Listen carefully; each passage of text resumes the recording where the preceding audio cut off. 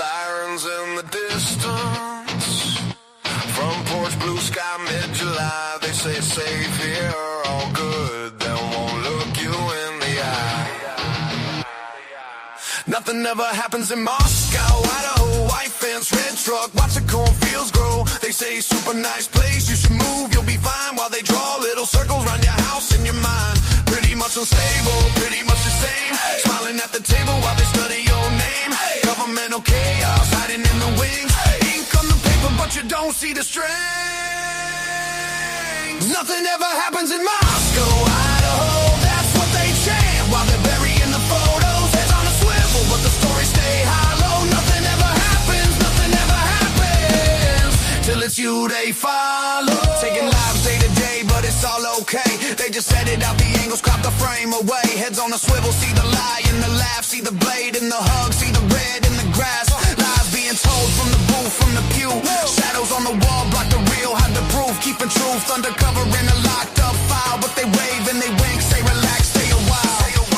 Nothing ever happens in Moscow, Idaho. That's what they chant while they're burying the photos. Heads on a swivel but the stories stay hollow. Nothing ever happens, nothing ever happens till it's you they follow.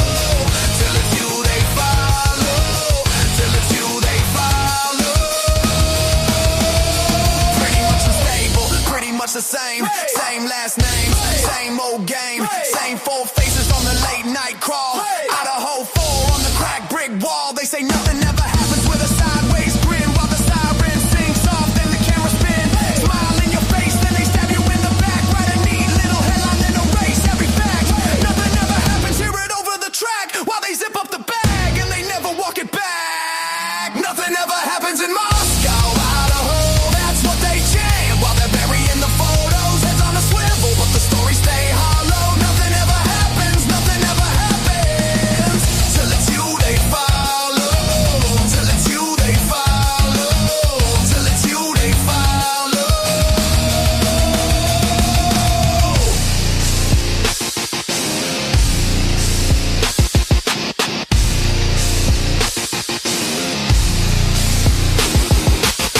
Sirens in the distance.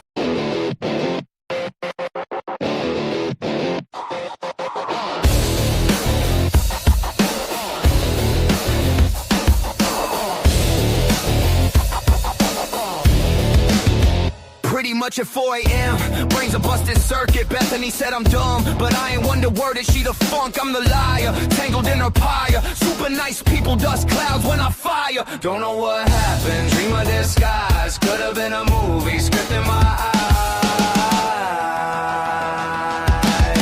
Pretty much that's all I can muster. Rusted gears grind, my head's a fluster. Bethany's gospel says I should be crying, but maybe I'm dreaming or maybe I'm lying.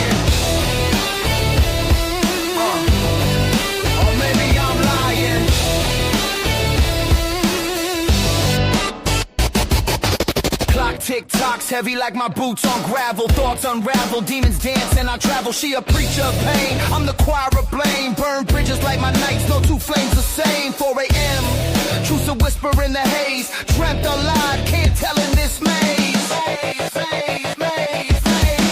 Pretty much that's all I can muster. Rusted gears grind, my head's a fluster. Bethany's gospel says I should be crying, but maybe I'm dreaming or maybe I'm lying.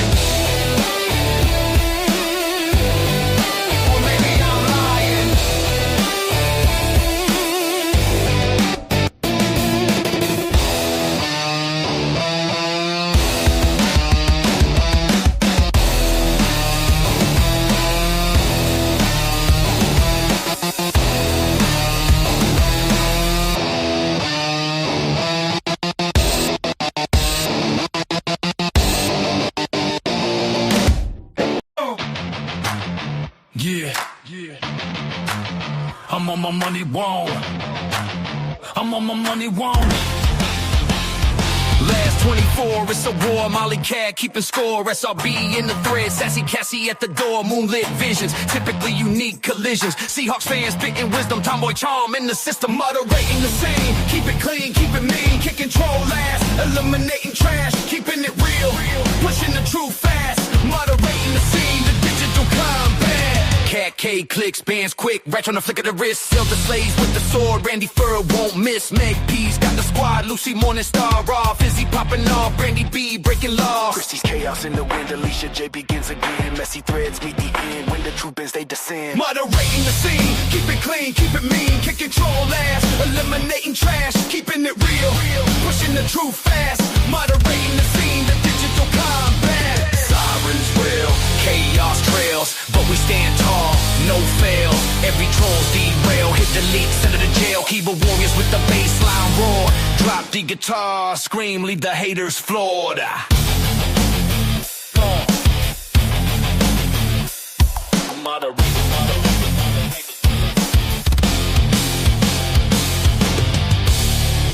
Lucy Morning Star got the gavel in a grip. Truth seeker soldier taking liars on a trip. Basement full of experts, locked down tight.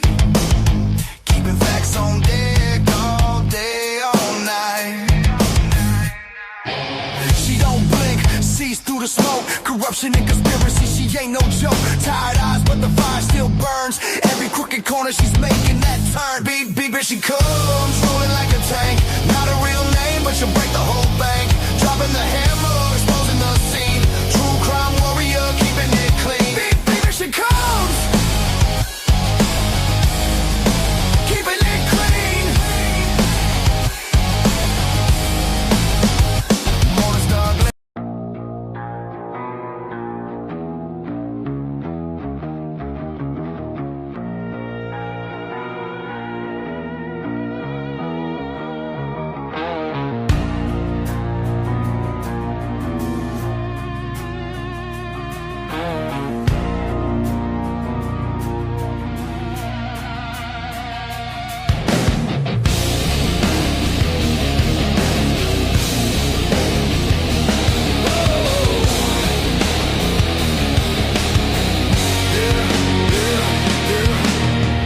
Whispers in the air, shadows crawl.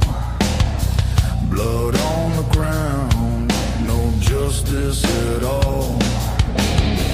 Four walls, a story untold. The night so cold, the light so bold. Yeah. Evil in the night, it creeps, it hides. Dark forces watching where truth subsides. Evil in the night, no escape, no light. They twist, they turn, every wrong feels right. Young life stolen, a devil's delight. Evil in the night, yeah. Evil in the night.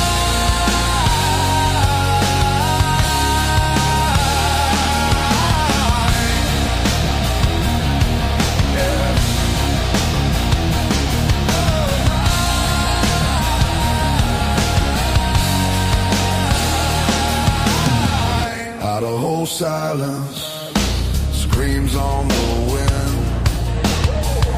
Corruption grows, where does it begin? Police in suits, masks they wear. Behind the scenes, do they even care? Evil in the night, it creeps, it hides. Dark forces watching where truth subsides. Evil in the night, no escape, no light. They twist, they turn, every wrong feels right. Young life stolen, a devil's delight. Evil in the night, evil in the night.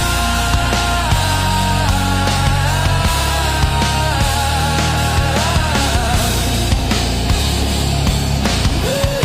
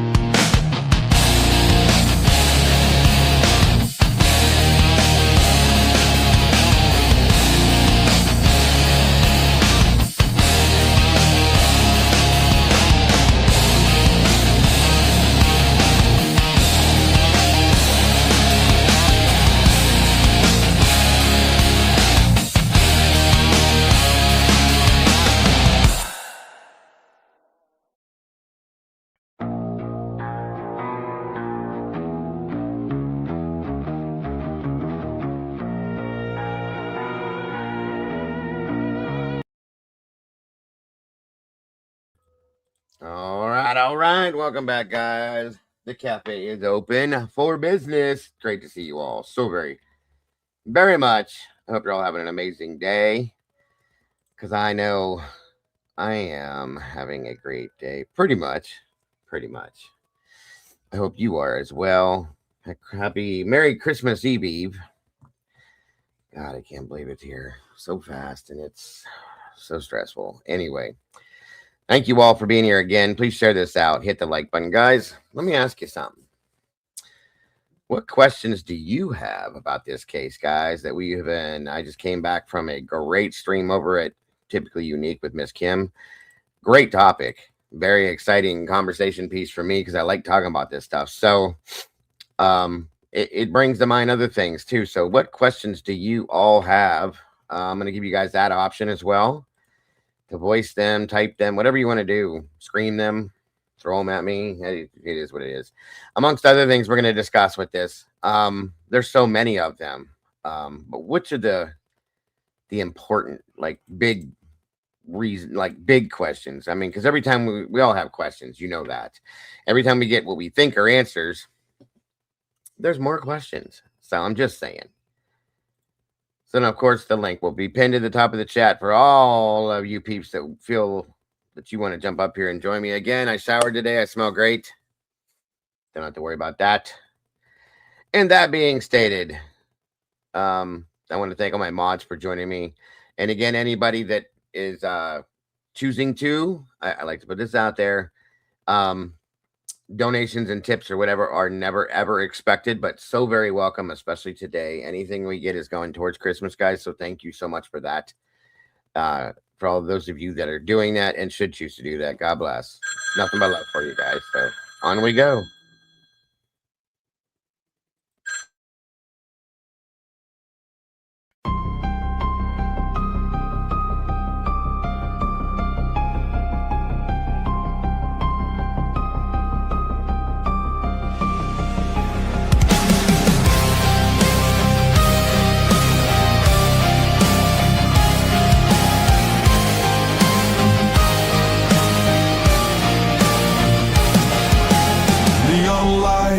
Flicker like broken halos.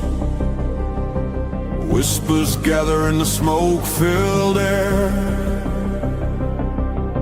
Tables carved with secrets and shadows. Every story's a wound laid bare. The kettle's boiling with a restless rage. Justice written on an unseen page. I sip the silence, bitter taste, waiting for the ghosts to show their face at the True Crime Cafe. We serve up the pain they try to hide away. Pour another cup of the truth you crave. Raise your glass to the names they betray.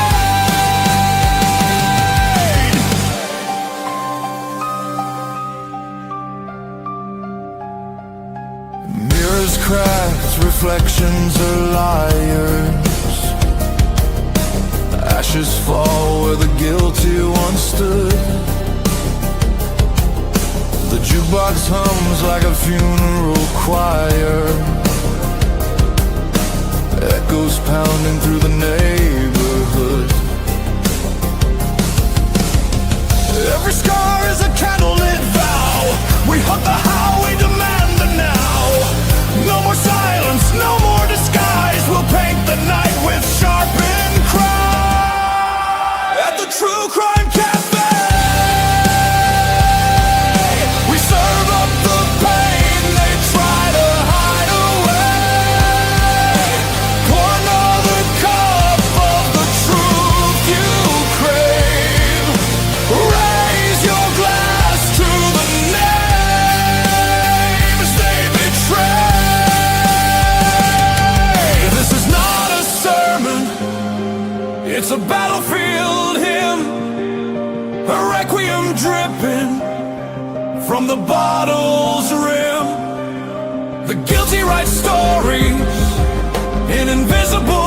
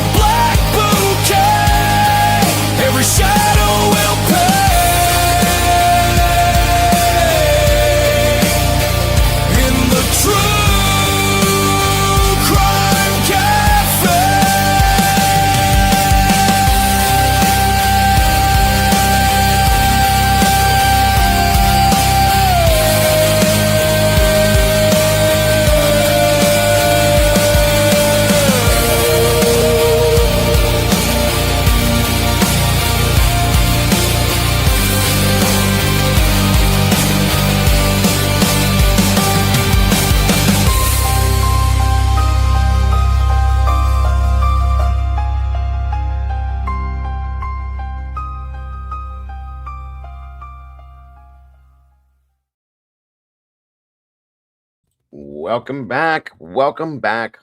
Welcome back. Great to see you guys in the house again and again. Happy Christmas Eve or Happy Christmas Eve Junior, like Tomboy likes to put it. It is great to see all you beautiful people back in the house. Thank you to my amazing and wonderful mods for being here. Much love to you all. And I hope you guys are having an amazing week thus far, building up to Christmas. You guys deserve it for absolute, guys. So do not allow anybody to bring you down. You hold on to that Christmas spirit like it's the end of the world, folks, because believe me, we need it. Sorry, you guys. Come on in and grab a seat, get comfortable. Make sure you got a full cup of something good to drink. We're going to be here for a few. Breaking it down. What questions do you have about this insanely chaotic and crazy ass case? And much more we're going to break down. And like I said, I just came from a very amazing, as they always are, amazing live stream over there with Miss Kim at Typically Unique.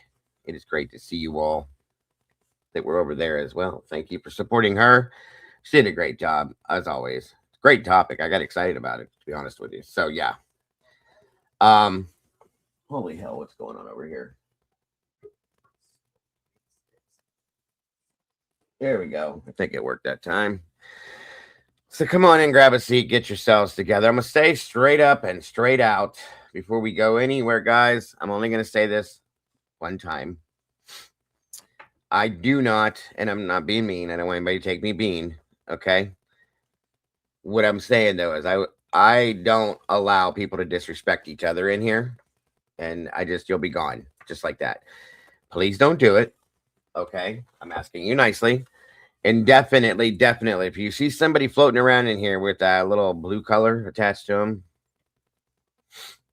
don't even think about doing it, guys. Just because they respect the moderators in here and producers and the videographers and all them that are part of this community and this crew, they respect all of you, okay? Wholeheartedly, 100% they do. Make sure that you do it back, please, because it'll take one time is all it is, because I love them. I appreciate them as I do all of you. And if it weren't for them, we wouldn't exist in this channel, guys. And I know a lot of you like this channel. So if you have a problem with one of them, you come to me. Okay. If you have a problem with me, you can go to one of them. Either way, we'll deal with it. But there's no disrespect that happens in here. I don't play that game. I promise you I won't. These moderators are my family as much as you guys are my family. But these people make this channel whole. If I catch anybody being disrespectful, mean, nasty, ignorant, you bye. That's all I'm saying. Merry Christmas and have a good life. That's all I mean. I love you guys so very much. I appreciate each and every one of you every day coming in here with us. This is family to me, okay? But do not ever let me see somebody disrespecting one of these moderators, because I promise you it'll be the last time. That's all I'm saying. Thank you guys so much for being here again. God bless, and so much love. That goes to my mods as well. Thank you, all of you. Come on in, get comfortable, grab a seat. Let's get this thing moving. Who do we have in here so far? It looks like the last 24. My brother Mike's in the house. Box Rooter, welcome back to you. SWBB, T-Coon, what is going on? Good to see you. Grace Kirk, 1922, welcome back to you. Miss Rowena, always happy to see you. Thank you for joining us. True Crime Unleashed, what's up, Robert? Merry Christmas to you, my friend. Miss Josie West, always happy. Bunny Murphy's in the house. Great to see you, Bunny. Altruistic Murder, welcome to you. I love that name, by the way. Miss Girl, welcome back, Miss Girl. Beach Babe. Good to see you. I'm looking now. Miss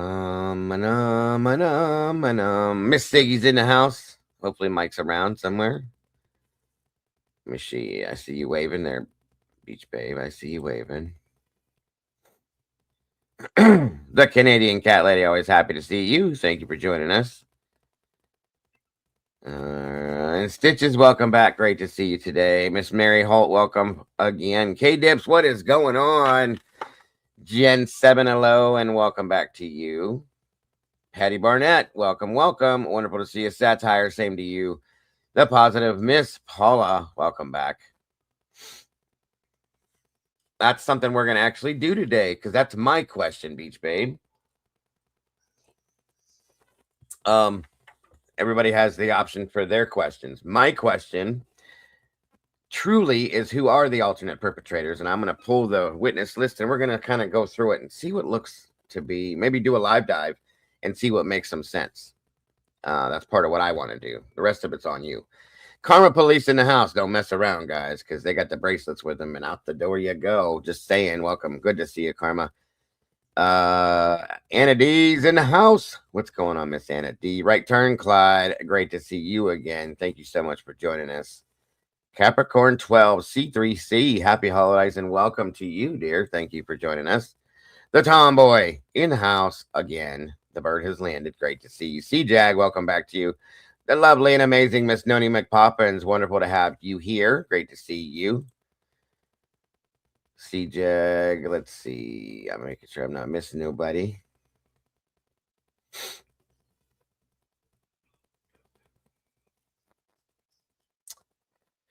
Miss Sarah the Irish, welcome back to you, ma'am. Karen Folks, I think I'm saying it right. I hope I'm not messing it up, ma'am. Thank you so much for joining us. I appreciate you so much. Miss Aaliyah joining us from work. Pennywise in the house. Good to see you. B is for Becca. Welcome back to you. And of course, Mr. Hemi is in the house again, joining us up here on this awesome day. Great to see you, Hemi. Thanks for joining us. Miss Tandy popped in here just for a few minutes because I ran late today. Brandy B, holy hell, good to see you, Brandy.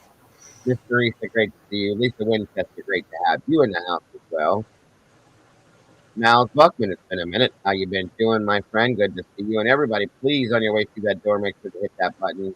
I don't care if you use your elbow, your chin, your forehead, your knee, your fingers, stick your tongue out at it, whatever you want to do, make sure you hit it. Let's get us in that algorithm, please, and thank ya.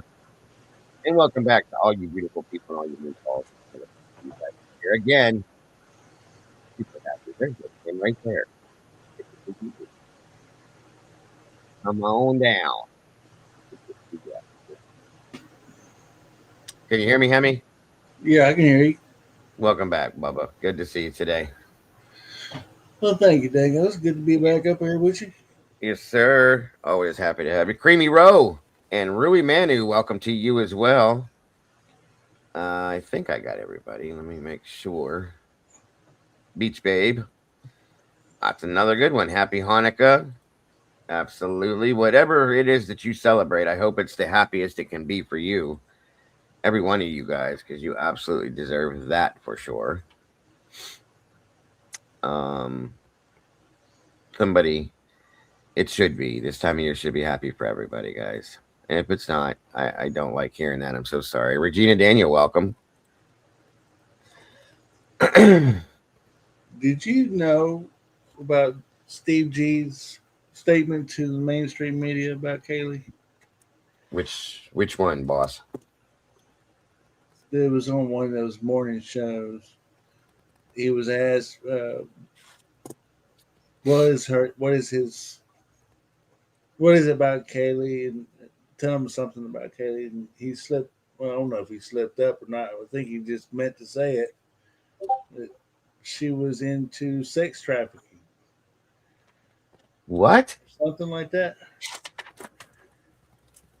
Maybe she was following, because she was a sleuther.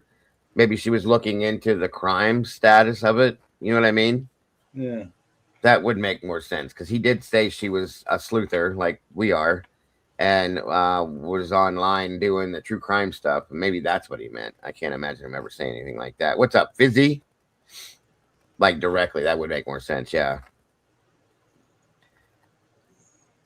Regina, hold on a minute there, Hemi. Fox, good to see you. There's the megastar, Miss Meg. Wonderful to see you. She just screwed that quote up. It's possible. I just found out about it not too long ago. Yeah, we'll straighten it out. No big deal. Jibba, jibba, jibba, jibba, jibba, jibba, jibba, jibba. Good to see you. Yeah, she was definitely a sleuth. She was into the same stuff we are, which is how Chronicles of Olivia got involved, because she followed her channel. And Fizzy, I believe we did talk about it a long time ago, bud. when we first found out that she was into that stuff. But yeah, that's what I believe you're thinking of. She was looking into something that had to do with that. And then at the same time, it was also stated that she was keeping track of sex offenders in that area too. So those two could probably go hand in hand, if you know what I mean.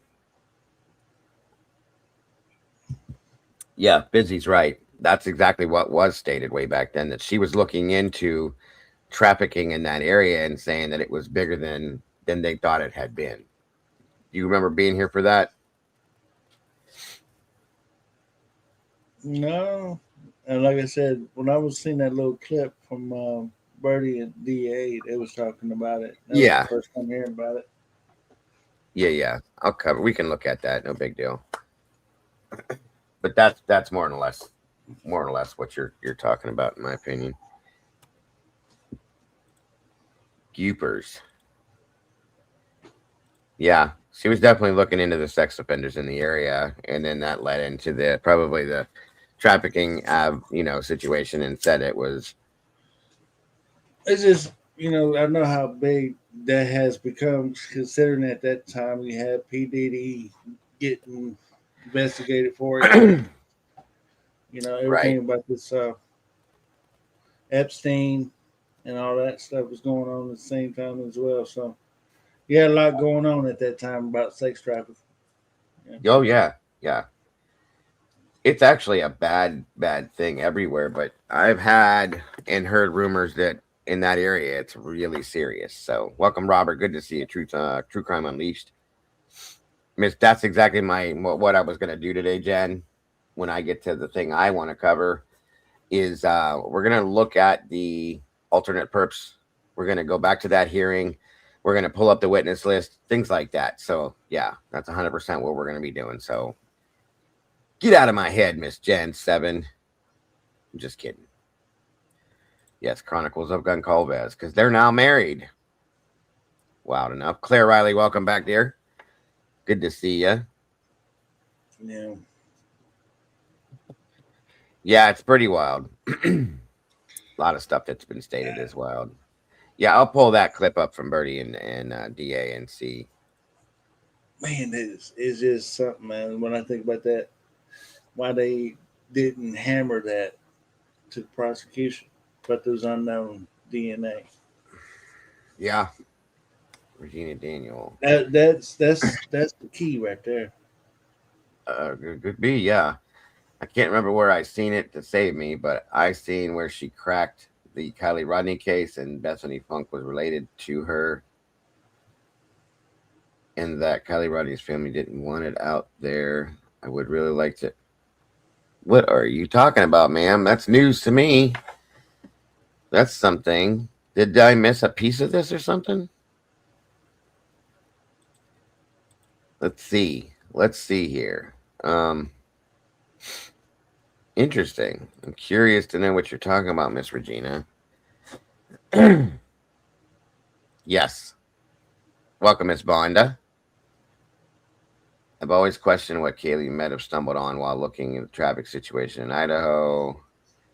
When her dad mentioned the topic, it felt like she knew way more than she wanted to tell her dad. That's very possible, Noni. Yeah, they got married, from my understanding. Good to see you, Miss Vonda. Yeah, it did the sex trafficking and all that had to play the role in all this. I mean, it could have. It could have. There's many angles we've looked at that are very plausible and do make sense. The problem is there's many angles that we've looked at. There's so many angles that, and I think that's exactly what they wanted. To be honest with you, is to keep us looking in 16 different directions, so that we don't look in the right direction. If that makes any sense. Hold on here. Is this from a Birdie show last night? Yeah, here we go. Okay. Yeah, it premiered today. Yeah, I just found it. Yeah, we'll look at that real quick. Jibba jibba jibba jibba jibba said, but did KG talk to anyone about it? No one else mentions it in detail, but the first warrant was for Reddit. Yes. That's a good point. Welcome, Sean Bachman. And says, I believe there were answers on Kaylee's LinkedIn account. That could explain why it was taken down the way it was and then put back up. You know what I mean? There we go. We're starting off with great questions already. Same to you, Kat. Great to see you today. We got 150 in the house, guys. Please make sure to hit the like button, get this in that algorithm, and make sure you're leaving comments, please. I love seeing those. What'd you say there, Heavy? I was going to look at Ada County and see if they got anything yet. Yeah, I haven't seen any new documents, not yet. I always check. I check about 32 times a day, especially on Tuesdays and Fridays. All right, let me see. Does anybody know whereabouts that statement was made? I don't want to have to run through the whole thing, but hold on. I can't really tell you other than to say that somewhere in the middle, I think. Okay. I'll find it. I'm pretty good at scrubbing these things. No problem. Come on in and grab a seat, if you will. Kathy, she probably had to edit something, JP. Jeppa. Jeppa.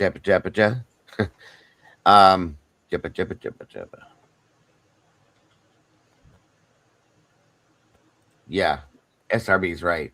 We may still get stuff later on, and a lot of times it's not till later in the afternoon.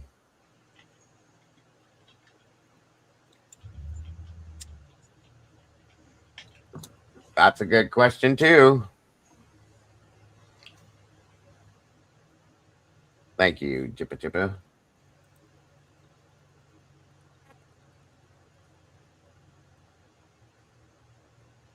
Is it in DAs or birdies? Let's see. Let me back up. This was in DA's latest live, or is this something else you're talking about? They had a joint. Okay. Joint live last night, and there was a segment that I think they cut out for it. They mentioned it. Birdie dropped it this morning. Okay, so then I have it up. I have the right one up. Great question, Fizzy. We will get to these for sure. All right. I guess, come on in, guys. Grab a seat, get comfortable. Make sure you're here for it, because we're going to get to it. I'm with SRB on this either. I know we haven't gotten all the reports. There's no way. There's just no way. And of course, we have new documents coming, which I'm curious to see those when those drop. But yeah, I agree with you, SRB, wholeheartedly. Okay. See where details that we've missed right now by him saying Kaylee's the target. And he's not just talking to the media, but rather saying, I know this wasn't random. I know this is about her, and I'm not buying what you're selling. And here we go. Welcome to the freak show, the best in town. I'm not giving up on this case. I have made my bed. I will lay in it. And I believe that there's a gut instinct, DA, that a lot of people that tune in to people like me and yourself and a lot of others in the Idaho 4 that were early into thinking something's not right here. That's a survival trait. That's something. How would you describe that? Like, why is it that some people can see it and other people can't? I don't know. You know, the hardest part about the whole thing is that on the one hand, I feel bad for people who went along with the mainstream narrative, and therefore I kind of understand why they felt that way, because that's the only story they heard. And then there's that other part of me that wants to unbutton my pants, pull my pants down, and say, "Kiss my ass!" Now that you're coming around to the maybe he wasn't guilty shit, like just pucker up and kiss my ass because I told you this like a year ago. All right, sorry. I mean, but I have to realize that a lot of people. They had no clue. They had no clue how bad it was, and so I don't know. Like I have to remind myself that a lot of people really they're in ignorance, and now that they're seeing what Amen, Lee. What we've been seeing early on, now that they're finally seeing it, they're like, "Hey, wait a minute. Maybe we were told lies." So I have to remind myself of that all the time. I would equate this case to welcome, False Store. Always happy to see you. Renninger, welcome to you as well. The Rosetta Stone of modern narratives. If you want to learn what modern narratives are, what they look like, how they shape, how they form, and how dangerous they are, look at the Idaho 4 case. That it really is the truth when it comes to how does a modern narrative form in the mainstream media. You and I have spoken on the phone, DA. You brought up the book Framed. Yeah. I want to kind of go into that because I think that Holy shit. perfectly sums up, in a way, not even just this case, modern narratives. Let me tell you, if you guys haven't checked out Framed, it's Framed is like 5 stories about wrongful convictions, and I've gotten 3 of those stories in there, and it'll curl your hair. And I wish everyone in America, whoever spoke the words, well, DA, he pled guilty, and people don't plead guilty to things they didn't do. For God's sake, do yourself a favor, buy a copy of the book and read chapter 1, case 1. That's all you need to do, case 1, and watch what is a systemic problem in this country. Over-policing when they decide on very, very flimsy evidence that somebody is guilty, and the hell-bent efforts they will do to convict somebody because they think they got the right guy. Chapter 1, it's a little bit of a spoiler, but not only did they go after a friend of the actual killer, said to an early detective in the case, I think that guy was obsessed with that guy's wife. He's probably the one that did it. That was a friend of the actual killer. They went after this guy who didn't have anything to do with it, put him in jail. And then when they found out that the DNA didn't match the crime scene, they said, well, we still got the right guy, but he must have had an accomplice. So they went and put somebody else in jail. And then when they found out he didn't match any of the DNA at the scene, they said, that's okay. There must have been 3.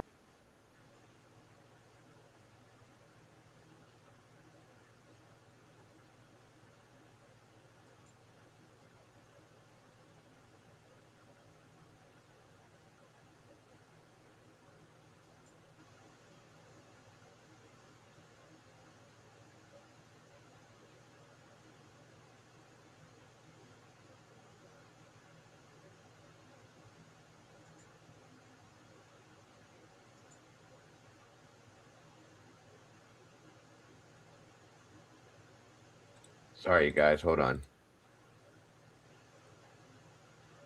And that book, they have an audio book version of it too, guys. You can get and just listen to it if you.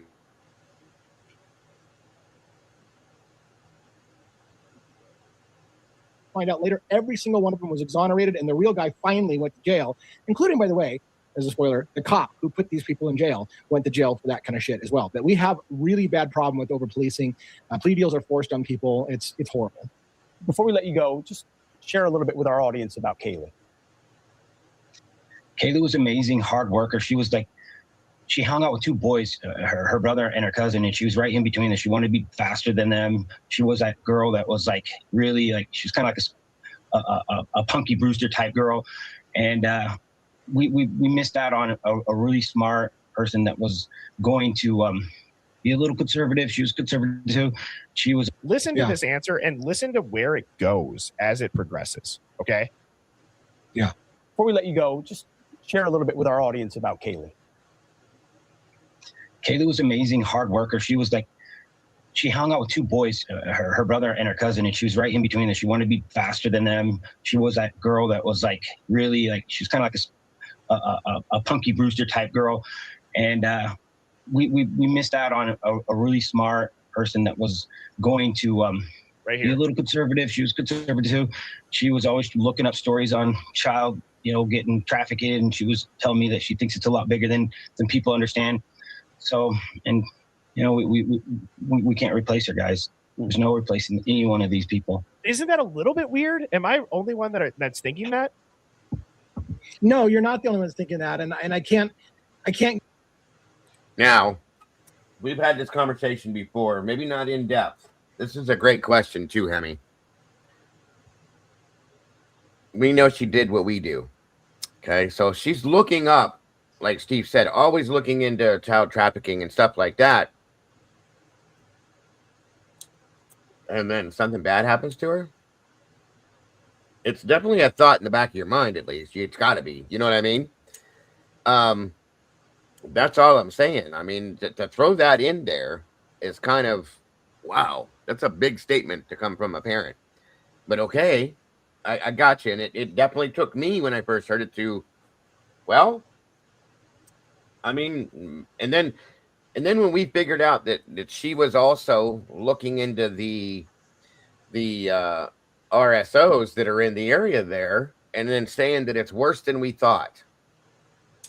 Whoa, that's a pretty strong statement, guys. Okay, it just, I don't know about you, Hemi, or anybody else, but it's kind of like getting snagged by a fish hook when you say something and you grab. It's just like, whoa, okay, interesting. You know what I mean? So I'll say that right there and now, right out of the gate. So very interesting statement.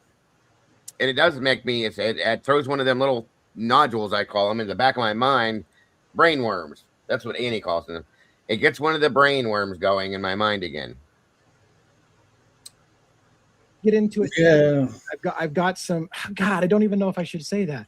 So I am working with some people in Moscow who say that there's actually a big sex trafficking ring in Moscow, Idaho, and that Kaylee could have been involved in it, which I'm looking into that. But like, I need another theory in this case, like a fucking hole in the head. I kid you not. Like, I don't need another thing to go at them. But the trafficking thing was interesting when I heard Steve talk about the trafficking and the sex trafficking thing, because that's something that I have been told is you need to look into sex trafficking in that area in particular.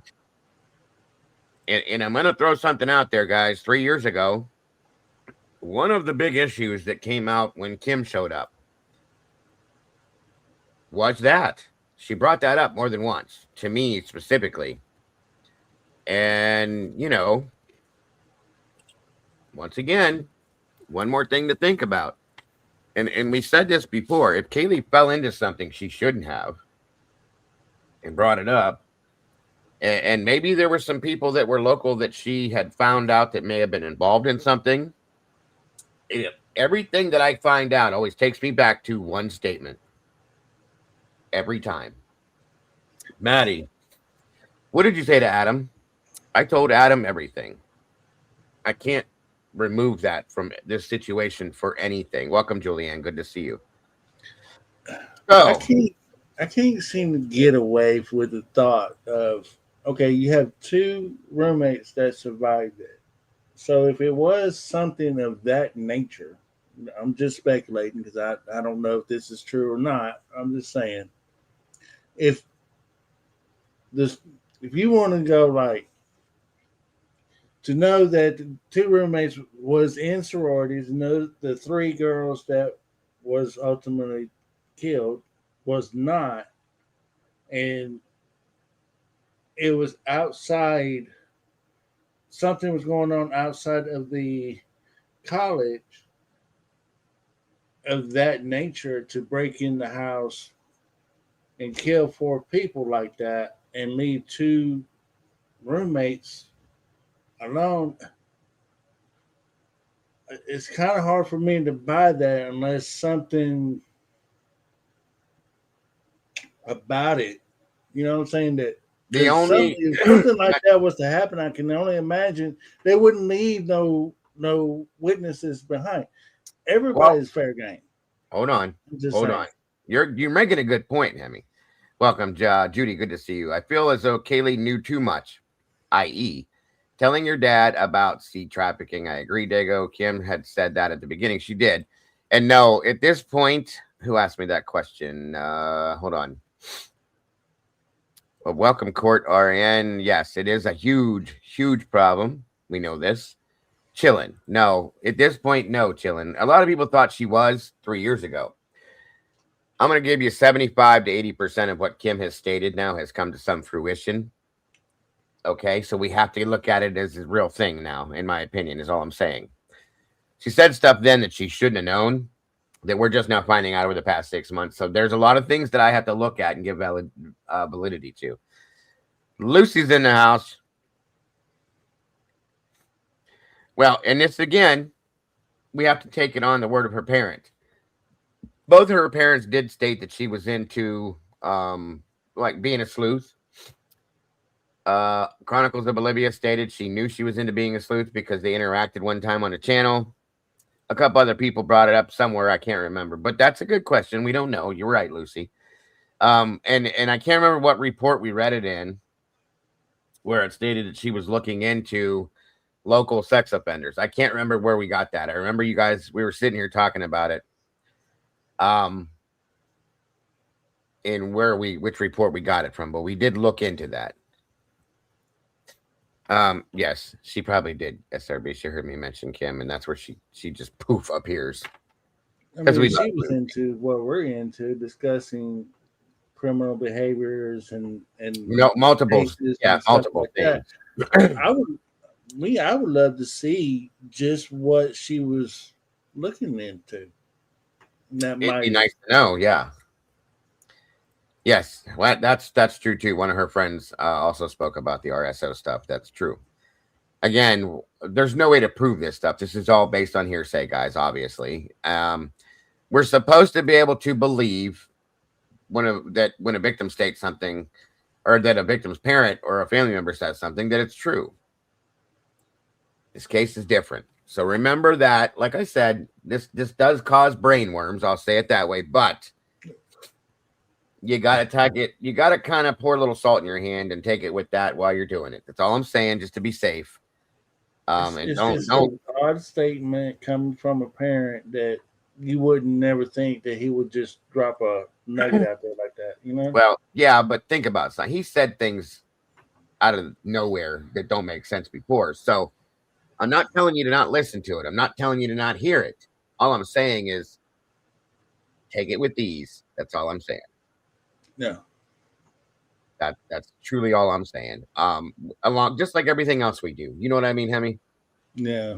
We can't take anything as concrete because we don't know. You don't know. I don't know. They don't know. Steve don't know. Nobody really truly knows facts. Now, if Steve got onto her computer or somebody did and saw this, that, and everything else, sure, that could show some proof, but they've never showed us that. And word of mouth is word of mouth. She could have told him, I looked into this, this, and this, and it's a bigger problem than we thought it was, so on and so forth. That's fine. But again, there's got to be some salt taken there. They told McDonough that she was super conservative, and McDonough responded that she could have bagged him. That's weird. That is a little weird. So, as Chris would say, interesting. Very interesting. Thank you, Miss Lucy. Yes, that's weird too. I agree with you. I don't know. It's beyond frustrating, Jen, but like I said, this is just another theory, and everything when we talk like this about stuff, guys, if it's not based on a factual statement, it's all 100% speculative theory. Some of it's based on fact, but some of it is truly not. It's just based on hearsay, word of mouth, stuff like that. So, yeah, he also mentioned she was a conservative, which is interesting and weird. I agree with that. Alknut Milk. What in the heck? Alknut Milk Natu. Welcome. Sorry about that. I don't mean to butcher your name. Will Hitler make the babysitting spreadsheets public? I don't know. I'd like to see everything, though. I really would. Thank you, Alknat. I'm just going to call you that. It's easier. But that's a good point, too. I would like to see everything. Chronicles covered that case. What cases prior to this case? Has anyone seen any of the cases where Kaylee's comment? No, I haven't. And Lucy's making a really valid point, guys. Take this into effect. Think about this for a minute. It was brought to the table at one point that Kaylee was a sleuther, just like the rest of us. Okay? Early on in the case, they put it out there. I don't know if that was to play into the narrative with the rest of us out here, to try to give it a she's just like you guys, type thing or something like that. Is it to help build a narrative? So again, if you go back and look at any of Olivia's stuff from before the murders happened, this is what I think Lucy's saying. If I'm wrong, she'll fix me. You'll see a big pink head screaming at me, but I'm just saying. I think that's what she's saying, that if you go back and you look into any of Chronicle's stuff from before this, welcome, Kelly Land. Wonderful to see you, dear. You look in there, you see if you see Kaylee Goncalves in there, or, whatever her name would be in there, commenting on any of this stuff, that would make this more sensible. But if you don't, then you got to wonder, is this true? Or is this just something that they threw in here to help to build the narrative? to make everybody feel a certain type of way about the situation. You know what I mean? And everybody's going to build their own theory about it. You know, Lucy's sitting here saying it's total bullshit. There you go. You know, it's up to you. I don't want you guys to take what Lucy says or what I say or anybody else says. You look into it and you make your own decisions, guys. I always say that for a reason. I respect Lucy, you know, and I respect her feelings on it as well, and theories and thoughts and opinions on that stuff. But I still want you guys to make your own decisions based on what you look into, is all I'm saying. Welcome, Melissa. Sweet Melissa, Beth Wagner. Merry Christmas to you. Steve saw Kaylee was on Chronicles accounts, and that is how he found her. See, that's what I thought too. That's how I understood that. So I don't know. Welcome, Randy. Good to see you, buddy. Satire says, with BK's silence and not filing for appeal has led me to wonder down dark paths. Maybe he is culpable in some way. I mean, anything's possible, Satire. Anything's possible. You just got to give this some time too, though. Remember that, because we don't know what's going on backstage. Okay, we're out here on the front stage for the full-blown concert. We don't know what's going on backstage right now. So just keep that in your mind. That's all I'm saying. And again, Steve has said a lot. Like I said earlier, Steve has said a lot of stuff that's like, what did you just say? And why? They didn't have to go upstairs. I paid that bill. Let's see. You want me to be the alpha? I don't want to be, but I will if I have to be. Just a lot of the things he said is so, I'm trying to think of the right word. You got to weed through it to find what the actual statement means in there. You know what I mean? It's very odd. Yeah, it's I would look very odd. Pass as well, SRB. I've been trying for years now, and I still haven't got one. And yes, you're right, Henry. I mean, something of that personal nature about your daughter, you would think something like that would be kept behind closed doors, so to speak, not in the freaking mainstream media where everybody can hear it. Right. Show me the proof. You wonder why the accusations are always wild. You know what I'm saying? Yeah, and Don't Be Hating's right. We could do an entire Jeopardy show off of Steve-isms. I agree with that one. She says, show me the proof. Kaylee was on the Chronicles, and that's how Steve thought to contact her. Maybe I'd reconsider, but they tell massive untruths, and I'm not. No, I got you. I get it. I respect you. You know that. Hey, Kat, good to see you. And that's the biggest problem. That's why Lucy is having the thought process she is, why I've had the one that I have, and many other people, after watching an interview with either one, but mostly Steve Goncalves, we all sit back and go, what do I think? How do I look at this? You know what I mean? Because they have muddied the waters and so much, and within this case, that it's very hard to take anything as is reality. So, you know, it's very odd, though. I'll say that much. Let me play some more of this here. Oh. And what was happening? Is that him trying to undermine the official story or a timeline where, because the police at this point, they're trying to say all 4 victims were attacked randomly while sleeping. Nobody was the target. No known connections, right? Just wrong place, wrong time. She happened to be visiting. It's tragic, right? But in a way, Steve saying that blows that up immediately when he publicly states she had more severe wounds. Her injuries are more brutal. They were different. I believe she was a target. So is he not necessarily grieving at that point? Because in his own mind, he's declaring war on the official story. I think does that make sense? Yeah, it does. But I think it's complex. And that's the reason why it's hard for us to figure out. I think Steve Gonzalez believes more than one person was involved. And he let an FBI person close to him say, Steve, trust us, man. We've got you. We're going to get this. We're going to get this guy. Just let us get Kohberger first, and we'll get the rest of them. And then they did this switcheroo at the last minute and said, it's Kohberger and Kohberger only, and nobody else is going to be looked into. And he's like, you fucking lied to me. Like, I've shut my mouth knowing damn well that what you're saying is not correct. And I've shut my mouth because you told me, trust us. We're going to go to trial, and we're going to get them all. And now you're like accepting this bullshit idea that he did it by himself. And at the end of the day, I feel like that's what Steve's so pissed about, is he's been letting them play ball and saying, okay, I'm gonna try to play by your rules, but you better not fuck me. And then they fucked him, and he's pissed. He's like, you fucked me. You told me to trust you, and I shouldn't have trusted you. What are the 2 most popular things that Steve G has probably said? They didn't have to go upstairs, and that Kaylee was the target. right? We kind of have talked through what could not having to go upstairs mean. It almost feels like we're overlooking the part of Kaylee being the target, right? Because when he didn't have to go upstairs, someone step up, someone be alpha, don't make me do it. I think if you watch the interview now, it feels like he's talking through the screen to somebody. Could he be doing that same thing? And is that one of the most overlooked details that we've missed right now by him saying Kaylee's the target? And he's not just talking to the media, but rather saying, I know this wasn't random. I know this was about her, and I'm not buying what you're selling. And, and could that really be what this is about? Is that why he's saying it? I 100% agree with you. When he said that statement, don't make me have to be the one to say it. He told them, I'm trying to do the right thing and I'm shutting up about but you need to fucking tell people what really happened. Because Steve, I believe, knows more about what really happened. And he's imploring them on TV. Do the right thing. Don't make me be the fucking one who has to say it and go and make myself go to jail for saying the truth.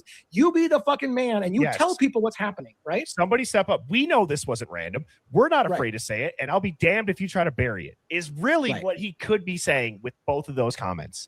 And I think so. That doesn't go unnoticed, but it could go unnoticed for a meaning of what it would be. Because that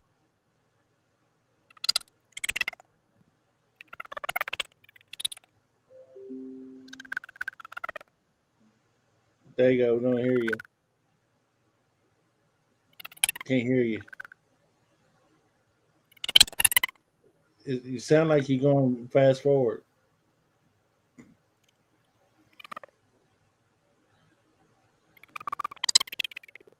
Yeah, you sound like a chipmunk.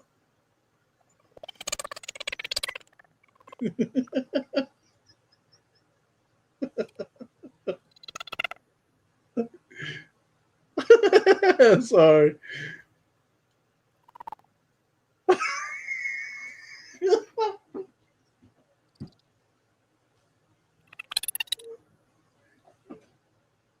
There you go. Have to reboot your sound. You sound like a chipmunk.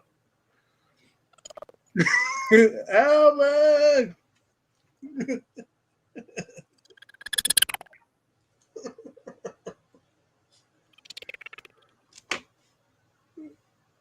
You still got the chipmunk thing going.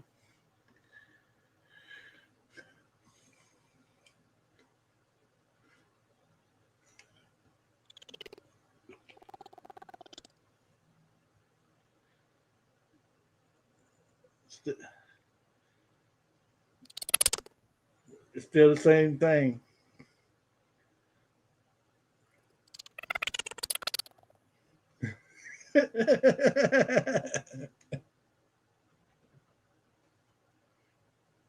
Thank you, Dago. I needed a laugh.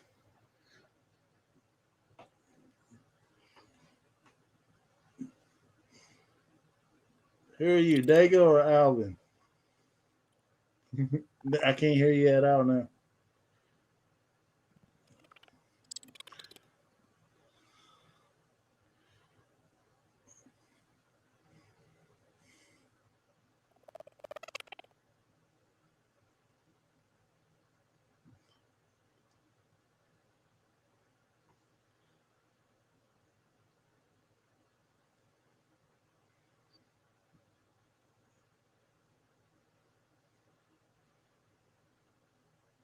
Right. How about now? Ah, there you go. Good God. What the hell? Well, I'm glad I could entertain you guys. Sorry, I don't know why it happened, but Mega Fluffy, welcome. I'm laughing so hard, but you're welcome to lurk. Well, at least we got a little giggle out of somebody. I ain't never heard you laugh like that. That's good stuff. Welcome, Jan. It's been a while since I had a reason to laugh like that. Yeah, I don't know. It just happens. From StreamYard screwing up all over the place today. It was screwing up for Kim earlier too.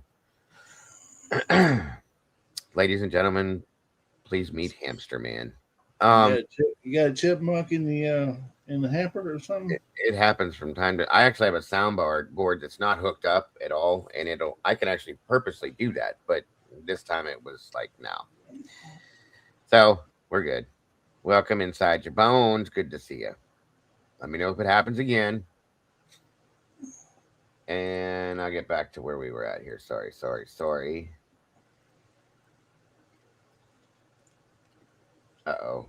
Biddles, Witchy. Welcome, Witchy. Good to see you. Is Biddlestick stalking chipmunks off? Could be. It could be. Thank you so much for that, Witchy. I think that's number one on our goal for today. God bless. Very much appreciated and very generous. Thank you.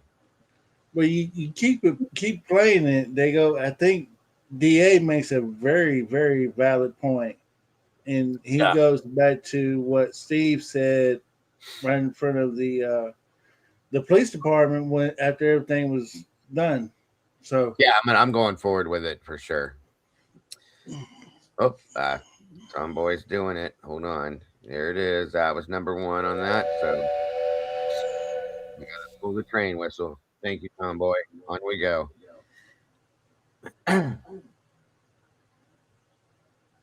That, in my opinion, that was strategic. I've always said this. Steve G might get on and in the news, ramble, say a bunch of random shit. I don't think Steve G is a dumb man. I think he's very calculated, personally. Yeah, that's just it. He's not a dumb guy. I think he's smart. And by the way, before I forget, let's not forget unsealed documents.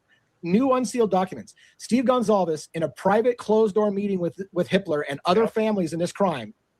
And Hitler's reprimanding Steve and said, basically, shut your mouth, Steve. You're going to ruin this case. We're not going to be able to get Koberger if you keep running your mouth. And he's like, you're violating the gag order. And Steve's comment was, I hate the term gag, considering multiple victims in this case were gagged. That's on the record. He said multiple victims were gagged. Exactly. And then right after that, Hitler said, well, I'm going to need you to stop talking to media. Steve said, I don't think I can do that. Hitler then says, and I don't know if D is going to say that next, he probably is, but then he says, yeah, well, then we're not going to make it to trial. This came from the judge. That makes no sense, but okay. Again, Steve knows it wasn't just what they say it was. He knows it, and he's pissed off because he's like, again, be the fucking alpha. Somebody come up and actually say what's happening. Don't make me be the one who has to tell people what really happened. You're all lying. Don't make me be the guy. That's how I interpret his words. Don't make me be the one that has to tell people what really happened. You guys should do the right thing and explain to people what really happened here, because you're all lying and you're all telling me to keep my mouth shut and not tell people what happened, gagging me and telling me I can't tell people what really happened to my daughter and in that house that night. I'd be pissed if I were him too. This is why I say I resonate with the guy. Sorry, I'm long. Yeah. In general, too, remember? Thank you again so much, Claire. I believe that's number 2. God bless, hon. Very much appreciated. Don't make me do it. Yes. It's with that being said, they go, why sue Washington State University? Why don't you just go with Latah? That's what I said. That just does not make sense. That would have been my first guess, is to go after Latah County, the entire government, 100%. But no, they're instead going after Washington. And either way, I would like to see a civil suit because it would bring more discovery and it would open up things, I think. But still, it makes no sense to us to go after them and let Latah County sit. What does that say to you guys? That's kind of weird to me. Very weird. Just saying. No, earlier I was saying, if you ever want to know how a modern narrative is formed, this case is like the Rosetta Stone book for how to learn how to shape a modern narrative. They made a couple of early mistakes in this case, which I do believe was Moscow PD not being able to handle this. And I think Chief Fry, when he says those things, it might not be necessarily the number of reporters. It could be the little things that now go under a microscope once you get off of a local level case and you start to go regional, national, worldwide. It's every word, every micro body language move is under a microscope. And they made one of the cardinal sins. That's what was just said. Kathy's been looking and watching for it. I'm pretty sure Lucy goes looking for it too. Nobody has found anything filed yet, SoCal. So is it just an idle threat to get things roused up, or is it going to really happen? And they just said that the time limit's up in Idaho, so they can't sue Idaho. So they still should have. See, Chatter, one of my guys or one of the chat made a great point. Why didn't the other family step in? One Gonzalez is doing all this media and all that shit. We ain't never heard anything from the Shapins. We never heard anything from Xana stepping out, like defending their fighting for justice for their kids. It was more okay. We're gonna let Steve do all this, political shit. We'll just go off and no, Right. and it's just kind of it's really really sad and disappointing all at the same time that they're like, well, evidently he must have did it. There must be right. What? Yeah, I agree. Satire said, I have questions about admission records to the ER that morning. If Steve is IT at the hospital, there is potential for Doc Tampa. Well, yeah, if it's the same hospital, sure. I've agreed. That's very plausible, and it does make sense, Satire. I agree with you. Thank you, Vonda, so much for that. Today go mods, and everyone have a blessed Christmas. You as well, Miss Vonda. Thank you so much for that, and God bless. You have to file in with the risk management office. If no agreement is met, then they rule in a court. Got you. Thank you, Lucy. Oh, Lord have mercy. What a disastrous mess this thing is. Every direction you look, there's a new disaster all the time. It's real. Not as of yet, DeRoy. And I'm really waiting on stuff to come back on the autopsy, just so you know. It is a disastrous mess, for sure. If you're going to be on a worldwide news story and you want a narrative locked in, you can never walk something back right away. And what did they do? They walked back. This was targeted. Yeah, right. Something shifted. Early on, they thought that they said that murders happened between 2:30 and 3:30 in the morning. And at some point, they shifted the whole narrative to Brian Koberger, and it had to happen during a 17-minute window or a 10-minute window. Sorry. I wanted to point one more thing out real quick. Somebody asked me, I think they were asking me, it was on my chat side, do you think they were tortured? I do. At this point, I do think they were tortured. I think, to go to the personal motive, they were not only tortured, but they were tortured in front of somebody so that somebody would see the people that they love and care for being tortured right in front of them. That's an interesting statement, Sandy. Welcome. In the Holly Bobo case, a retired detective was supposedly helping her family, but behind the scenes was basically manipulating the investigation the entire time. And now the case is back in court. Maybe this is with Steve G. That's a very interesting theory, Sandy. Thank you. Makes you wonder. It definitely makes you wonder.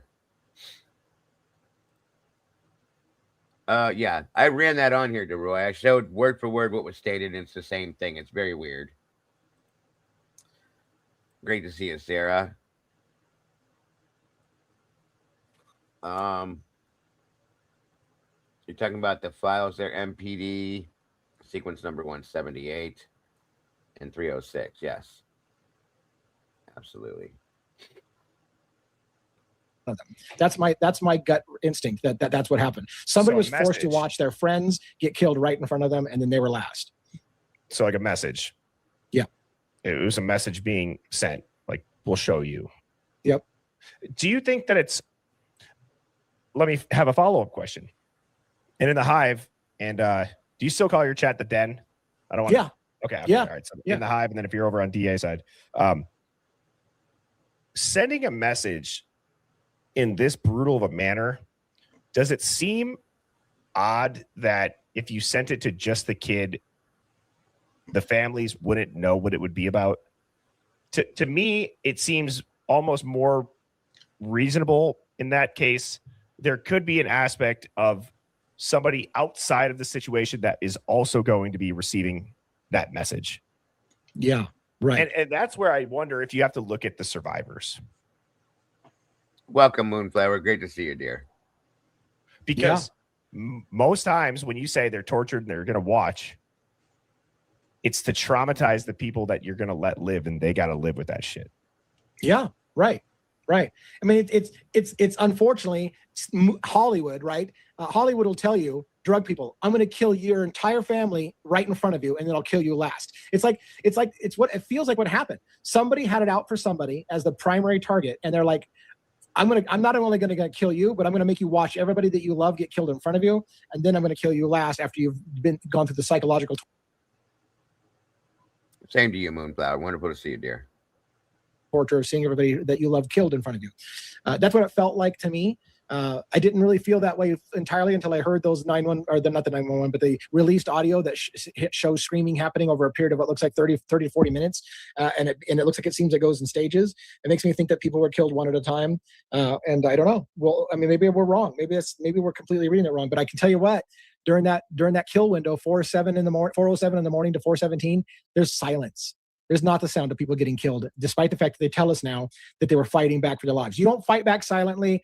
F everyone who has this attitude. Oh, well, that killer was so good. He stabbed them in the lungs so they couldn't scream. Oh, come on. Now you're telling me because oh my God. Now you're telling me because Brian Koberger may have learned to fillet fish, that means he now knows how to perfectly gut people.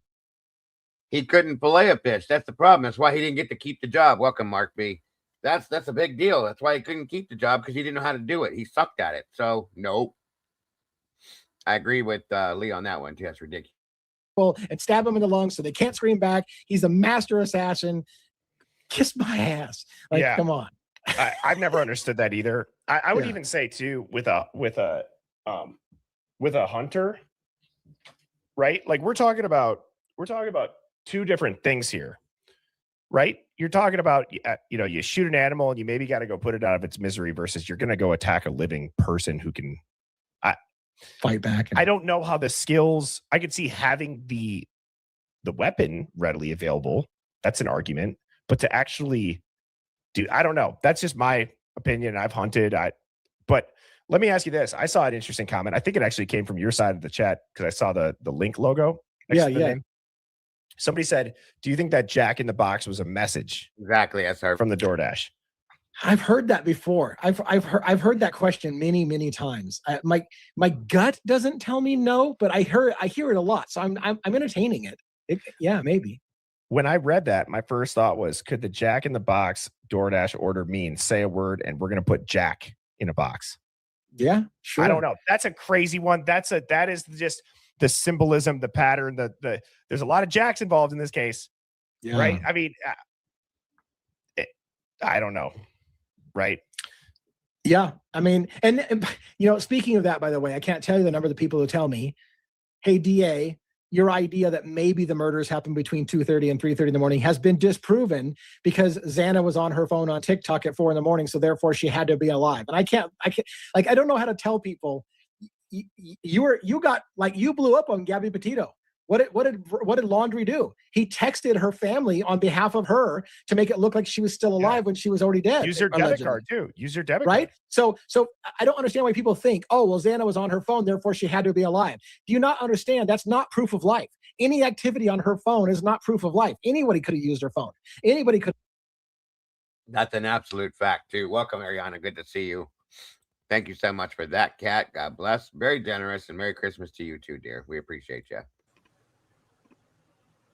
Picked up her phone, especially if they were trying to shift the narrative to say, oh, she had to be alive at 4 o'clock in the morning because she was on her phone at 4 in the morning.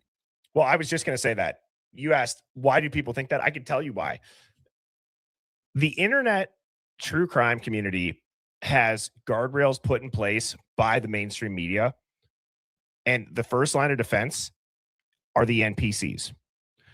If the mainstream media questions and says there's some oddities in it, then your videos will say in the comments, like, for example, Brian Laundrie, Gabby Petito, you're right. It doesn't make sense. But there was mainstream people. Gabby's parents are out there saying they don't think even Brian killed himself. It could have been maybe his parent. Like, you get my point. But in this case, the families are saying, stop talking about it. So it's not even the news. They don't have to do that. The news first line of defense are the NPCs, the normies, these people that they follow. And it sounds mean, but I don't care because it's true.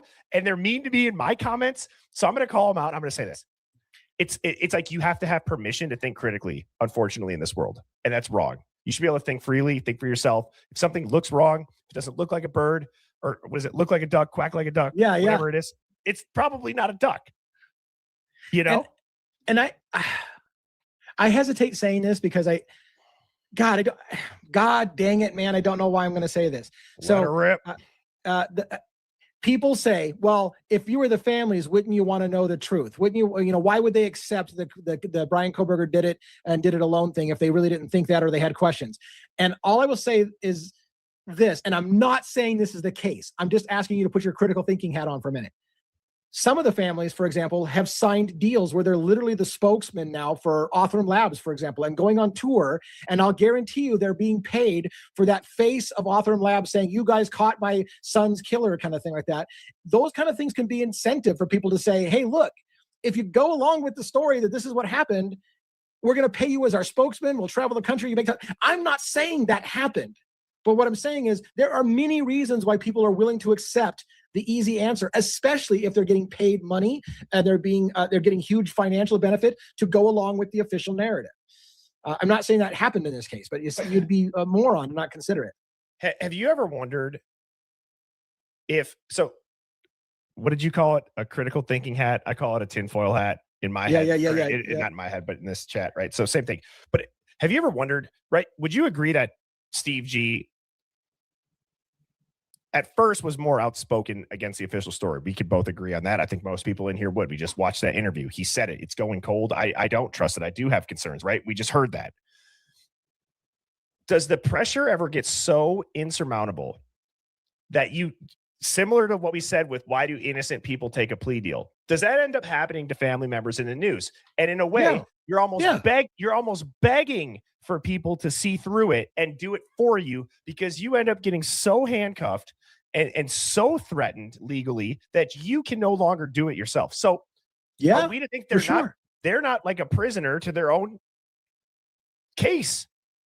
Yeah. By the way, this is going to be hard to follow because it seems random, but I always felt that the whole like families asking Hitler to not allow the crime scene photos to be released to the public out of respect for the family is too traumatic or whatever. I almost feel like that happened the opposite way, which is that the courts asked the families to file that request. Hey, we don't want to release this shit, so tell people that you would be traumatized by seeing this. Wow. I mean, to be fair, yes, families aren't going to want to see that, but I almost felt like it was pushed onto the families. If you say it's going to be a huge trauma for you to see this, then we can block it on your behalf. So just tell people you don't want that to happen, and we'll support your effort of not letting that happen. You know what I'm saying? So I agree. I've never thought of that. It's literally, you have to think the opposite in the biggest talking points in this case. And it's hard to do that. Now, let me ask you this. Have you ever seen body cam footage where they just have a black square redacting everything? And let me follow that up with, we know they have the blur tool readily available to them. Thank you so very much, Murky. What up? What up? Good to see you, everyone. Happy holidays, and same to you. Thank you so much for that. Very generous, very gracious of you. That's either number 3 or number 4. We're heading there quick. Yeah. Good point, Lewis. Good point. On we go. In this. Yeah. And they choose for certain things to just go straight up completely blacked out. I've always thought that's weird. You tell me. It's not where you're going, but you tell me, dude, I've been meaning to ask you this for forever. Why the fuck is any part of floor number 1 of that house black boxed? Why do we have a black box redaction on floor number 1? No murders happened on floor number 1, right? 2 people were killed on floor 2. 2 people were killed on floor 3. Why is there a redaction on floor 1? Tell me that. Why? Dude, I don't have an answer, but I'm going to go off of you with a great question. That is an unbelievably great question. Let me ask you this. How weird is it that there's 5 cars in the driveway? We reckon it's Ethan Chapin's sibling, right? But let's just take that Explorer out of it. 4 cars in the driveway, 1 visiting, not even living there full time. She gets a driveway spot, and the 2 survivors' cars aren't in the driveway. But even Ethan's siblings pull in, and they have a driveway spot that stays there.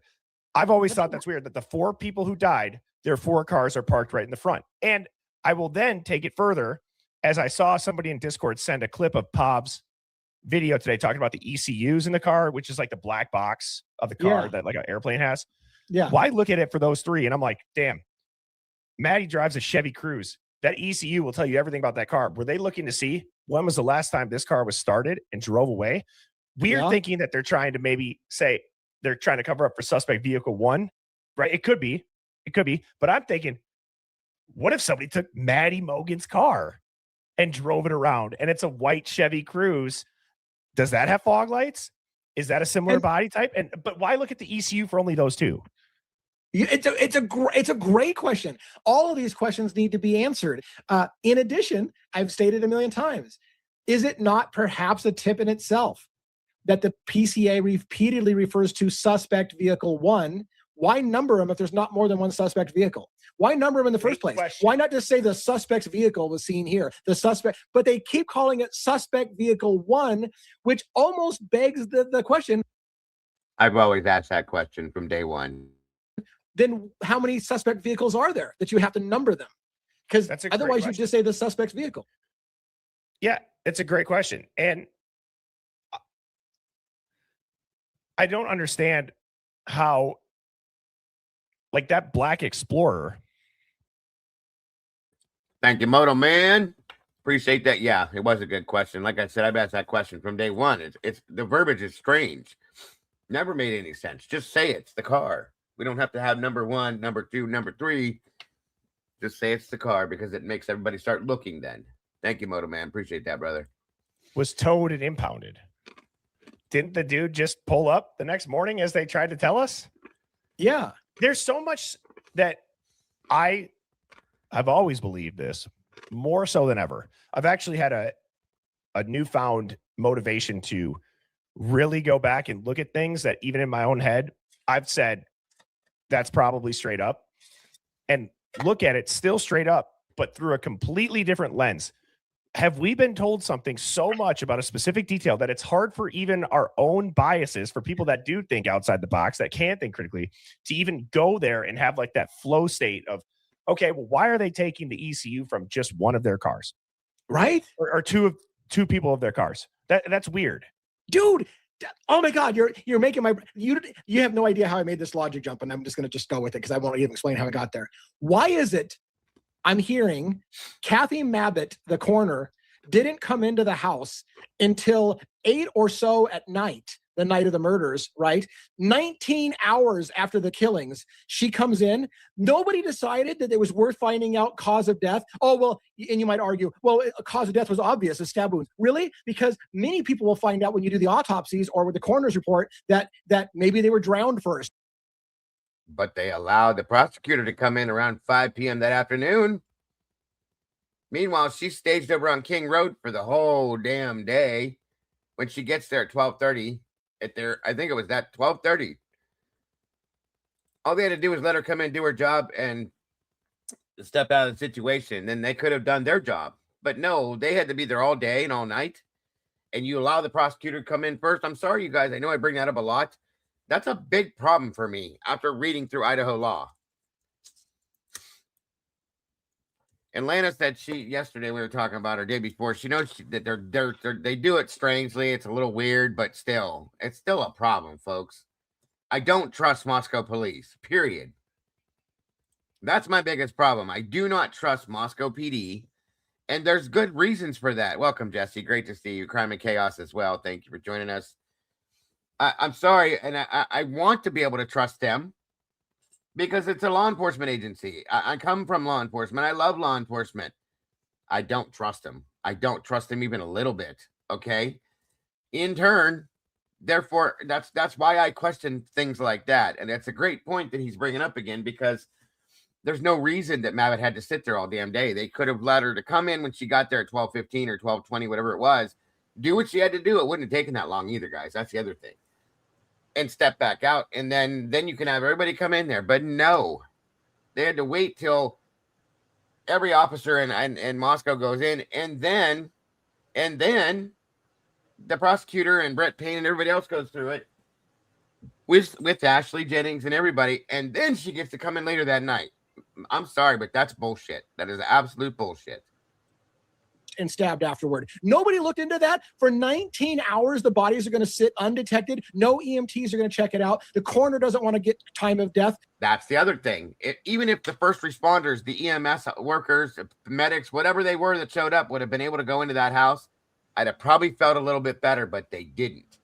Nobody did. Everybody was held out until Thompson went through the house. And I'm telling you, at this point, I'm starting to see it that way. I'm starting to see that the phone call was made to the prosecutor's office and said, we got a quadruple homicide here. What do you want us to do, boss? Because he's the one that's in charge. You guys know that as much as I do. Bill Thompson was the go-to guy for everything. And at this point, guys, I'm starting to see it as if they ran everything through him and he said, hold up until I go through the house and then you guys can do whatever the fuck you want to do. That's not how this law works. And I could be wrong. I'm okay with that. But that's what it sure as hell looks like to me, is that they waited till Thompson could go through and then they let everybody else do their jobs. And you know how wrong that is, because I know. On the thing, none of that makes sense. None of it makes sense. The whole thing stinks to shit. Like, sorry, this whole case makes me angry. I want to go back. I don't know if one's in here. Yep. This is why we hate this fucking case, you guys, because of stuff like that. That's what Lee and I talked about that before. We both feel the same way about this because you saw yesterday how angry that got me, and I'm probably gonna get mad again because we have to watch another bit of a hearing again. So, oof, breathe. Why was Mavitt telling media she would? Because that's what they told her to say, in my opinion, Mercury. Because they wanted to make it look good, okay? Because they know the law. I read it, so they know the law. Here, just tell them that Mavitt got in there around 5. And you notice when she answered that question, you guys, it didn't seem like it was an instant answer. I'll put it that way. And I'll even show you guys if you don't believe me. I'll go back and show you how she answered. But again, I think they said, tell them you went in at this time. We're good to go with that. It'll make everything look good and just roll with the punches. And then they never let her speak again. That's a red flag for me. Just saying. 1-1. Do police, or if there's anybody in here that's in law enforcement, do police label things with a 1 unless there's a 2? Yeah. Right? I feel, right. I would love to get the answer. I don't know. I feel like training. Oh, he is. 1-1 is here. So 1-1 is here. Let's see what 1-1 says. No, he says. So let me clarify 1-1. So he's asking, would you label something suspect vehicle 1 if there wasn't another suspect vehicle? Would it be a standard procedure to? It's an awesome question. Are you in here, senor? Still? Welcome, Redacted. Good to see you today. Is Wazowski in here? He was in here. Maybe not. That's a great question. I'm curious. Very curious. What's wrong with SRB? What'd she do? SRB go up today. Oh, yeah. Come on up here, Moto Man. I don't see Wazowski. I thought I seen him in here earlier. Maybe that was over at Kim's. I got the two confused. My apologies. It's great to see you too, Redacted. Yeah, that's an amazing question. It truly is. Where are you at, Wazowski? Somebody go get Senior Wazowski. Linda Vaughn, wonderful to see you today. Oh, don't worry about it, SRB. They're just messing with you, I think. On we go. Call it 1 if there's not potentially more than 1. It sounded like he said no, but naming something as a 1 means there should be a 2. That's what 1-1 said. NYPD. Listen, people, 1-1 is NYPD 20-year lieutenant. I'm telling you, when he tells you, if you name something as 1, that suggests there's a 2. That means something. Dude, no publicly confirmed statement of suspect vehicle 2, as far as I know. I've never seen that language. There isn't one. We've searched for it for 3 years. Never once have we seen suspect vehicle number 2. Where is 1-1? 1-1, are you working? Are you busy? Where you at, bud? We need to find 1-1. Let me see if I can find him real fast.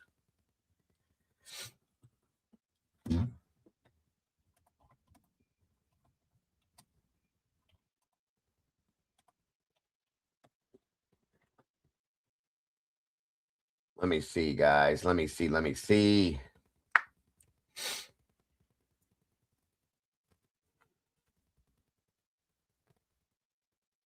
Hang on. I kind of reached out. Pennywise, if you're in here, if you can find 1-1 through the Discord or something, see if he could pop over here for just a minute. Because Wazowski's not here. And I wanna know.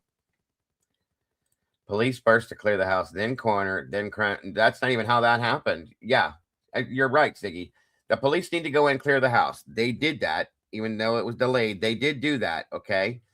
And then everybody else started showing up. They had people all over that house. You got Corbin Smith, which drives me insane, all over the kitchen, all over the house, up and down the stairs, moving around like he's on crack that day, okay? And then whatever else they did through these body cams that we saw, they did the canvassing, so on and so forth. And still, what are they doing inside the house? You tell me why Mabbitt could not go in that house. I'm telling you, to me, it looks exactly like they waited until Thompson could get there, let him do his walkthrough, then they allowed Mabbitt to go in. And that is, I'm sorry, but that's fucked up. That is absolutely not protocol. Stiggy just listed it. We read it to you guys a while back. But yeah, nope. Absolutely not the way it's supposed to be done. And that, to me, like I said, you wait till I get there, and me and Brett will do a walkthrough. That's how I see it at this point. I'm sorry. Show me anything that makes that look different to you guys. And I'll agree with you. Mark B says it was a police Disneyland party. 100% it was. They were everywhere, guys. They had ISP there. They had everybody else there except for the coroner to do her walkthrough real quick, take custody of the bodies, call it what it was. But again, they waited, in my opinion, until Bill Thompson could do his walkthrough. Then they allowed everything else to go down. That is jacked up. Sorry, but it is. Yes, she didn't get there 5:30. And the report that we read, you guys, that's what she said. And I'm telling you, it's like, just tell them that you got there at 5 or 5:30. No, that's when the prosecutor got there. And Brett Payne and Ashley Jennings, and they did their walkthrough. And then it says in the report that she did not go into that home till anywhere between 7 to 9 p.m. And I'm going to go with the latter just because of what I've seen. So there's a problem with that. Yes, he is the puppet master, 100%, Tommy Borby. He said, everybody has said it. Everything went through Bill Thompson. He was the boss. He was the one in charge, period. Oh, my God. I'm so tired of seeing the bullshit in this house, in this case, with these people. I'm telling you.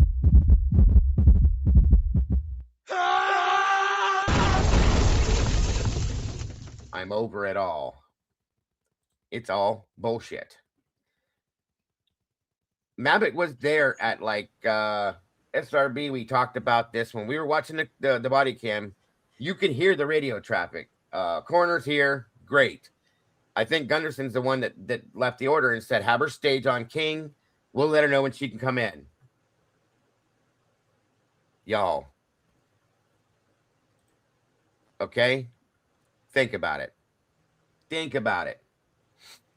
In fact, you know what? I think is there more in that you wanted to hear, Hemi, or did we hear enough with those two?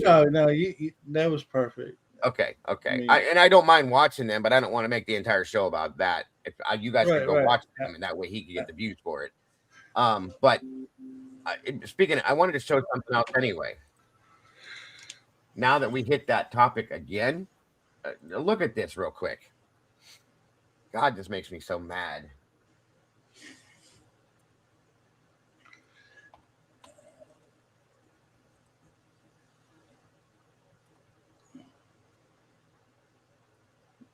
Nah, there's some things that's been going on with me that I'm getting fed up to. There's a lot. This whole thing I'm fed up with, period. Yeah, guys, there's a link to Birdie's channel right there. Make sure you hop over, give him the view. Subscribe if you have not yet. Hit the notification bell. That way you don't miss out on anything they put out over there. Thank you for that, SRB. Yeah, and I messaged 1-1 over in the Discord. Shay's responding. We'll see what happens. Maybe they know where he's at. If he is, I'm going to see if he can pop in just for a minute. Is everything okay, Dago? Everything but Washington State talk. Yeah. Well, it is what it is. Hang on a minute. It's kind of hard for me to keep my mouth shut because I didn't want to put my shit out in the open like this. It is what it is. I understand completely. Reality with Miss Krista. Good to see you. Thank you for joining us. Well, ever since November, Dago, I've been bombarded with calls from insurance companies that's wanting me to sign up for them. And I'm like, okay, who's going to pay for that? I'm not paying for that. Well, it's an act or some kind of act or something that Louisiana did. And I go, oh, I get them too. I get them every day. Oh, those ringings you hear in the background. That's exactly what that's for. I said right now is a very tough time, and I hate to say it, but the economy down here sucks. So I've been looking for work since I've been off since August. I can't find work, and you're calling me, worrying me, stressing me over this dang on insurance shit. I can't. I want to go to work. I get it. I'm very able. I can still walk and function normally. I just need work. I get it. I can't go to work. I'm waiting on disability. I get it. 100%. I'm waiting on fighting for disability because I can't. Hence, we're not having Christmas here this year for like you should have it because we can't. You know, I have to pay whatever I had to go to the doctor's today, and I have to pay out of pocket to go to the doctor, bro. I get it 100%. I can't afford it. Look, I wish I had it. I'm very wary of scams too. And so anybody who can't speak proper English to me over the phone, I think you're a scammer and I get you off my damn phone. It's just, it is what it is. But I fully understand. They mentioned me by name and I had it on mute and she said, well, you won't let me at least see what you're available for? I go, I've been saying this for almost since November. And I've been getting calls after calls after calls. I am not interested. I'm out of work right now. I don't have any income to be taking on an insurance policy for my car or for my health or whatever the case. I said, unless you're paying for it. Is the state of Louisiana going to pay for this? Well, it's part of an act, and it's some kind of act they just signed. I don't know what kind of act it was. I go, I'm able-bodied. There's nothing wrong with me. Right. I just need to go to work. Are you willing to put me to work? Well, I'm an insurance agent. I can't put you to work. I go, what the hell are you doing on my phone then? Yeah, I got you. Get the hell off my phone. You're wasting my time. No, stop calling me. Yeah. I get probably 13 phone calls a day asking if I want medical insurance. Well, I can't afford it. Okay. I have no insurance. I wish I could afford it. You know, I've had this conversation with some of my mods, so on and so forth. I need it because I can't afford these medications. I'm going without 3 of my medications. One of them's very important because I can't. You know, my wife's going out without some of hers, and she's got thyroid issues. Whatever we can pay for, we pay for. I had to pay for things today to go to the doctor, the office visit, and the medication I can't go without. One of those I had, but 2 or 3 of them I'm not taking. And again, there's no Christmas in this house this year. There's none of that stuff because we don't have it. So again, I get it, bro. I get it. You don't have to preach to me because I'm telling you, it sucks very badly. I wish I wish I could go to work too, but I can't. I'm in the middle of a disability thing, which is taking. I wasn't trying to preach at nobody. I was just no. I don't mean it like that. Yeah, I didn't mean it that way. I've been putting up with this shit almost 2 months, and it's ridiculous. It's almost Christmas time. Leave me the hell alone. Merry Christmas. I get it. Do something. Yeah, it sucks. It sucks really bad. No, I didn't mean it like you don't preach like you're preaching to the choir is what I meant. You know what I mean? I get it. Absolutely. No worries, Dago. It's, you know what I'm saying? My frustration ain't with you. It's nobody. It's just my circumstance. It's stressful. Yeah. I understand. I do. Believe me, I do. It's tough. It's hard. My pharmacy doesn't take the good RX thing astastic, so I have to. And I was going to switch pharmacies, but they said I have to wait 30 days to transfer pharmacies. I still, you know what I mean. Even at that, some of the prescriptions they won't go through it either. They don't change it anyway. It's just a big disaster, and it's very stressful. And I'm trying not to show it to you guys because you guys have society and enough of life is very negative. I made a decision a while back ago to quit smoking. I got that done, and quit drinking. Good for you. I had not had anything to drink or smoke for almost a year now. Good. Do I have other issues that medically that could be taken care of, like going to a dentist and maybe go to a chiropractor or something like that? Yeah, sure. I mean, I would love to have that, but I can't afford it because I don't have a steady income right now.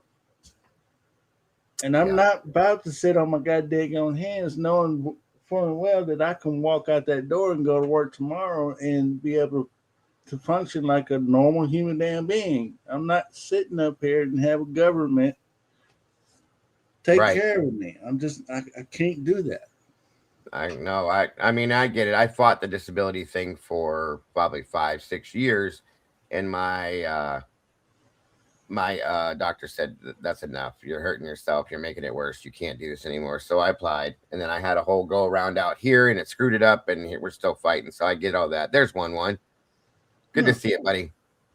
That question that was asked last night with Bertie and Lee over there. I just want to ask you again in here. Is there a reason to mark suspect vehicle number 1 if there's not a suspect vehicle 2, or vice versa? How does that work, bud? So yeah, no, I got what you're saying, Hemi, and I'm sorry you're going through that, boss. Like I said, I wish that I could. I wish that I wasn't. I understand completely. It sucks. I wish I didn't. And you know what? I feel bad now. But if you need that, if you need to do that, if that's something that's for you to do, that hey, more power to you. I'm just saying, from my circumstances and where I'm at, right? I don't need that. I'm an able body. Yeah, absolutely. So, and I hope you were able to find something soon, my friend. I wish I could get out there and do it. I can't do that no more, unfortunately. Oh, I get it. Anyway. Moving, yeah. 1-1 said you wouldn't normally say suspect number 1 if there was a second one. Okay, there you go.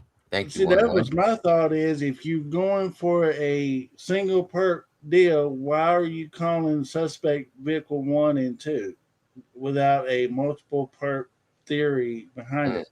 I'm just throwing that out there, Dago. You are right. Agreed. And 1-1 just said it himself right there. I know what you're saying, 1-1. You wouldn't normally say suspect 1 if there's not a second one. That's what I think you were trying to say. Yeah, I thought so, bud. You're good. I appreciate that, 1-1. Like I said, I've said that from day one. Why are they saying this? Where's number 2? So that tells me, okay, I'm not a police officer, but with what I've seen in this, that tells me that they have looked into or there always was the possibility of number 2. Where is that written at in any documents? Never seen it. So they should have never said this, okay? They had multiple perp theory. Crazy. We still don't know suspect number 1. Redacted. Amen. Thank you. You are right. Thank you for jumping in, buddy. I appreciate it. I hope you weren't busy. I didn't want to disturb you. I just really wanted your opinion on that as a police officer. So thank you for that, brother. I appreciate it very much. I wish I could. That's the reason why Cole Packer keeps getting balled up in all this, because he was the perp 1. Yeah, it could be. He got killed. They went perp number 2, which is Brian Koberger. They had 7 vehicle profiles created, Jeppa said. And we all know that there was 22,000 other white Elantras if they're going in that direction. Or were they looking at a white BMW or a white Legacy or something else that they haven't put in any documents is all I'm saying. Or was it a black SUV that they were looking at that they never showed us? Or the white car that actually has the fog lights. Good point, Crud Dog. They said that in case they needed to adjust their fairy tale. That's a good point, Mark. Good point, bro. Always have time for you. And thank you, brother. I appreciate that so very much. 1-1. Very kind of you, sir. Sorry we got off subject here, guys. It's just I understand where Hemi's at. It's a very stressful year this year, and it's very depressing and saddening. So my apologies, guys. I don't try to show that to you guys, like I said, but it is rough. So I get where he's at. I do. And believe me, if it didn't really bother me so much, I wouldn't say the word. It just it's compiling on me, and I know I'm a stuffer. I like to stuff my anger, and then once I go off, I go off, and that's I do that too from time to time. I agree. I can't control my anger, but it just it piles up, and I had to speak on that. Sure. And I'm sorry that I interrupted the show with my bullshit, but it is what it is. You're fine. We're all a family here, bro. You don't have to worry about it. And thank you for I appreciate the thought, Karma. I really do. Thank you so much, and God bless. All right. This is the other side to this. I'm going to show you this here, and this proves what I was talking about with that other statement we just made a little bit ago. And I'm going to ask you, how long have you been doing this for? I've been doing it for 16 years, and I just got reelected for another 4. So what is it that, or I guess, when did you get the call on Sunday? I got the call just a few minutes after noon that there were 4 homicides, but I didn't go to the scene because of law enforcement doing their investigation first. So I didn't actually go to the scene until about 5 or 5:30. Can you walk us through one more time for the people in the back? 5 or 5:30. Can you walk us about 5 or 5:30? In the report, 7 to 9 p.m. Didn't actually go to the scene until about 5 or 5:30. Can you walk us through, for our viewers, kind of the process between when police show up and then you guys getting the bodies and doing your examinations? Sure. Well, law enforcement goes through and looks for any evidence, takes videos and pictures of everything in there, and they'll start talking with people. So I don't really need to be there for that. They can't move the bodies. I mean, the bodies have to stay as they were until the coroner gets there. So those are really that's what my job is, to look at the bodies. As a coroner, do you guys do the autopsies and all that? No, we some do if they're an actual medical exam. Thank you so much. Don't be hating. God bless. I appreciate you very much. I'm grateful for you. Yeah. You hear what she just said right here. Hold on. Do the autopsies and all that? No, we some do if they're an actual medical examiner, but we have forensic pathologists and we contract with Spokane to do that. So in your experience, what is it that you saw when you showed up? Well, there was a lot of blood. It was a very sad scene with 4 murdered college students. You're ruling all 4 deaths homicides? Yes. And can you give us a manner of death? Yeah. I believe that the press release was that they were from a sharp object. So stabbings. Yeah, I will know more after the autopsies tomorrow. And do you believe this could be a murder-suicide or? No, there are 4 homicides. 4 homicides. Okay. And when it comes to, congrats, Brandy, on 33 months. I know it's longer than that. Happy day anniversary. We appreciate you, dear, very much. doing the investigation post-autopsy, that falls on you, correct? Yes. It's my job to determine the manner and mechanism of death. And then I know with toxicology results, there can often be, in Washington, a delay. So do you have any idea how long it could take if those were relevant to get any type of results back on that?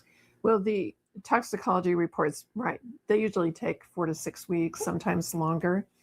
But they might, I don't think they're going to be relevant in the actual manner or cause of death. And do we know how long between the time of death and when police found them, approximately? No, I don't know for sure.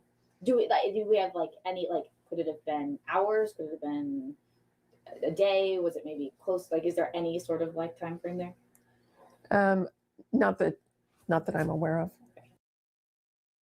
But she absolutely could have done a test to find that answer out, but she chose not to and just called it noon. Congrats, Krista. Happy day anniversary. It has definitely been longer than 6 months, hon. We appreciate you being part of this family, and we love you. And congrats, Robert. Welcome back to the sauce. We appreciate you, brother. Thank you so much. Very much appreciated. Very much appreciated, bro.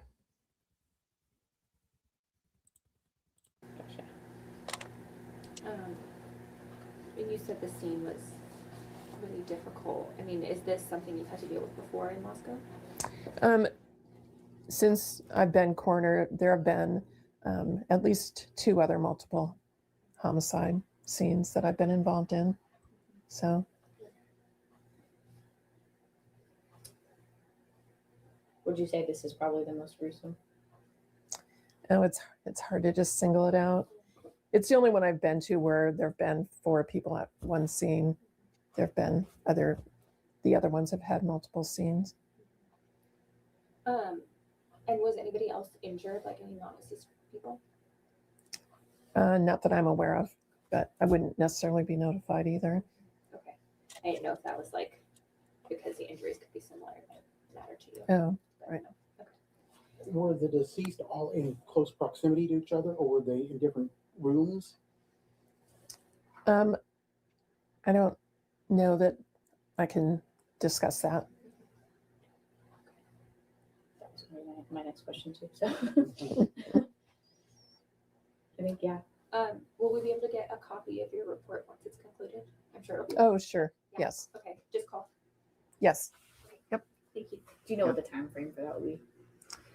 It just depends on how relevant the toxicology report is, but. Okay. So I think it's kind of interesting that they focused in on her hands as well, you guys, with what Cat Lady just said, that her hands are a tell that she doesn't like lying to everyone and that they're making her say certain things. And then if you notice, Kathy never came back out again. It's quite interesting. It was like the 4 to 6 weeks. it could be. Yeah. Thank you. You're welcome. Yeah. Thank you. We appreciate it. Sure.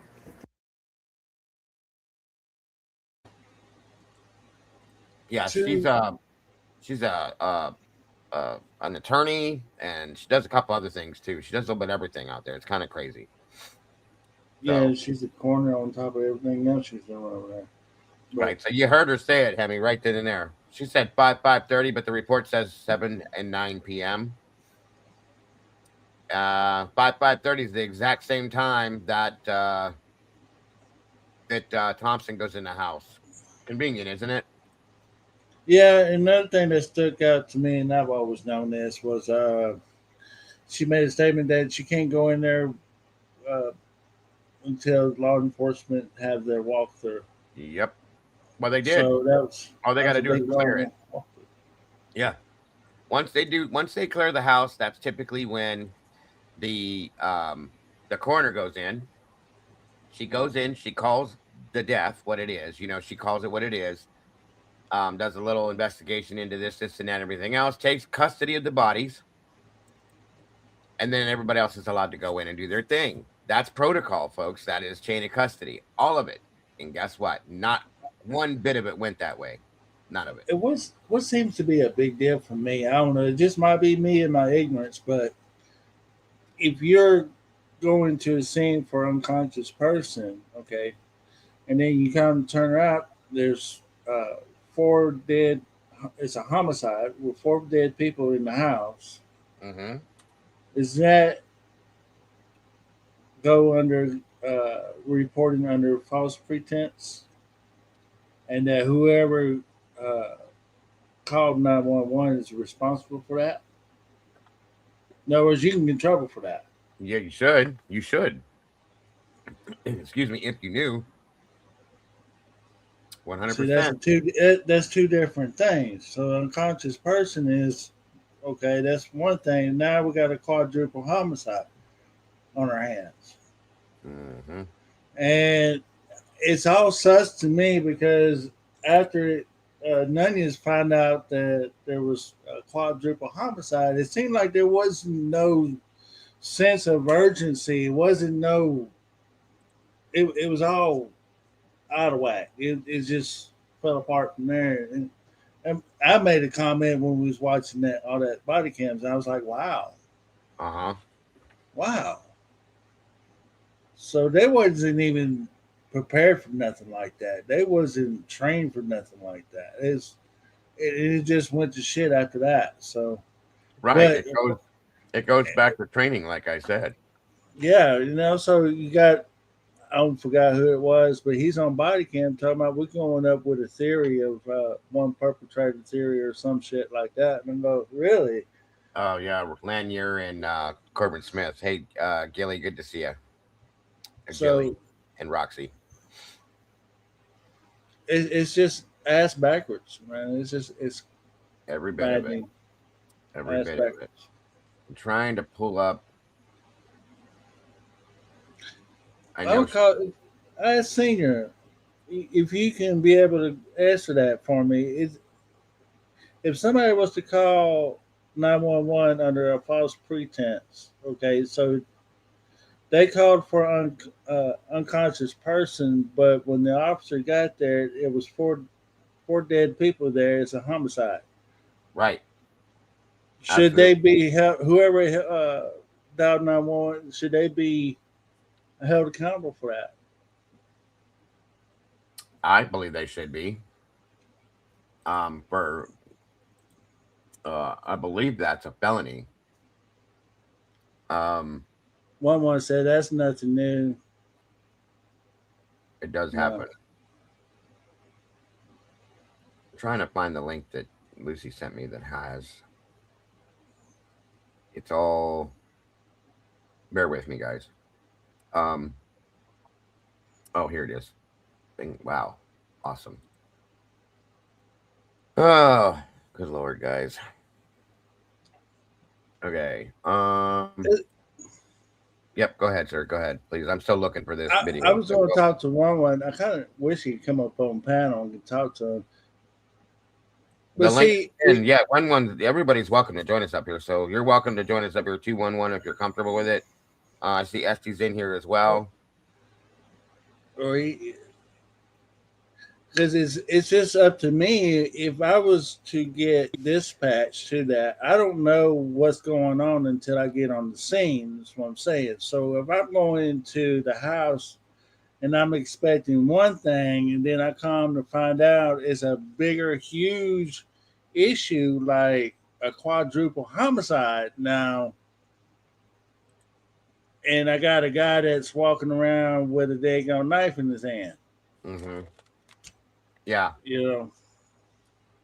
Yeah, the link is pinned at the top of the chat. 11. If you feel like jumping up here, please feel free. Or senior or anybody, who wants to. I'm reading your comments, Jason. I just saw it. Chat's moving a little fast for me, and I'm looking for something else, so I didn't see some of them. My apologies. Right, that's exactly what he said. Hunter should have been handcuffed as soon as they saw him. 100%. Go ahead. Sorry to interrupt you, Henry. No, that was my whole point. That's where I was coming from with all that. So I mean, no worries. Hold on here a minute. I'm just trying to find one specific thing. See, and they didn't even detain anybody. They just, had Hunter. He put his hands up, and while Nunez turned his back to him, he goes and gets the knife off the floor and puts it on the table, and put his hands up above his head. And then the other officer just saw him climbing up the stairs at the time. Right. And there wasn't really nothing that I would expect happen like you said. Somebody put some handcuffs on somebody. Yep. I mean, but you got everybody in the road going to the road by the dumpster, and they're all huddled up and talking amongst themselves and all that. So everybody, until otherwise, should have been treated like they did Right. something. But Yes, sir. that's not how that respond. And I was like, wow. Because if it was me, they'd probably put dang on handcuffs on me and sit me in the back of the squad car. It's just crazy. That's the reason why it just goes along with my old theory. They was not looking at the students at all. Period. The students was pretty much ruled out pretty quick.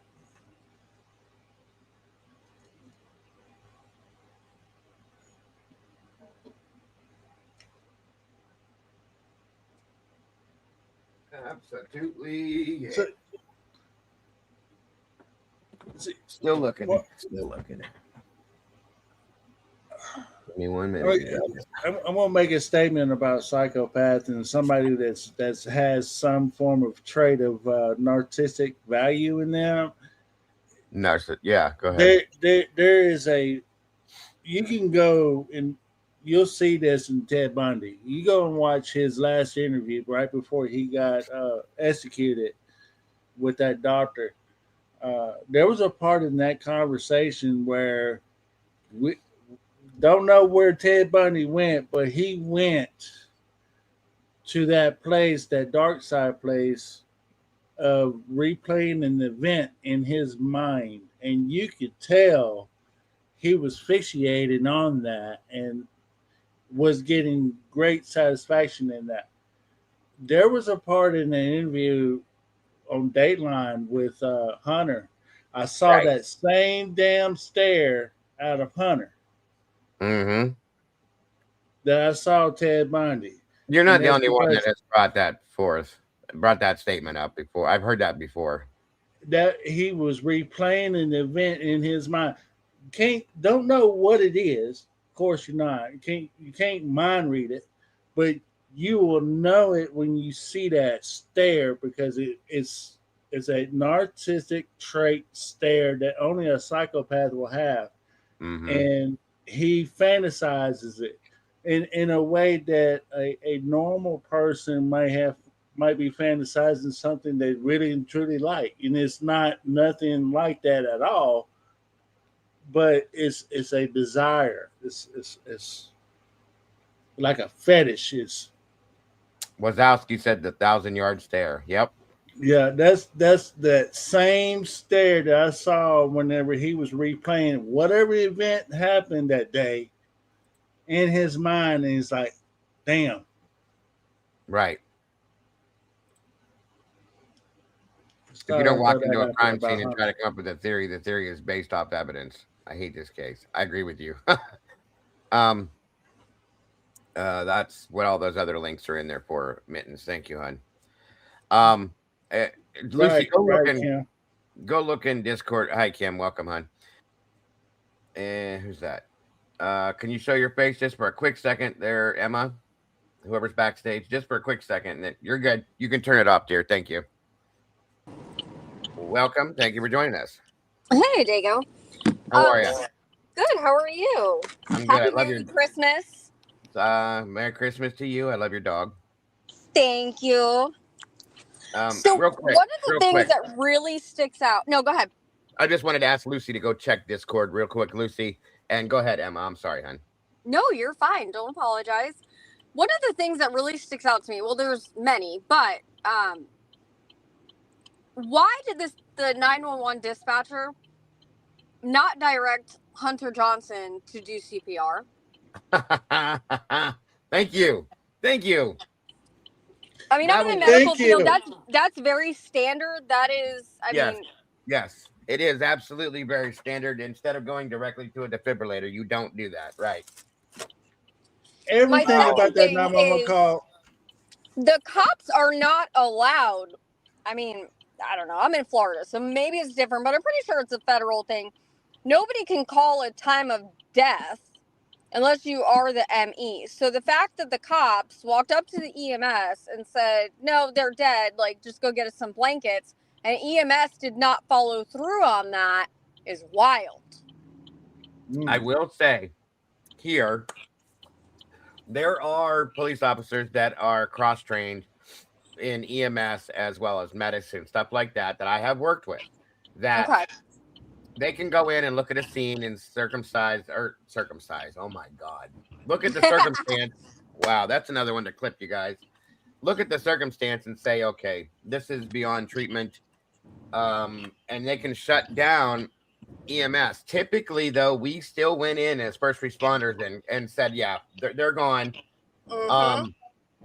Waiting for the coroner to show up, so on and so forth, and handle the situation, and then it's clear. The scene's clear at that point. So they shut down EMS. Obviously, I heard that one of the first responding officers, yes, SRB, I said circumcised. You guys are gonna clip it, do your thing. I know it. It's all good. But yeah, they're what the hell was I saying now? All I can think of is circumcised now. Jesus, Dingo. About them going in to clear the scene and stuff. Yeah. I've always been shifty about that whole situation the way it is, and it's always bothered me. But Lana even said that they do things strange there. They did everything weird there. Okay, and I understand and absolutely get it. So I'm still uncomfortable with it though. And my biggest bitch right now about this, hold on one second, is. Hold on.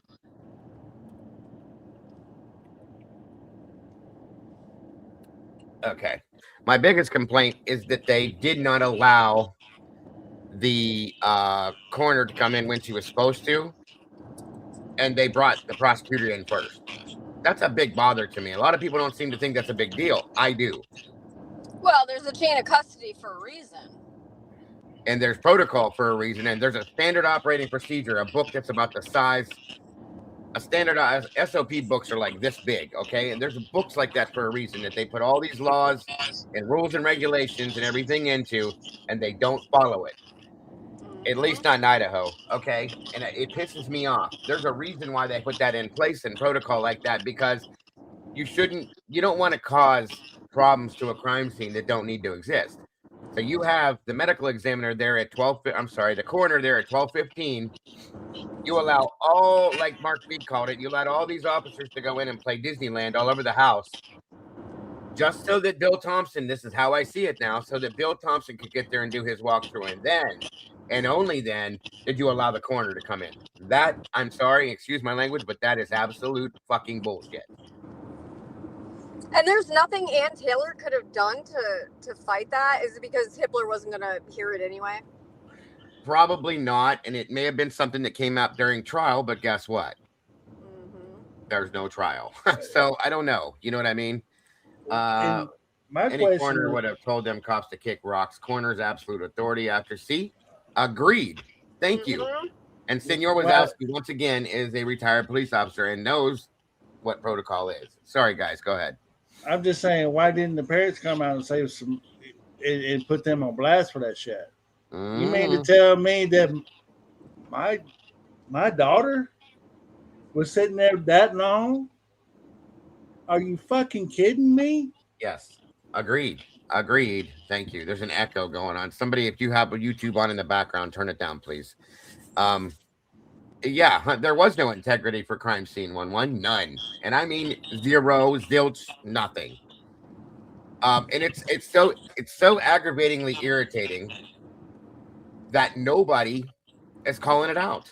Once again, that's why the Notebook's here, going to DOJ with this shit. It should be called out, should have been called out, and needs to be called out. Period. So,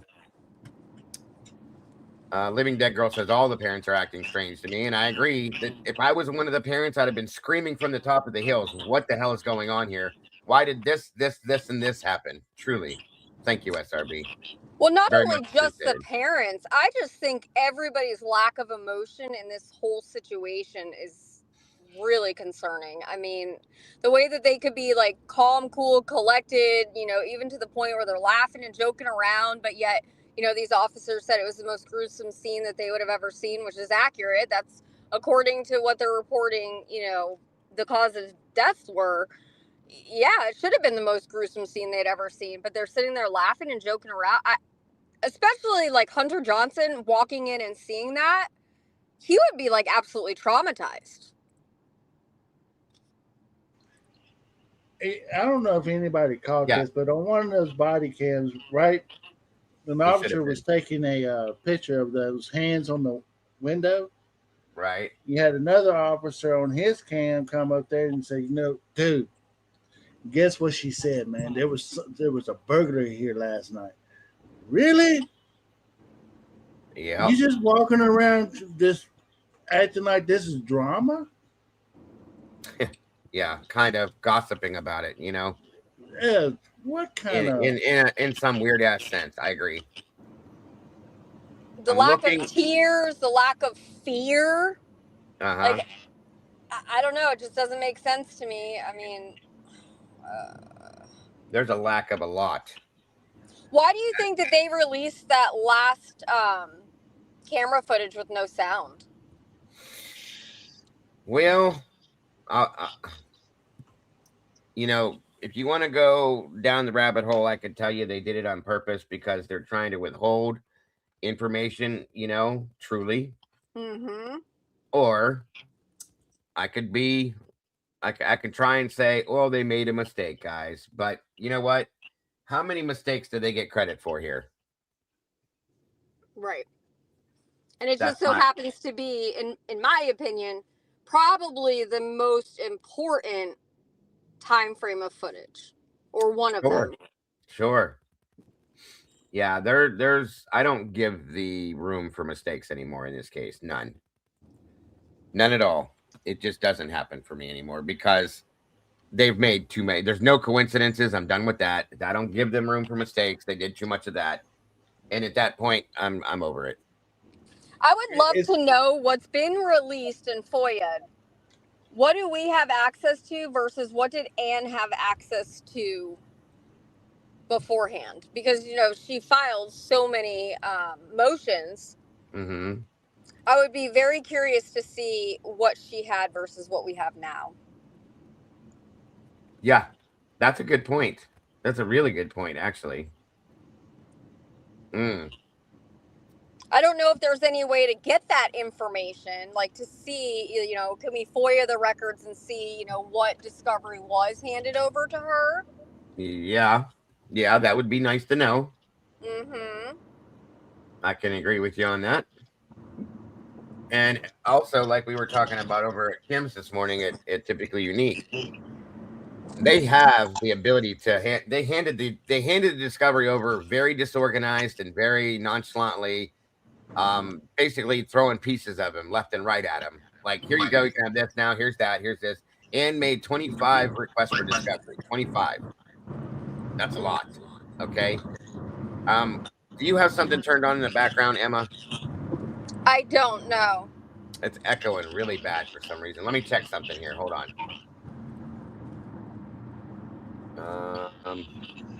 You hear it now?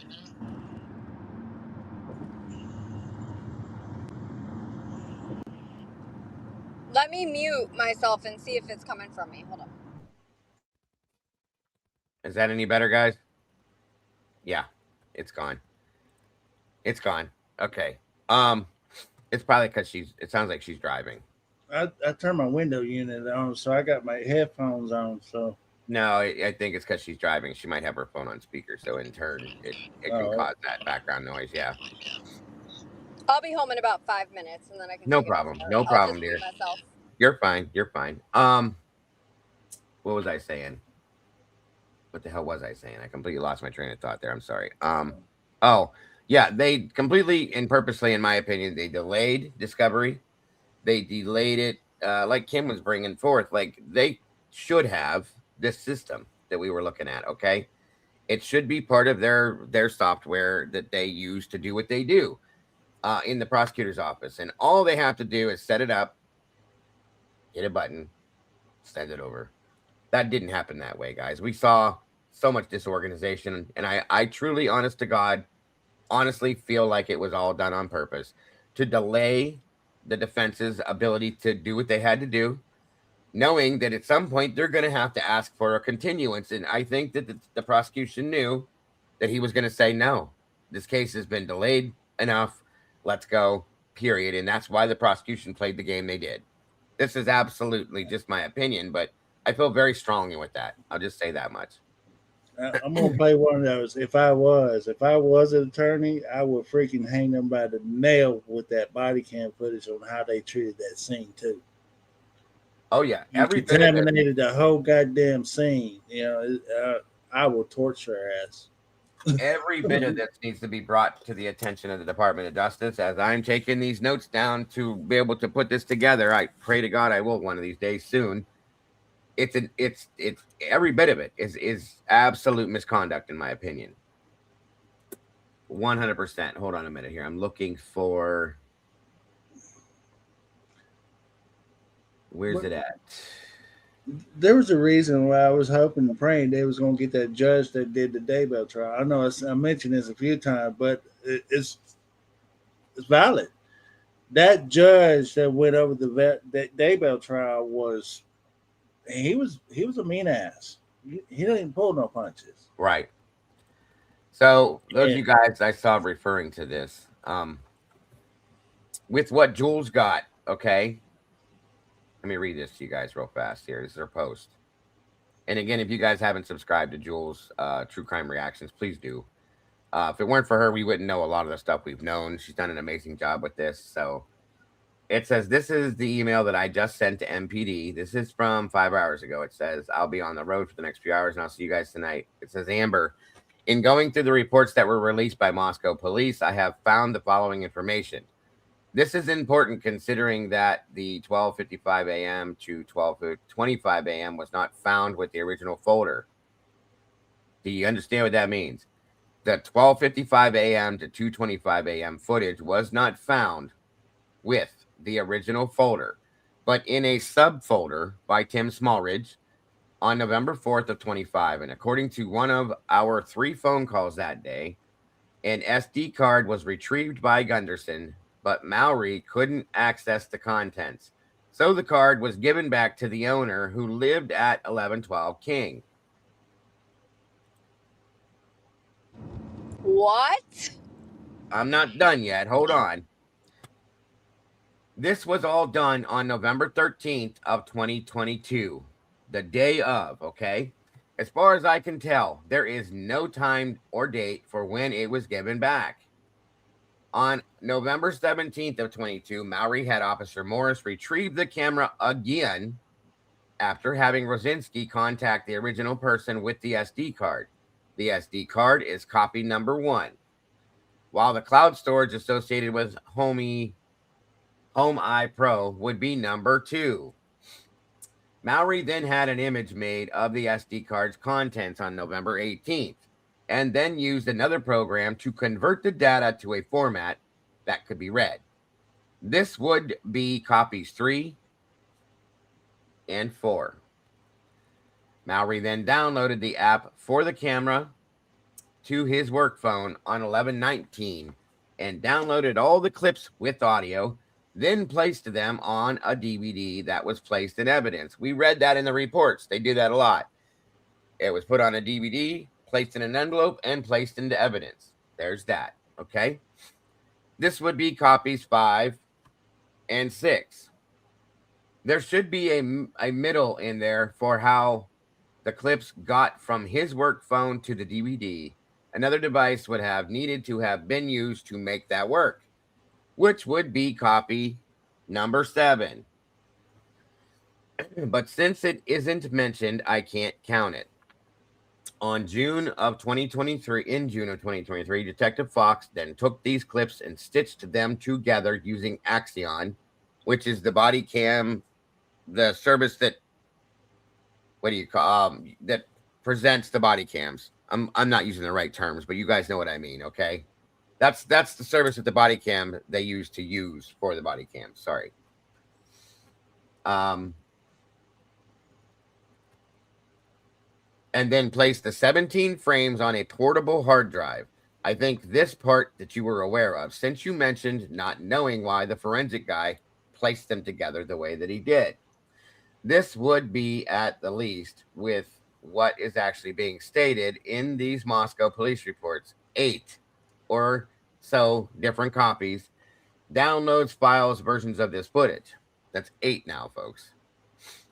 In no report does it state that there is no sound. It states the opposite, actually. In report number 28, okay, and this again, this is MPD stuff, and I'll pull it just so we can make sure of it. In report number 28 from Maori, make sure that's there too. It states that there was audio, and I have inserted a screenshot. The file with audio is what needs to be found and redacted and sent as a proper FOIA response to what is being asked for and what has been paid for. It seems as if some organization of files is needed. Surprise, just like we talked about this morning over at Kim's, as well. Or I'm sorry, what the hell did I just do? Did I jump up too far? As is needed as well. Please forward this to whoever needs this information in order for the files to begin being searched for. I would assume that Maori would be one of those people, and I look forward to your response.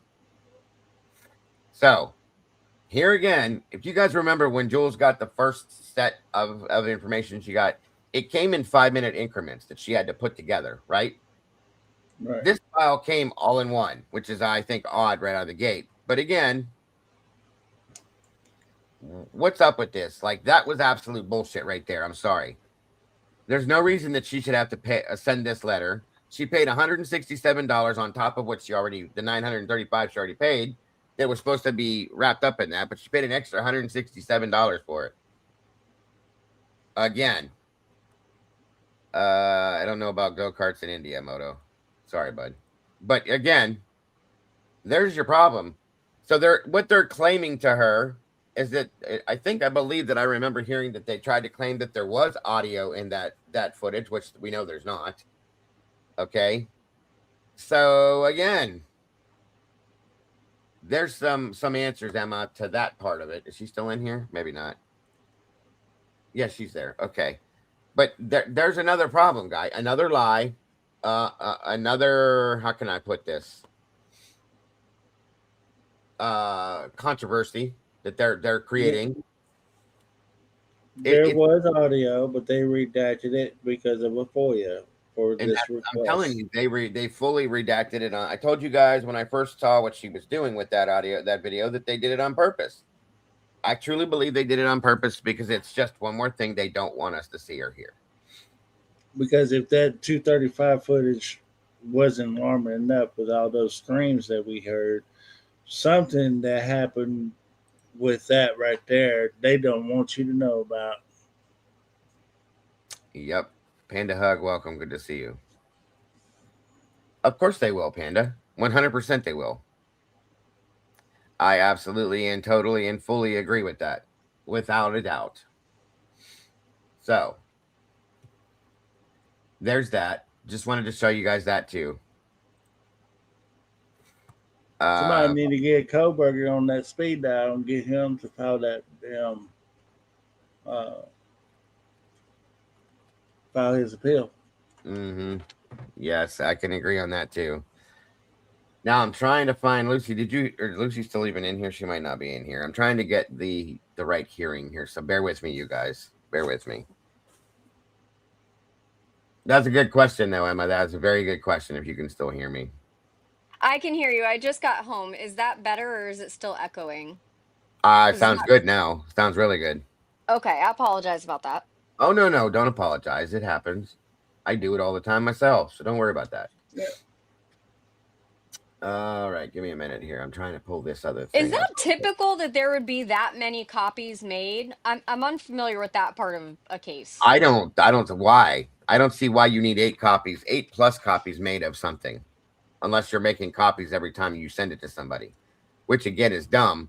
If you do the work one time, save it to the system, you can make a copy every time without having to do all that extra stuff and send it to somebody else. You know what I mean? It's a computer I mean, file. All you got to do is hit send, and that's it. the fact that they gave it back to the owners of 1112 Yep. you would think that that would make it null and void. Like they wouldn't be able to do anything with that footage, I in my agree. And opinion. they uploaded it to their own system, I'm sure, when they got the footage, and they have it saved there. So at that point, all you got to do when somebody FOIAs it is go through, redact whatever you have to redact, which we all know they do that, and then send it over. No, but And I'm that, saying that same day they released it back to them. That well, am I understanding it right? I think so. Well, no, I don't think it was the same day because they had issues. If you guys remember going backwards, they had that something going on, issues with that for 17 days. Okay, and they broke the camera at some point. There was a whole bunch of bullshit that went on with that. So I believe they had to replace the camera because they broke it when they were trying to reinstall it, I think. No, but like on Jules' post that she just made, Oh, yeah. I'm sorry. What now? didn't she say something like they couldn't get it to download or something, so they gave it back to the owners of 1112 that Hold same on. day? I may Isn't have. that what it said? I was just pulling in my house, so I don't know. Maybe I misheard it, but I think that's what it read. Yeah, I it just want says to make that. sure I understand it correctly. Here, let me read this part back to you then and see if this is what you're talking about.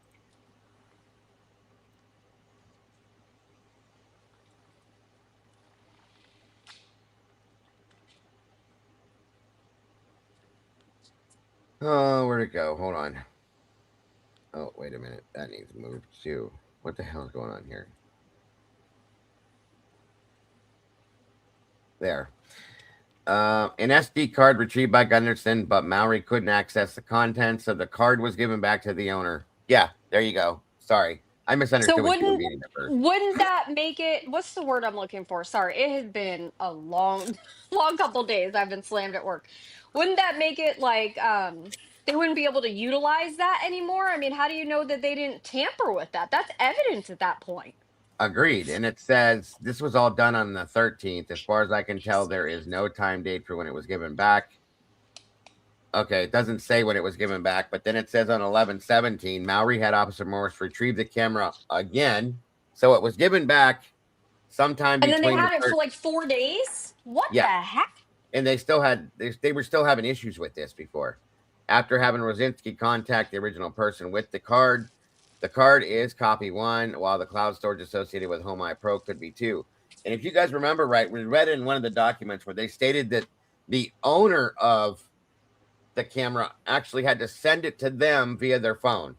Do you guys remember that? Because of all the I do problems they were having? remember hearing something about that, but then I didn't hear anything about it again, so I actually forgot. But yes. Exactly. That's what I mean. So this is a problem, okay? Because I don't know what's true, what's not, what's real, what's not, any of it. Mm-hmm. Detective Fox then took Well, the clip pretty much. It seems together. like they're all just a bunch of freaking liars. Yeah. I would have to say pretty much. I agree with you wholeheartedly. Everything's a lie. Every damn thing is a lie. They said that the camera at 1112 wouldn't adapt to the. That's right. That's exactly what it was. That it wouldn't adapt to the MPD system. You don't need it to do that.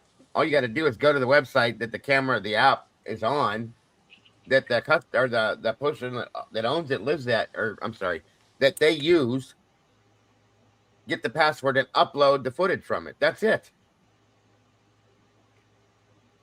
That makes no sense to me. And why can't you use an SD card either? That's a good point too, Kim said.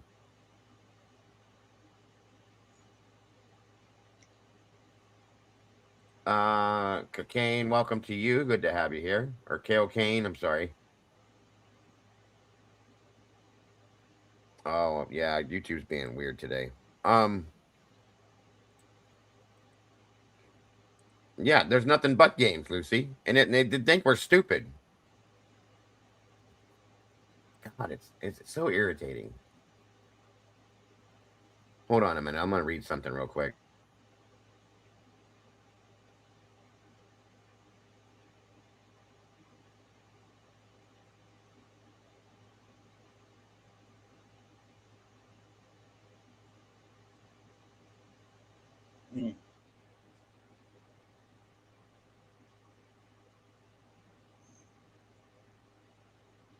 That's awesome. She hit 50,000 subs. Thank you guys for helping her do that.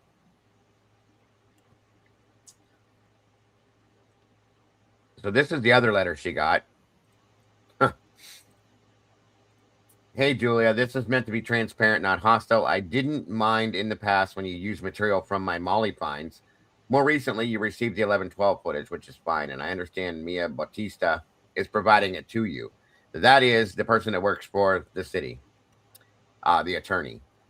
That said, to date, every FOIA request I pursued has either been ignored or later appeared in mainstream media, effectively undermining my efforts. Tonight, Outcast played an earlier timestamp without audio and then substituted Linda Lane audio.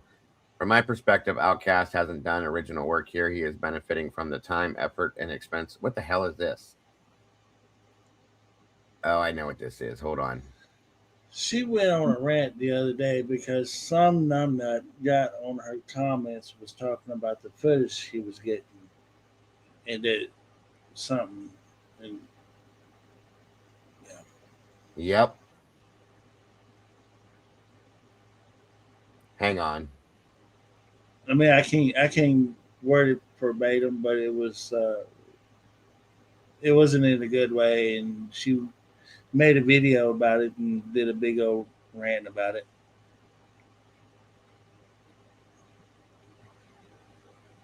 Wow.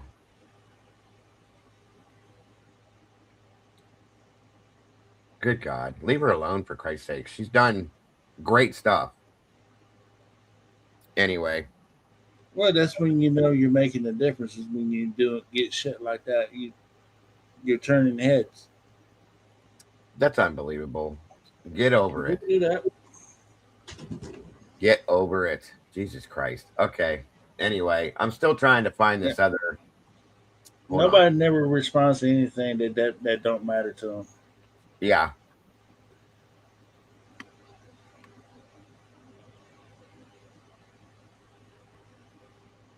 That's probably what she was venting in her last video. One of her last videos she did. She was like, sorry, but not sorry. Wow.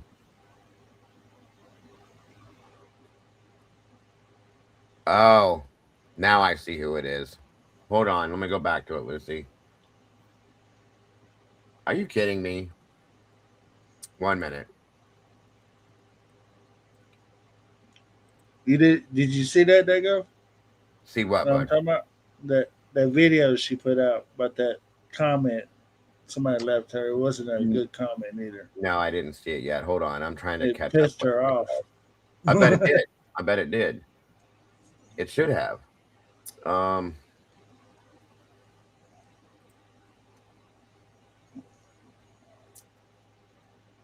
Where the hell is the comment?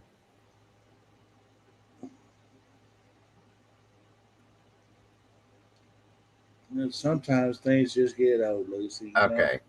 So enough is enough. It says, where the hell did I go with it? Oh, I know who this is. Same person that hit me. Okay. That said, to date, every FOIA request I pursued has either been ignored or later appeared in mainstream media, effectively undermining my efforts. Tonight, Outcast played. I read that all to you. And I was disappointed that you allowed him to use the 11-12 footage. I also paid for access, as did others, including Gray. None of us are custodians of the footage. I had hoped to feature some of the 11-12 footage myself, and I applied back in July. It's frustrating that Plunder, Hughes, and now you appear to receive preferential access. That's not their fucking fault. Would you consider not offering the footage for free so soon after receipt? What? Smaller channels like mine don't get 40K views per video. and we don't have the same ability to recoup costs. I'm just asking the consideration for smaller creators who have the same rights as any other citizen.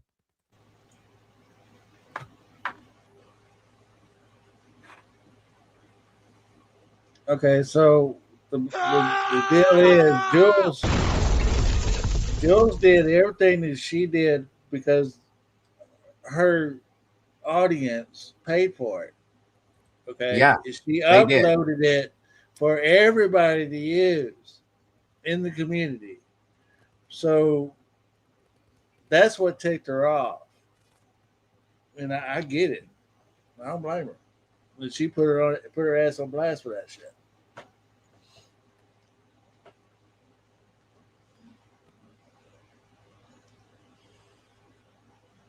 Anybody can get those videos and do whatever the fuck they want to do with it. Jules said that. She didn't care what you do with it. This is I'm fucking fed up with these people. I'm telling you. Thank you. There you go. This person, I'm not even gonna say her name, outed Molly to the public 8 hours. 8 hours.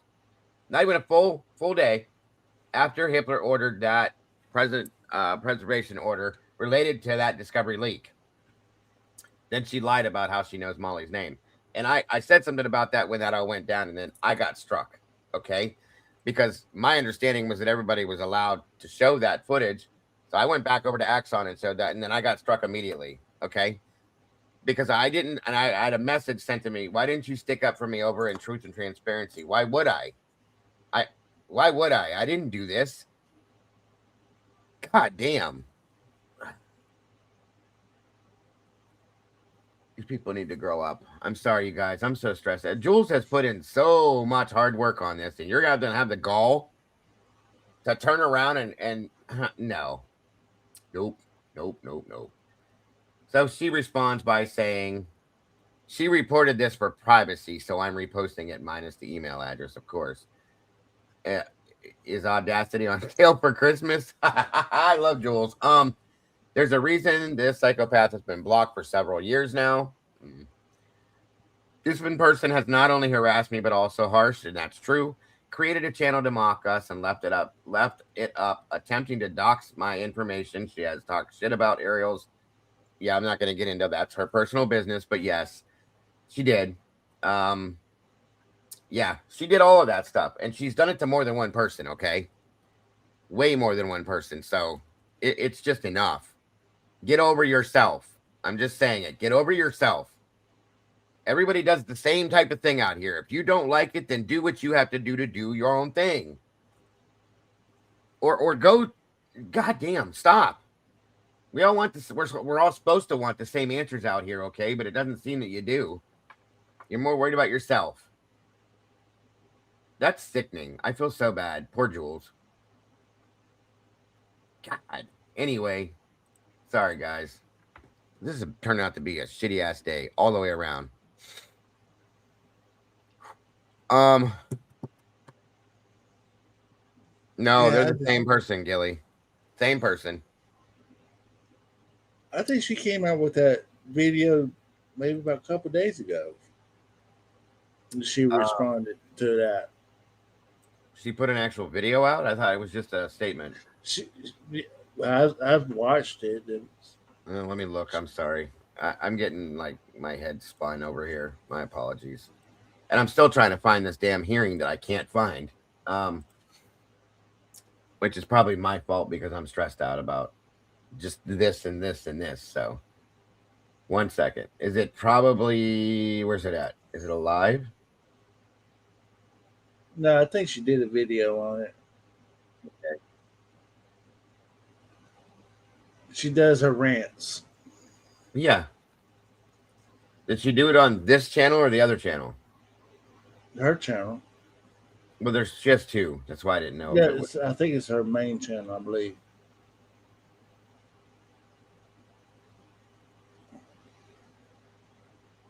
I don't see it. Hang on. I seen the post, but that's it. You might want to check her other channel if you can't find it. I don't know. It might have been. I'm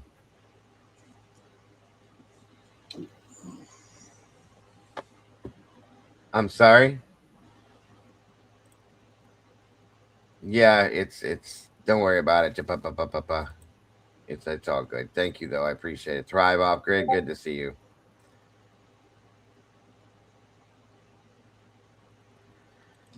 Does anybody know what video she posted that on? Which channel? That little rant that she did about this. Is it on her main channel or on her other channels?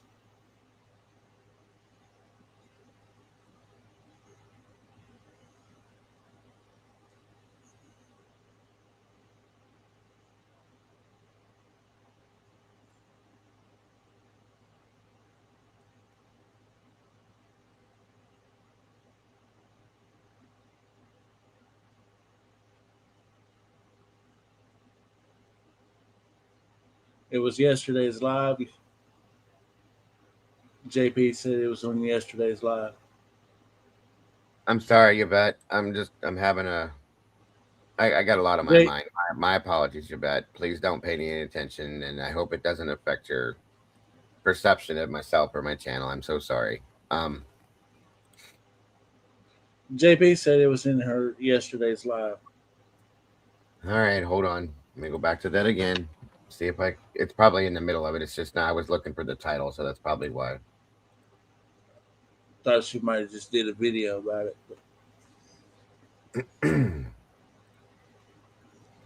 And I'm of no help because I've been so busy, so I don't know. No, you're fine. Don't even think twice about it, Emma. The Coburger defense team warned us about 11-12. That one? Yeah, it's got to be it. Hang on.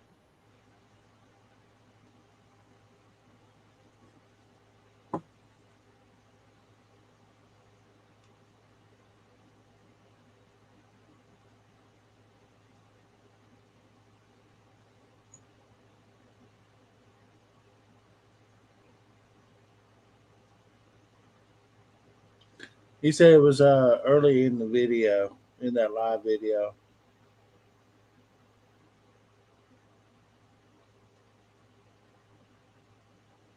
So it wasn't like in the middle. I got it. Hold on. This is what Hemisphere wanted to see, guys. Here, hold on a minute. I wanted to Lucent see, channel wanted you to see it. But about how she was pissed that I was allowing people to have copies of the 11-12 footage for free. You remember that one? So because the email address is showing in there, she went in there and she reported it for privacy. So I'm just letting you guys know right now that I am editing the post and reposting that ish without her email address in it to be a petty ass bitch because I don't give a shit. I'm about to repost it. I just now got the email that it was removed, and I know why. It's because of the email address. It's the exact same reason that the Pullman live that we did of all the FOIA files from Pullman got removed, because they sent me everybody's freaking FOIA request, so it had a bunch of email addresses in it. And even though they were like for News Nation and like Brian Enton and stuff like that, they still deemed it some sort of like privacy thing, and the AI clocked it. So Translucent went and just pulled that shit, and so I'm literally reposting it. So if you see a double post, you're not losing your mind. I'm doing a petty post because she can literally kiss my fat ass, just like I said in the email response to her. What a weirdo. What a loser. Anyway, I got finally a response today from the people over in Moscow. This is going to be a lot shorter than I originally actually wanted it to be because I realized how freaking late it was. It is so freaking late. So what I originally wanted to do was go through the entire hearing where Ann Taylor was talking to Detective Mallory back in May of 2024. I posted in the community tab earlier how someone had mentioned this comment, like in, I think it was like in a review of something about this footage, like almost a year ago. And one of my members went and commented on another comment on there. So I got a notification and I was like, holy crap. And right then and there, I started seeing like Ann Taylor using her hands to talk about the stitched together audio. And I was like, bro, is this seriously like what they got? Is this not a glitch? Is them giving us the 11/12 footage in a glitch, not really a glitch? Is this legitimately the freaking evidence? Because I'm sorry, how does that work? How am I supposed to believe that like the camera continued to record for days and days? But like right there, 2 minutes before the most blood-curdling scream I've ever heard in my life, it's not recording? I don't believe you. Like, I believe that that's probably what they do have. But whoever did whatever they were doing either messed it up and couldn't fix it, which would be Mallory, and it would have been before Andrew Fox got it. I have to look at the dates. I need to see transfer dates. I need to see dates of when stuff was taken in and then sent over to the FBI and then brought back. Because like on the ISP paperwork, it shows that. It shows like when they got it, when it went to different departments, and then when it went back. And some of them in the ISP stuff says when it went back to Moscow or when it went to the FBI. So I wonder if they have a list like that that I could get for that situation. But that's what they told me. They told me that this was the original. This was the original. And I'm really angry because there's just like no way. So I'm still going to have a phone call. Why is my camera thing shaking? I feel like there's like cords touching something because it keeps shaking. And like the stick it's on is not even touching anything. Hold on. I got to see what's happening here. Go that way. The camera should not be shaking. It shouldn't be attached to anything. Hold on. Let me see what's going on in the behind of this thing. Hold on. All right, there you guys go. Good for her. I'm proud of her. That person has caused trouble for so many people, and it's doing nothing of any good that I've seen. So there's her link, guys. Make sure to subscribe if you have not yet. And let me the rest of it I read to you guys, and plus you guys can hop over and watch her video, give her the debut and all that stuff. Of course, if you want to see the rest of that, please do. Yeah, that's 100% true. Jules' community paid for that. She didn't pay for it. Neither did that other person. You have gall asking her to not put it out for free? Are you serious? Who does that? What a... Wow. I'm so sick of these people, you guys.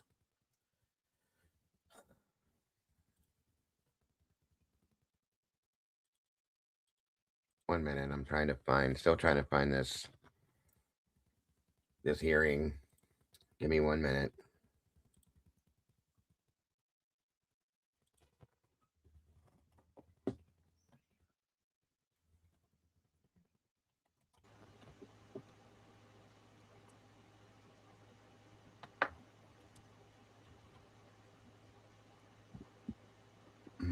Sorry, everybody. Give me 1 second.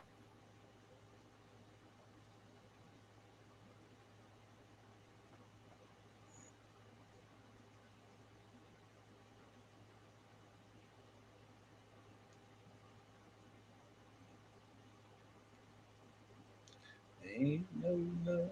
She needs to leave him alone. He ain't done nothing wrong. Nothing.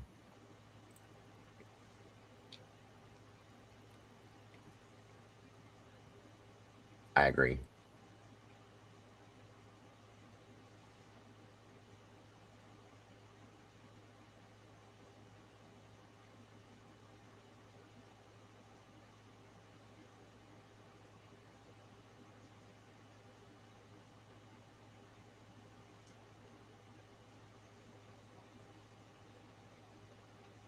Yes, I know, Lucy, and that needs to stop. Truly, it needs to stop.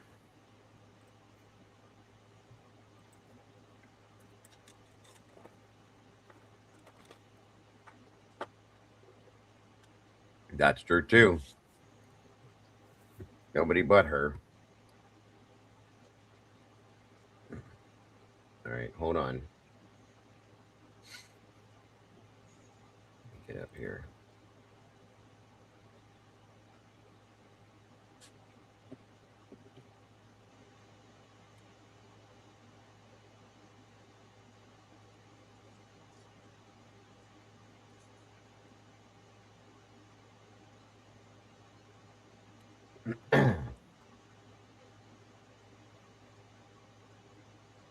I agree. I agree. Lucy's spot on. I agree.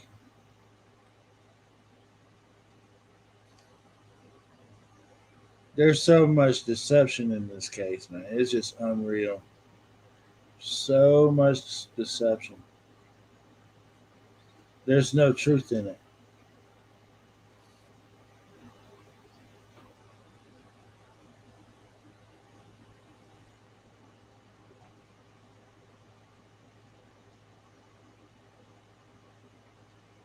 All right, you guys. I might have found it here. Hold on. Sorry. Sorry for the delay. And again, my apologies for being so out of it today. My apologies. Oh, get out of there.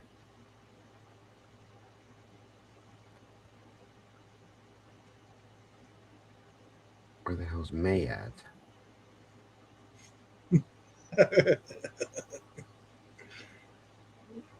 Lucy, don't make Lucy do it. Swear to God, I'm gonna quit, you guys. I'm just gonna quit. I'm telling you, I'm gonna quit. I can't handle much more. March, April, May. Right. Ah. Is it a pre-trial conference? No, that's not gonna be it, is it? Hold on. One second.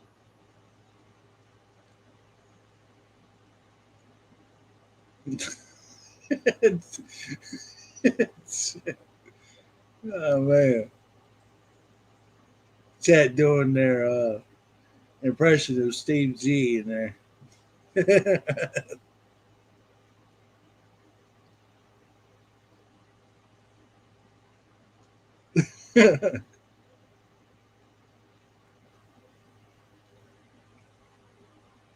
What footage are you looking for, Dagon? Hold on. I think I might have. I found a playlist. The playlist. Now I'm just trying to find.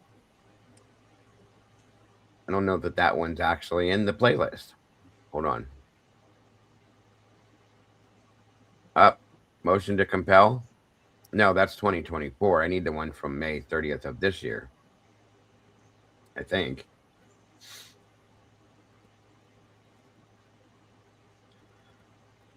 Oh, maybe I'm going the wrong way. Good God, I'm such an idiot.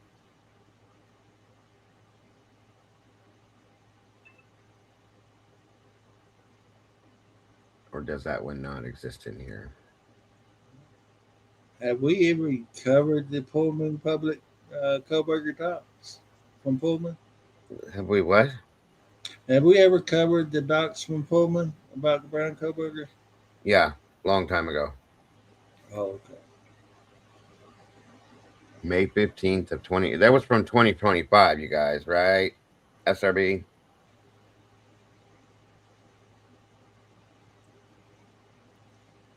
Or would it be in 24? Are you sure? Oh, that would be why I'm skipping right over it. Hold on. So it is in here. I can't think today, so please just completely excuse everything I'm doing, you guys, because I'm not. That's the motion to compel. That's the same one that has Brett Payne in it. Lucy said it was a sorry hearing. This is the one about the alternate suspects. That's what I'm looking for. May 30th, May 24. Wait, what? 30th of May, 24, 2 hours, 2:30. Okay, there we go. Thank you. Yeah, she had to do it because I'm a complete invalid today. 1 minute.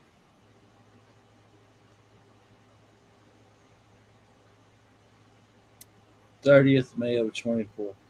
Yeah, I got it now. I got it. Thank you, Lucy, and everybody else that's helped. Please just ignore me today. I can't.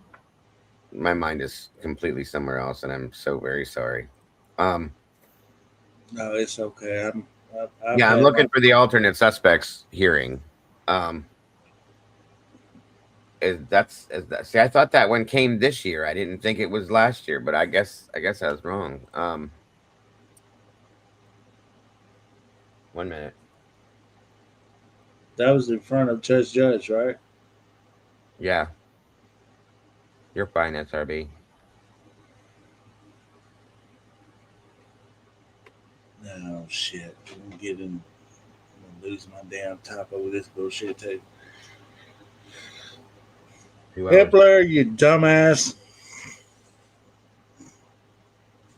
All right, let's get to that about right. Alternate suspects was closed hearing. They go. We did something with that though, didn't we? Look through that.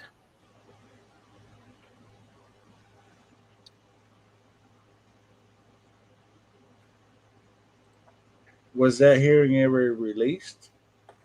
Was there a transcript or something for that? That's what I was saying that we had to go through earlier. That's why I got confused earlier, because I didn't remember.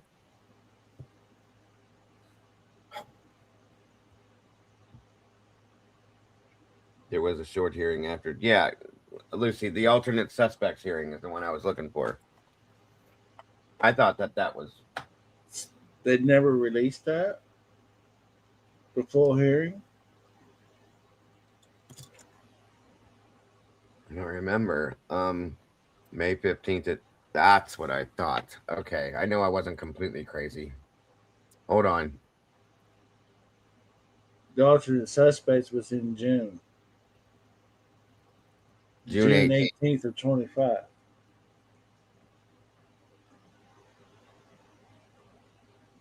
I don't think it's on this. Hold on.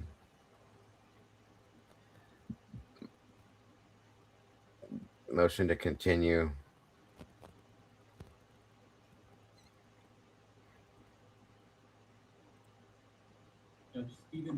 Did they do the motion to continue along with the alternate suspects? That's not.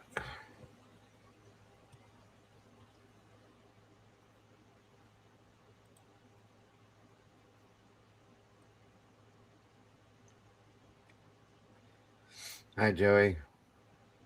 Okay, I have a question. I'm thinking Yeah, all we this went time through the actual transcript on that, guys. There was no video on that. It was the transcript. Sorry. I'm sorry. I was going to ask. I was off.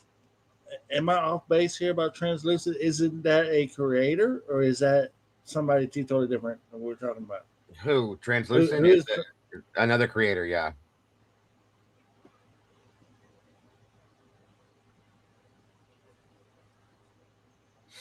All right, so what I need then is the transcript.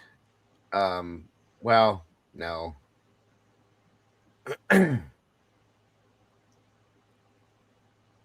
Order to preserve. Well, this one needed to be seen. It's a transcript and it's about 90% blacked out. Yeah, most of it was redacted. That's the one, remember, guys, the one that Bicca and Hippler went back and forth and it was all blacked out. We didn't get to see any of it.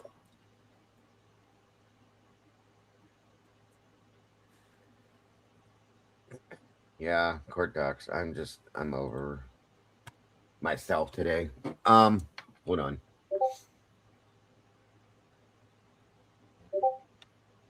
One minute.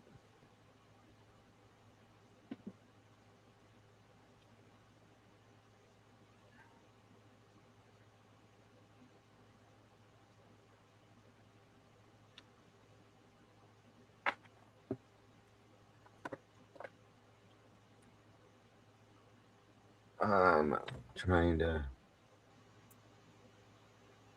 figure out how to. Hey guys, I'm gonna hop down since I got home. It's been like chaotic, so I don't want to. No, you're good. Be just Thank you here. for joining us, Emma. I appreciate you. All right, I'll be listening.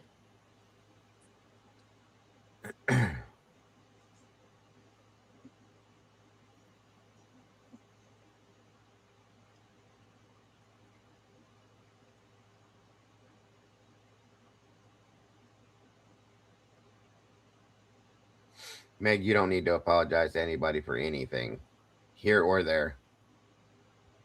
Don't you worry about that, ever.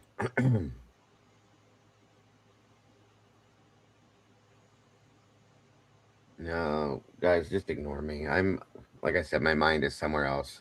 Um, and I'm trying to concentrate and focus on. Thank you, Joey. Um, what I'm doing. So just ignore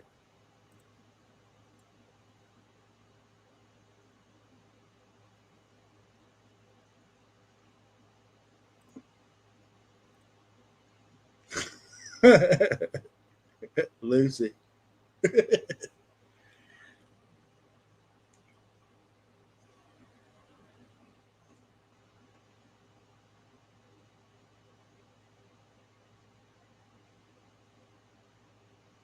Don't do it to him, Lucy.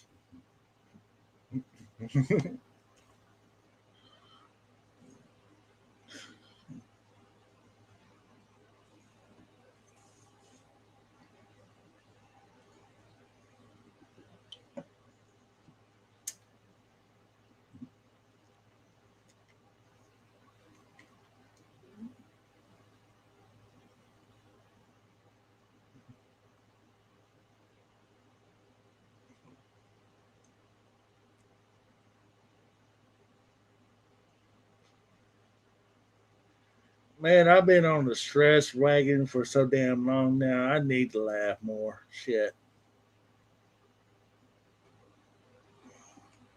I'm tired of stressing. Shit. Tired of worrying.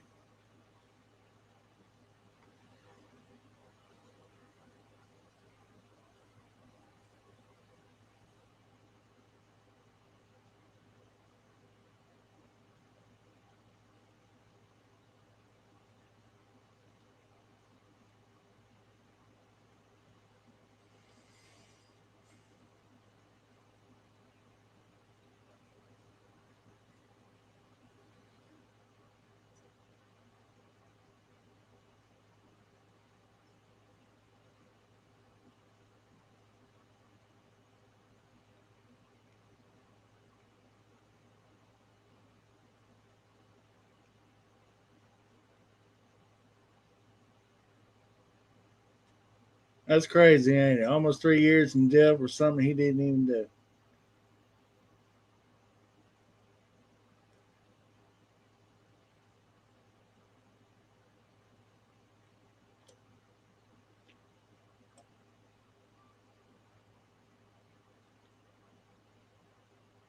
I guess it'd be a lot easier for me to sit there and think, well, you know what? I know what I would do, but see, it's kind of different when you're in that position, I guess. But what they done to that man, that boy, this is something else. What are we talking about now? Talking about Koberger being in jail for 3 years. Mm, that's a good question.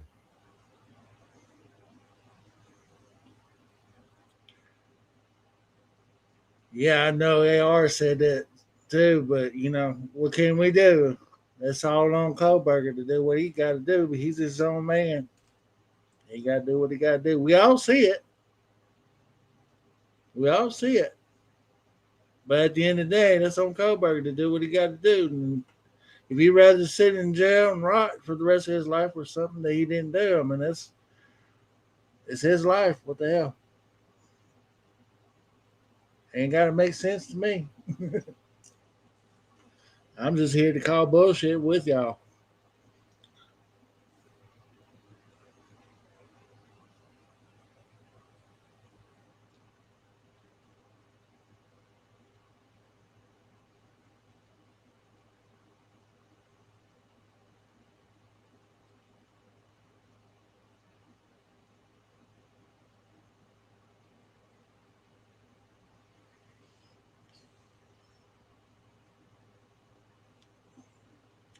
Steve tends to say stuff that's just like unbecoming of a father, in my opinion. I just don't know what goes through his mind when he says shit.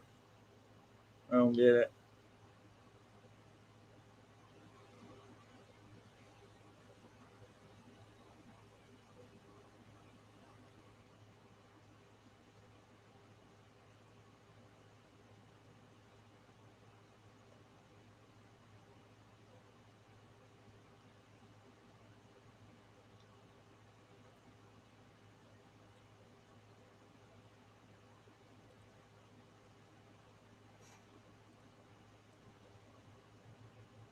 alternate perpetrator in the murder of 4 University of Idaho students in 2022. Now they have to justify its admissibility to the court in what our legal expert says might prove a complicated process.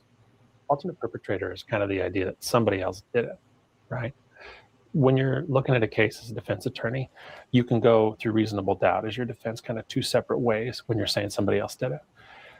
One of them is much stronger than the other one, right? One of the options is my client didn't do this. The other option is somebody else did this. The former, Black says, is a theory of reasonable doubt, taking the position that there isn't enough evidence to prove someone's case, while the latter, a theory of innocence, placing the blame definitively on another person. Which of the two the defense has submitted is unclear for now, but one thing that is certain, Black says, is that either way, they'll have to justify its admissibility to the judge and remain transparent with the prosecution. You might have some evidence that shows somebody else did that, but there's a weighing test where you have to go through whether it's probative. Probative means like helpful, right, evidence. And if that probative value is outweighed by the evidence being confusing or misleading to the jury, the judge can cut that evidence out, so you can't bring it in. As for why this issue is coming up so late in the pretrial proceedings, Black said the defense is under no obligation to be hasty about submissions like these. Is that this type of stuff, you don't have to tell the other side as a defense attorney exactly what you're going to present as far as your theory. As far as discovery goes, if you want to use that in your side of the trial, you have to give it to the other side ahead of time. And so it sounds like in this case, the defense attorneys have turned over some evidence to the state, and the state said, wait, it looks like they might be trying to present this defense. We want to stop them from doing that. And that's what the court now apparently is saying, that this defense attorneys need to come forward and give them a proffer, which is, here's the evidence we have, and this is why it supports the alternative perpetrator defense. The actual substance of the alternative perpetrator argument the defense plans to present remains sealed at this time, with multiple hearings scheduled for June should the defense present sufficient evidence. Now, Koberger is set to go on trial for first-degree murder in Ada County on August 11th. He's accused of killing these 4 friends, Ethan Chapin, Xana Kernodle, Madison Mogan, and Kaylee Gonsalves, in a Moscow home just off the UI campus in November 2022.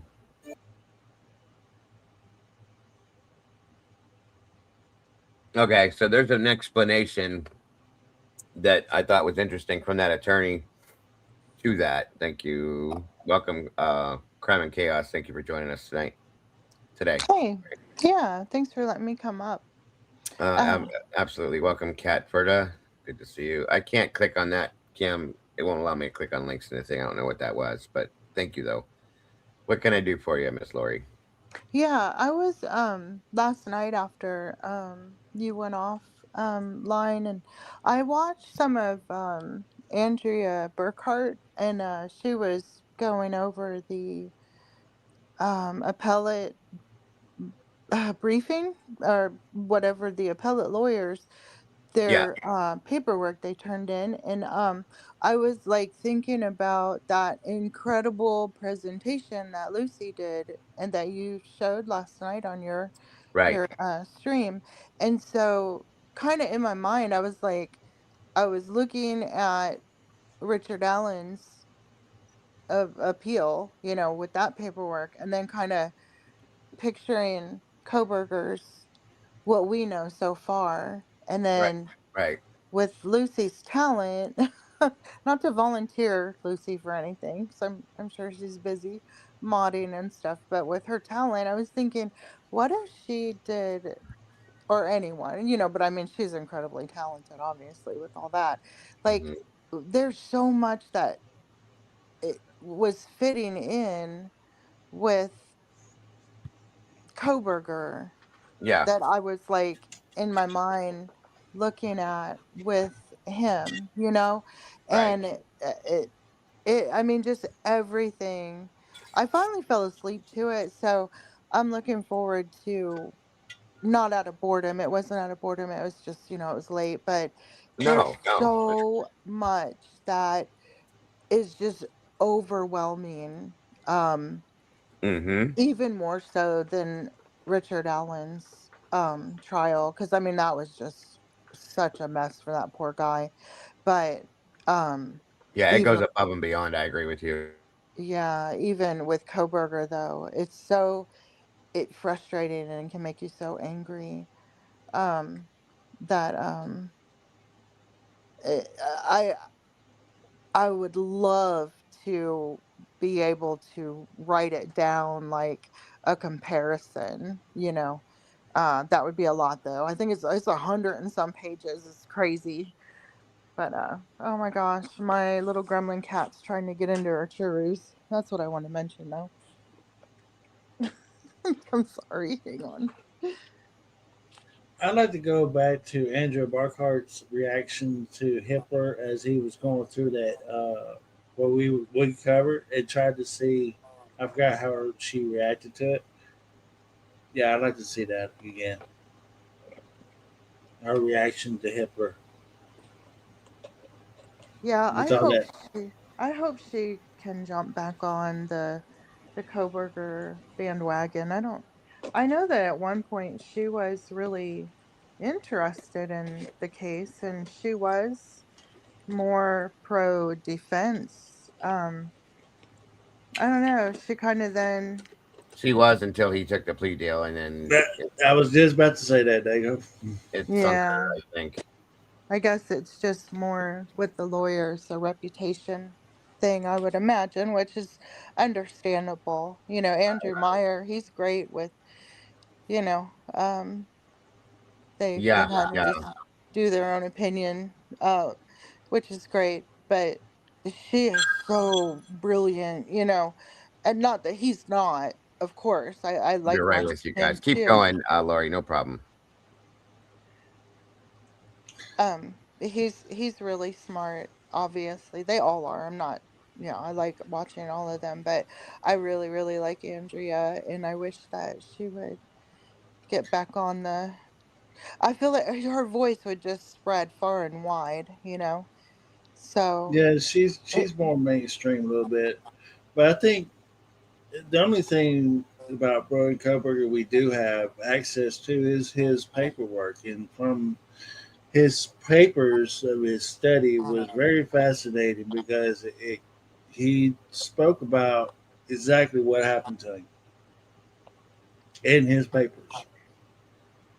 I thought that was fascinating, and we never went to a deep dive. I think we covered it, but we never went into a very deep dive on that. That'd be something that we should consider doing one of these days is get his paperwork and do a real good deep dive in that. And that will give us some form of what he's thinking. I mean, that's the only access we have, unless you write him a letter or something. But from what I'm hearing, that people that has wrote letters to him, he's not responding. So there might be something to that. There might not be. I don't know. We all see it. It's plain as damn day. He needs to appeal, but at the same time, this is his decision. Now, from my understanding, he's got up to 2 years. So I'm waiting for that time period to come and go, and then I'll move on. I mean, yeah, if he's willing to give up his whole life for this, and knowing that they can't put him there, or they can't even prove he did it. Well, we got he Bill Thompson over. yeah he Go has ahead. two. I'm sorry, he does have 2 years. So, I mean, I'm Hold on not 1 second, guys. Keep going. okay. Nope, I'm sorry. No, He you does. good. I lag behind just a little bit. I didn't mean to interrupt you. You're absolutely fine. He does have 2 years, and then I was thinking about that last night too. For Richard Allen, it's only been what a year, over a little over a year. I can't. I Like I said, I fell asleep. I'm looking forward to watching the rest of Andrea Burkhart's video. But how long has it been since Richard Allen's trial? Does anyone know? It hasn't been that long, and he's just now Okay, so redacted said a year. That's awesome. I mean, because it was heartbreaking when that guilty See, verdict came. Uh, it, I just want to throw this out there too, and this is something that I've been thinking about. Maybe there's something that's put is putting things on hold with Brian Koberger because there's that case there, the Delphi. I know he just put his paperwork for appeal, but you mhm. got that other one that's in Kentucky. With that is a lot that's attached to that one case because you got a bunch of daggone corruption uh, from the judge to the sexual abuse essay accusations against the judge, with the prisoners, with the deputies, doing it all in his office, and all these parties and all this stuff going on. Maybe things are putting off on hold for Idaho 4 to wait and see what happens over there first. Because the federal government is involved in that Kentucky case too, from what I understand. The whole thing. Hmm. Yeah. I don't know if I'm not sure about the Kentucky case. I'm sorry. I don't know about that one. The judge or the sheriff shot the judge. Oh, yes. Okay, never mind. Yeah, yeah. I'm not. Yeah, I haven't followed that one nearly as close as I have I the haven't Delphi either, but and Coburger. considering the corruption that is attached Mhm. to that case, uh, I could see why things are being put on hold for Idaho 4, if that's the case. Um, but yeah, Okay. I mean, I know of it, but not nearly all the details where I could talk yeah, on I confidently. got Yeah. you. It gives me hope though, seeing that Richard Allen's appellate, you know, appeal is being talked about this soon. And I honestly just, I don't know if it's just, half glass full, being optimistic. I try to be optimistic about things. I really, in my heart, feel that something is going on behind the scenes right now. And that's why his family isn't coming out to speak because, I mean, if you think about past convictions on, um, really um, high um, profile cases, the families come out and speak. They just do, of the convicted. They'll come out and say, "Yeah, he or she is innocent. This was unfair. We'll prove it." I mean, think of Scott Peterson's family. They've been talking for years and trying to prove his innocence. So it's really odd to me that, the Koberger's family hasn't came out to speak. They've been silent all this time, just like him. So in my heart, I really do feel like they're working behind the scenes, and Yeah, just very little has came out about his dad. Saying, and is it Willie, I think, who was friends with acquaintances, like he went to the same high school. I think I've watched him, and he knows people that are in the same town, that have spoke where he would go get prescriptions, Koberger's, Mr. Koberger, the father. But he has been known to speak, and I feel like, this, he hasn't done videos in a while, streams, but I feel like he's honest, and I don't see any reason to doubt what he said. And he has said that Mr. Koberger Senior, his dad, has said he's innocent. He was framed, and he did not do this. So I right. really feel like they're working behind the scenes. The Richard Allen interview, I watched that. It was very telling of a man that sit there and said that he's innocent, but the officer that's sitting there conducting the interview said, "No, you're not, and we got this and this and this against you." And an innocent man sitting there telling you balls to bone, "No, that's not that's not what happened. So every time when they were in that interview, if you watch the interaction that Alan had towards that detective, it was counterpunch. He was counterpunching that detective on every fact that he come across. Said, "Oh, so you say." So you say. So it's kind of like a man was getting ticked off because he's falsely being accused of something he know he not do. But the thing about it is, with me and Brian Kohlberger was, they say they had an interview with Kohlberger, but they never released it. That's bullshit. Called bullshit. You never interrogated Brian Kohlberger. They You never. explained that they weren't going to give that to us anyway out of Pennsylvania, so we weren't getting anything out of PA. No, and they never. Once they did get him into Idaho, they never had an interview with him either. Right. So, without an interview, I mean, this is your suspect, right? In that interview, you can tell a lot just by body language alone about Brian Kohlberger. They never had that. There's not. The prosecutor has said it, and he put it all on that fool right there. He sat there. He said he has nothing of value to say. Nothing at all. He was nothing. He was like a scum on the earth, and he character bashed Brian Kohlberger all to hell. Mm-hmm. When you go back to Delphi, like I was just saying, when you watch that interview, you can see a desperate man sitting there defending his freedom. And he's telling you he did not have nothing to do with that. Mm-hmm. Well, I got your guns. I don't own a gun. What are you talking about? I got the rounds. What are you talking about? I don't even have any rounds. So there was a lot of flight or fight. That's what I call it. They call it out of Rich Island during that interview. That was a desperate man fighting for his freedom. We didn't get that with Kohlberger. And I hope that they release Allen now that, because it wasn't too long after his conviction that the guy that owned the property came out and said he did it. Interesting.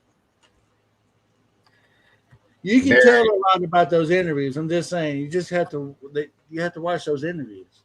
Right. Yeah.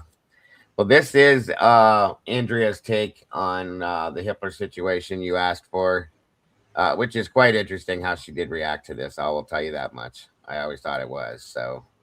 Ooh, awesome. By uncaring people who have come up with all kinds of crazy theories about two kids simply being kids. Well, I'm going to pause it here because, of course, the judge's remarks are quite strong. And, you know, Judge Hitler is in many ways kind of, I consider him almost like iconic for a certain type of rural Western judge. Like,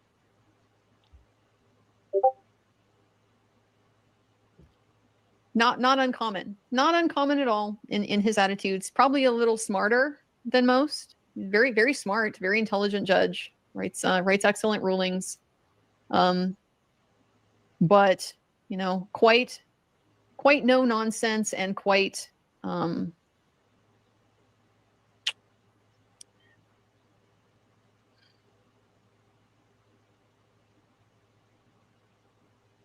She doesn't even know what to say. That's how I could tell right out of the gate with this. She doesn't even know what to say.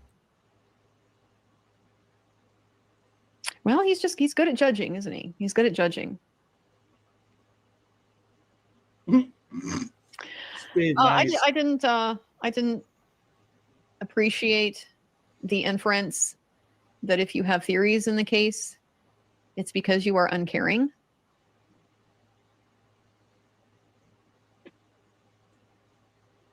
I think it is the most caring thing in the world to want answers and to have questions.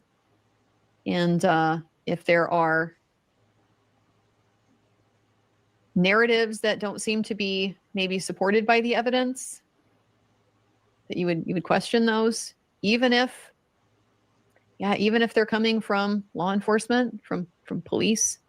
He's very clearly got a strong law enforcement bias, has from day one. I think it's normal to have questions, and the case raises a lot of questions. And I think some people are satisfied with the answers that they've gotten from this process, but I think a lot of people are not. I'm not prepared to say they're wrong based on what's been presented, based on the evidence that's been presented.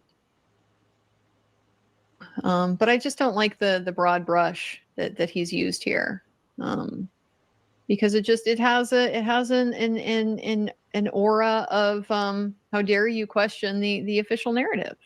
Well, this is America. We're not only allowed to do that, that's kind of what we're about. we sort of stand for that. We don't just bow down to the government because the government says this is what happened. Okay, we're founded on recognizing that the government power can be intoxicating and corrupting, and it always has to be monitored and kept in check. So asking questions about what the government's done and the information that they've developed and the conclusions that they've drawn from it is one of the most American things that you can do.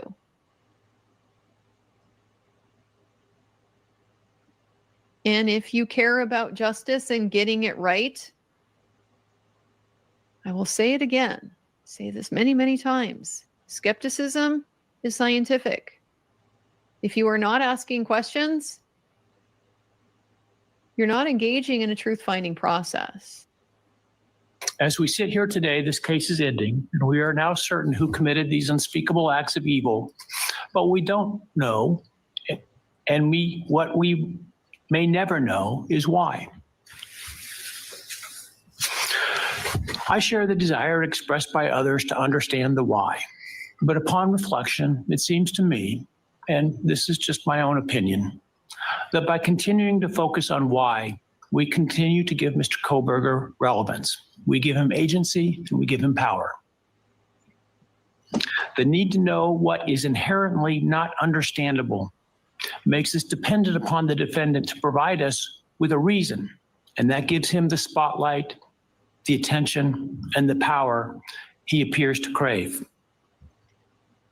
Of course, certain things are unknowable, but other things are very knowable. For example, how did he do this? One person in the time frame that's been provided, without apparently knowing who any of these people are, being in the house before. You know, typically you would know the layout of the house, you would know the habits of the people. It's part of the prep that you would do if you're premeditating a crime. And it doesn't appear that he did that. The absolute savagery that was perpetrated,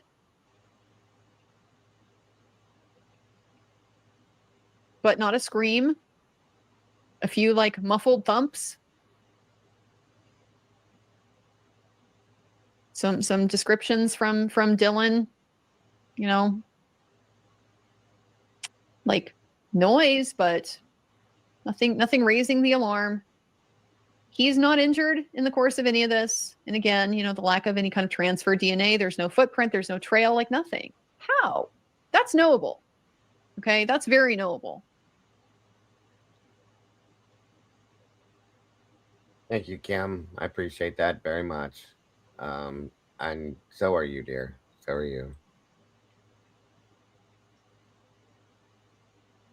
And I think it's unfair to suggest oh, that's just morbid, morbid curiosity or something like that. No, people want to know, are we sure it's just him?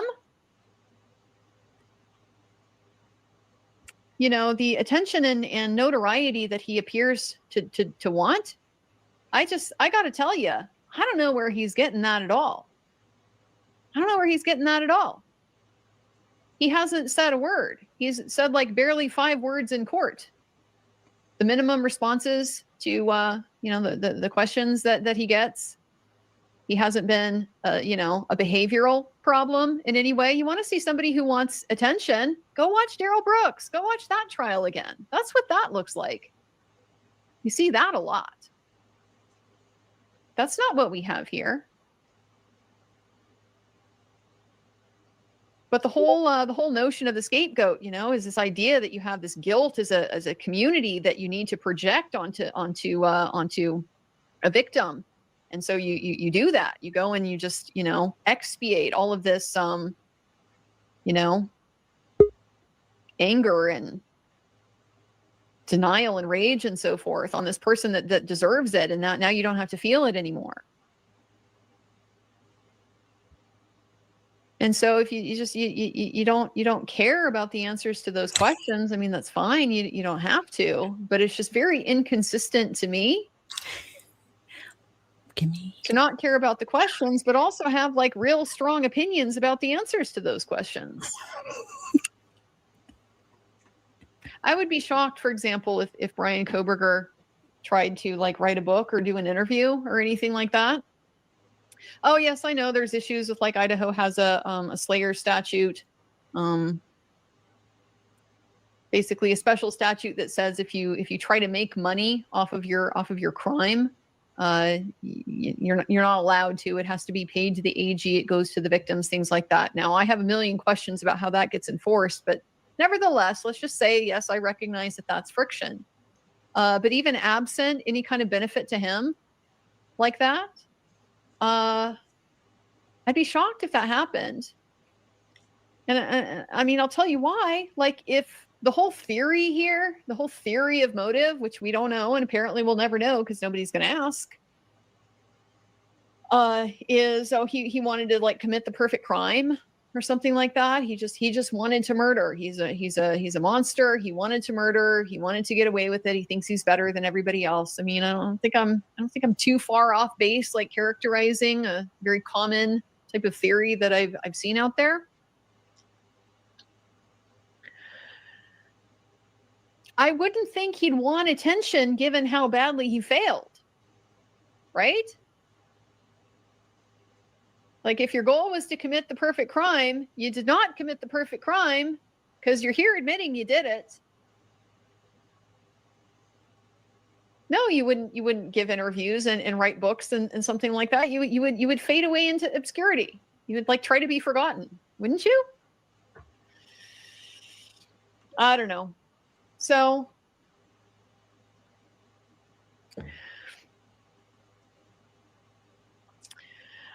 I just find that I find that comment by the judge, he appears to want attention, it's just a little bit strange, because it seems so unfounded. It really seems so unfounded. No, maybe I'm wrong. Time will tell. Yet, even if I could force him to speak, which legally I cannot, how could anyone ever be assured that what he speaks is the truth? Do we really believe, after all of this, he's capable of speaking the truth or of giving up something of himself to help the very people whose lives he destroyed? Rather, I suspect the so-called reason would be dished out in enticing, self-serving, and aggrandizing, untruthful bits, leaving people wanting more information, more insight, and thus enhancing even further the power he seeks to hold. Even if we could get truthful insight into his why, I suspect it would not in any way quench one's thirst for actually understanding why in the first instance. Because there is no reason for these crimes that could approach anything resembling rationality. No conceivable reason could make any sense. A bullshit. A bullshit. A bullshit. So again, if we're getting to like the psychology and the motive, it's not necessarily about making sense. Like, you don't necessarily expect what makes sense to somebody who would commit an act like this to make sense to people who, would never even be able to imagine doing something like that. it's not about being rational. It's about understanding. It's about just having the information and do with it what you will. I just have a hard time seeing how knowledge is bad and how, okay, yeah, it's going to be self-serving. People are always self-serving, guys, like pretty much everything, most of the time. Okay, there's some room for altruism. Sometimes we're altruistic, we're not self-serving. But most of the time, yeah, we say things that we think put us in a good light. We put stuff on our social media that we think makes us, look good. We don't put our, first thing in the morning selfie on our Instagram. Like, yes, of course you're self-serving. You're also a self-serving, Judge. Like, that's just a thing. It's not like, it's just how humans are. We have egos.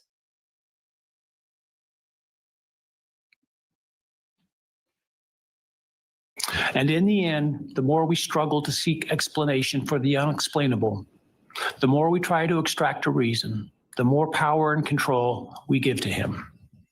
In my view, the time has now come to end Mr. Kohberger's 15 minutes of fame. It's time that he be consigned to the ignominy and isolation of perpetual incarceration. I know there has been concern about him collaborating on books or movies or other media projects, and I truly hope that someone does not stoop to affording him this spotlight that he desires in the name of clicks, royalties, or profits. Well, criminal behavioralists should study him away from the spotlight in an attempt to prevent other would-be killers from acting on their worst impulses. I would buy 10 of them just to piss Baltimore off, just so you know. There should be no need for that to spill over into the public eye. The great Idaho jurist Edward Lodge was known for trying to find something positive about every person he ever sentenced. And with over a half a century as a trial judge, that was a lot of people. This was often challenging, and I recall in one case he said that the best he could come up with was the defendant had good penmanship. Truth be told, I'm unable to come up with anything redeeming about Mr. Kohberger because his grotesque acts of evil have buried and hidden anything that might have been good or intrinsically human about him. Bullshit. A bullshit. A bullshit. A bullshit. A bullshit. That right there is, to me, writ large, this is why the family didn't speak. It's utterly disgusting for another human being that presents himself wearing that robe, sitting on that bench, in my opinion, to say the things that idiot just said. That's my opinion. I'll let Andrea finish. I'm sorry. So that's why his family didn't speak. This, I'm somebody that sits next to people like Brian Kohberger in court, defends their rights, etc. To me, this is a remarkably unsophisticated view of the world and of humanity. Very incurious. I don't know who Brian Kohberger is. I really don't. But I just have a hard time believing that anything and everything Brian Kohberger has ever done in his entire life is bad and evil.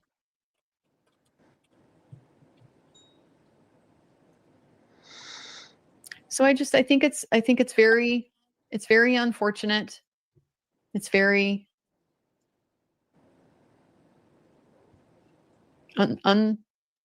unsophisticated. I just don't know how else to put it. Just no nuance there. Very, very black and white. Brian Kohberger has a black hat, therefore he has always had a black hat, always will have a black hat. And I think that that's unfortunate, because I think if you don't understand what brought people to this point, I don't think you have a good sense of what justice is and whether you're doing it. And you can't always do it again. You can't make up for crimes like this.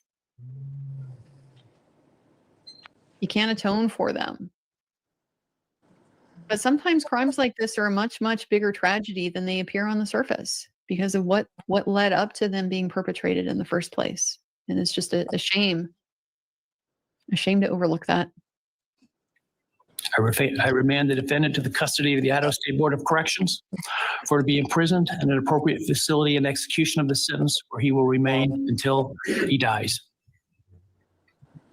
Though you've waived your right to appeal, you do have a right to file a notice of appeal.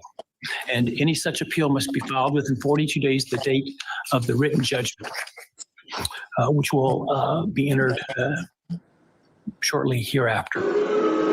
Though the appeal, you should be aware, may be deemed a violation of the plea agreement. And so I certainly suggest you discuss that with counsel if that is your desire. I ask the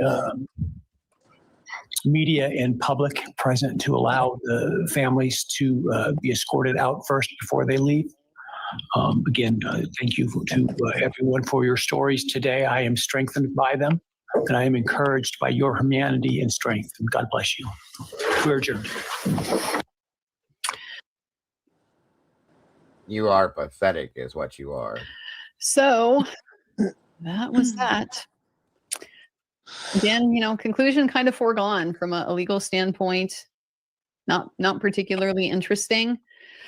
Yeah, I mean, he's got a right to appeal. You can waive it, kinda. Don't expect him to exercise it. However, I talked about that at the beginning of the live here, kind of what some of the extremely narrow pathways are to be able to appeal after a guilty plea where you've waived your right to appeal. So nothing obviously present there. I'm not anticipating it, but it is possible. The reason why it's important, though, is because that's going to set the timeline for what the judge has said is going to be his process for unsealing a lot of the documents that have been filed under seal in this case. So that was very much an issue, right? Part of the the problem with the lack of transparency, the reason for all of the theories, the reason for the questions, and so on and so forth. So much information being kept from the public, and the justification for that was always, well, we have to preserve Brian's right to a fair trial. We can't taint the jury pool, can't have too much information out there, particularly evidence that may not ultimately be admissible at trial. Well, that justification is done now, okay, because the case is over and we're not having a trial. So that's no longer a justification. The only justification for continuing to keep things sealed are independent justifications that are typically based on privacy, all different kinds. You don't put people's social security numbers and their phone numbers and things like that out there. There's going to be other things like, again, the third party culprit, the alternative perpetrator, as they call it in Idaho, that motion and the evidence supporting that motion and so forth. We're really not expecting a whole lot of that to be public. If it is, it's going to be very heavily redacted. And that is because the reason why there's limitation on alternative perpetrator evidence in court anyway is because that can have real impact on innocent people being named as a potential suspect in a court process. So what Judge Hippler had said is that he's going to go through he's going to let the time period for appeal elapse and then start the process of releasing the documents that have been sealed. It's going to be a process that he works in concert with the parties on. They go through and kind of identify what still needs to be kept private and what doesn't. And so there should be kind of a rolling process, I would imagine, of information being made public. Now, I am a little, be critical, like, why not? I am a little critical of that just because, like, you should have anticipated that kind of all along, that the justification for having the stuff sealed was not going to be perpetual. It's always a temporary type of issue. But especially, he's taking this very hands-on approach with it that I just don't know why that's necessary. The parties are the ones who filed it under seal. They're the ones who know why they filed it under seal. It just seems to me that you would put the laboring oar on the parties to show like what should not be unsealed at this point in time and why.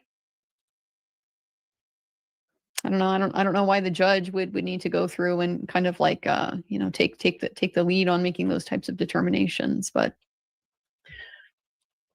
hey, if it doesn't take, almost a year and still not getting information like is happening in Delphi with the trial exhibits and stuff, that would be.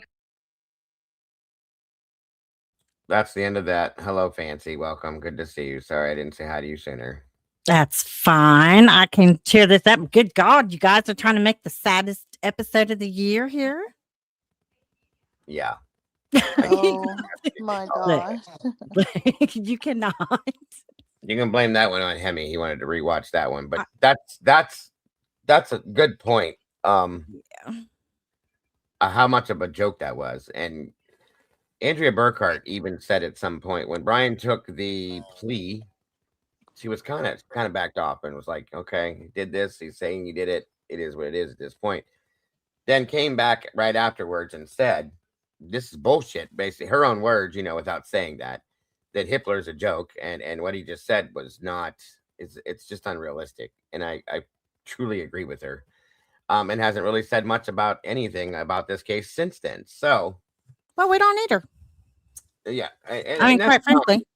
I agree. I think that she's maybe waiting to see if something happens, and if it does, then it does. But sure, if not, so be it. But either way, well, you have a I different like to look at the bright side of things, and no one is on death row.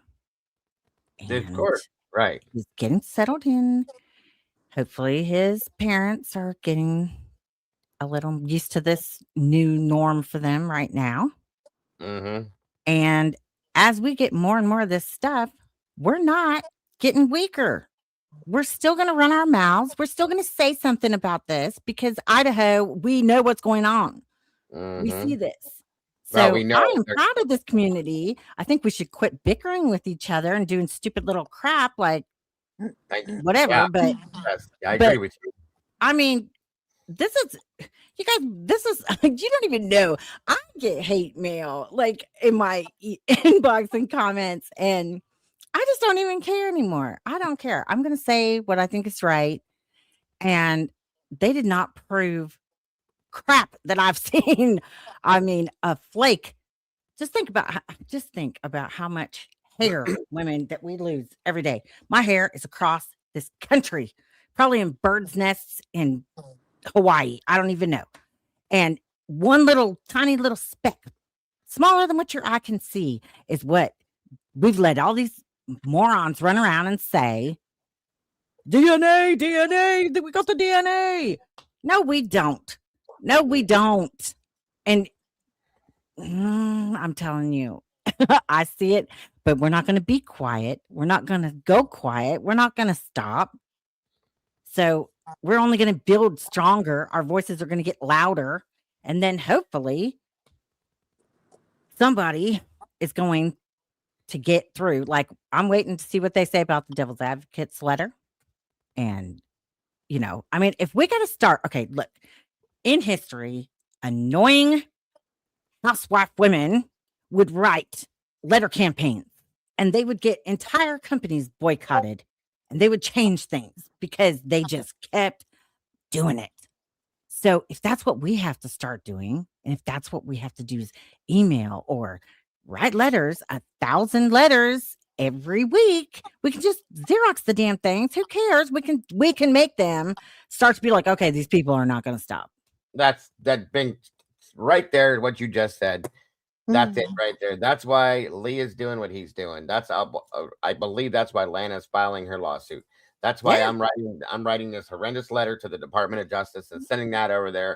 Jules is making the noise she's making. See, look at all these good things we're doing. You got to focus on the good. You cannot get brought down by the bad. Yes, exactly. So that's why right there. That way it's shown that there's people that are making noise about this. We're not just sitting here with our thumbs in our noses going, well, he accepted the charges, so it's all over now. That's it. Yeah, this is our America too. Okay, we have a voice and we're going to use it. I'm not going to stand by and watch people lying and editing videos and doing the stuff they're doing. They didn't even properly have a good forensics team in there. Okay. I did a whole bunch of videos about the CSI, just the CSI alone. I wouldn't even trust most of that stuff because they put on booties to walk around outside and then go inside with the booties. That like I don't want to get anything on my shoes. No, jackasses. It's not for that. It's so that you're not cross-contaminating. It's just a joke. And I don't care. And I'm not going to take it anymore. And I don't care who's mad, how many little letters you want to send in my inbox, and people who want to throw their shade, because you will not break my spirit. Right. Absolutely. Absolutely. And you're doing the shows you're doing. Kim's doing the show she's doing. Lucy's putting out the amazing things she's putting out. Everybody's doing. Lucy's the bomb. I love Lucy. That video we went over with Lucy yesterday. That's what Lori was talking about. Crime and Chaos here. It really touched her, obviously, because it was very detailed and very to the point. Oh, I watch. I'm a lurker. Yeah, that's okay. And it points out the most important things. Lucy does many videos like that, as a lot of other creators do as well. I've seen a lot of your stuff, nothing, and you do amazing stuff as well. Everybody's You haven't seen all of it. You've not seen the meatball thing, have you? I knew it. The meatball thing. I made you a short forever ago. No, I didn't know. You have to tell me about it. I'm brain dead most of the time. I don't have no clue. Well, there's a meatball one. It's for all the meatballs. It's pretty, just a little silly thing. I thought it was funny. They're usually great, all of them. It's just about meatballs, you know. Well, meatballs are important too. You have to understand. Of course they are. Of course. In many different ways. Yes. But But Hemisphere, you're awfully quiet. He probably fell asleep. Figures. No, I'm listening to Dago blaming me for all the bullshit. Oh, sir, don't even come in here with your negative attitude. Turn that frown upside down. He's doing Hey, I've been trying to laugh, and I have. I just, I've had my moment. We're gonna work I'm on sorry. that. I shouldn't have done that, but okay. Life goes on. Well. Oh no, I was just blaming. He's the one. He wanted to watch Andrea's reaction to dipshit. Yeah, because I hadn't seen her reaction in a while. But I was the one that I was really want to watch is her reaction to the IGG, or the one we was watching yesterday. Dago. Burkhardt, I didn't pull up any of Andrea's stuff yesterday. I don't think we did Lucy's with the IGG stuff. We talked about some of that stuff and all that, but that was a good one. I think that touched home base for a lot of people. They understood a lot more of what is going on in some senses. But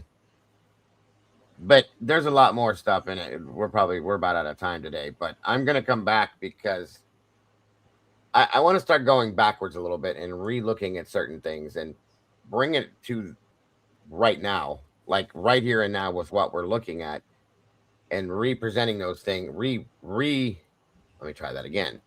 Representing those things again as where we're at now is what I'm trying to say. I can't even talk today. I'm sorry, you guys. I don't know. Maybe we can get Andrea Blackheart on one of these days and we can have revisiting. I think revisiting That would these be nice. things is really eye-opening.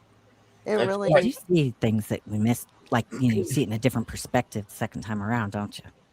Every time I Yeah. re-look at something, I see it a different Nice to way, meet you, or I Lori. pick up things that I Yeah, haven't you seen. too. A dose of happy. Massaging I'm Bob. like you. I try to stay positive.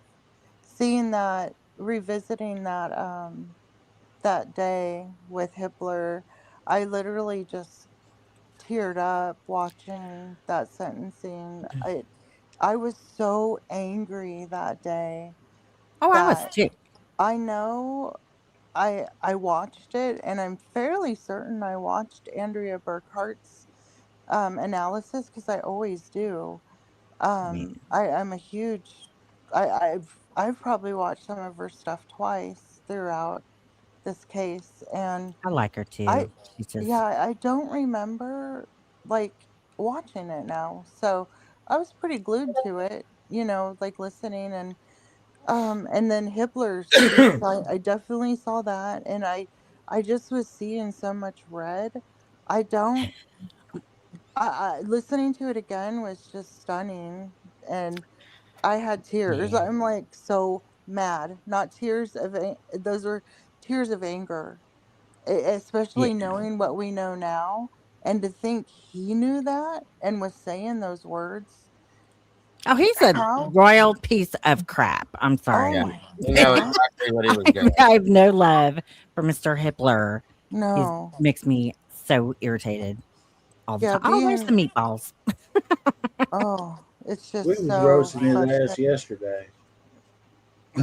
Oh, I know. Hey, there you go. There you go. There you go. Over here. There you go. Look, we're meatballs. We're in the sauce.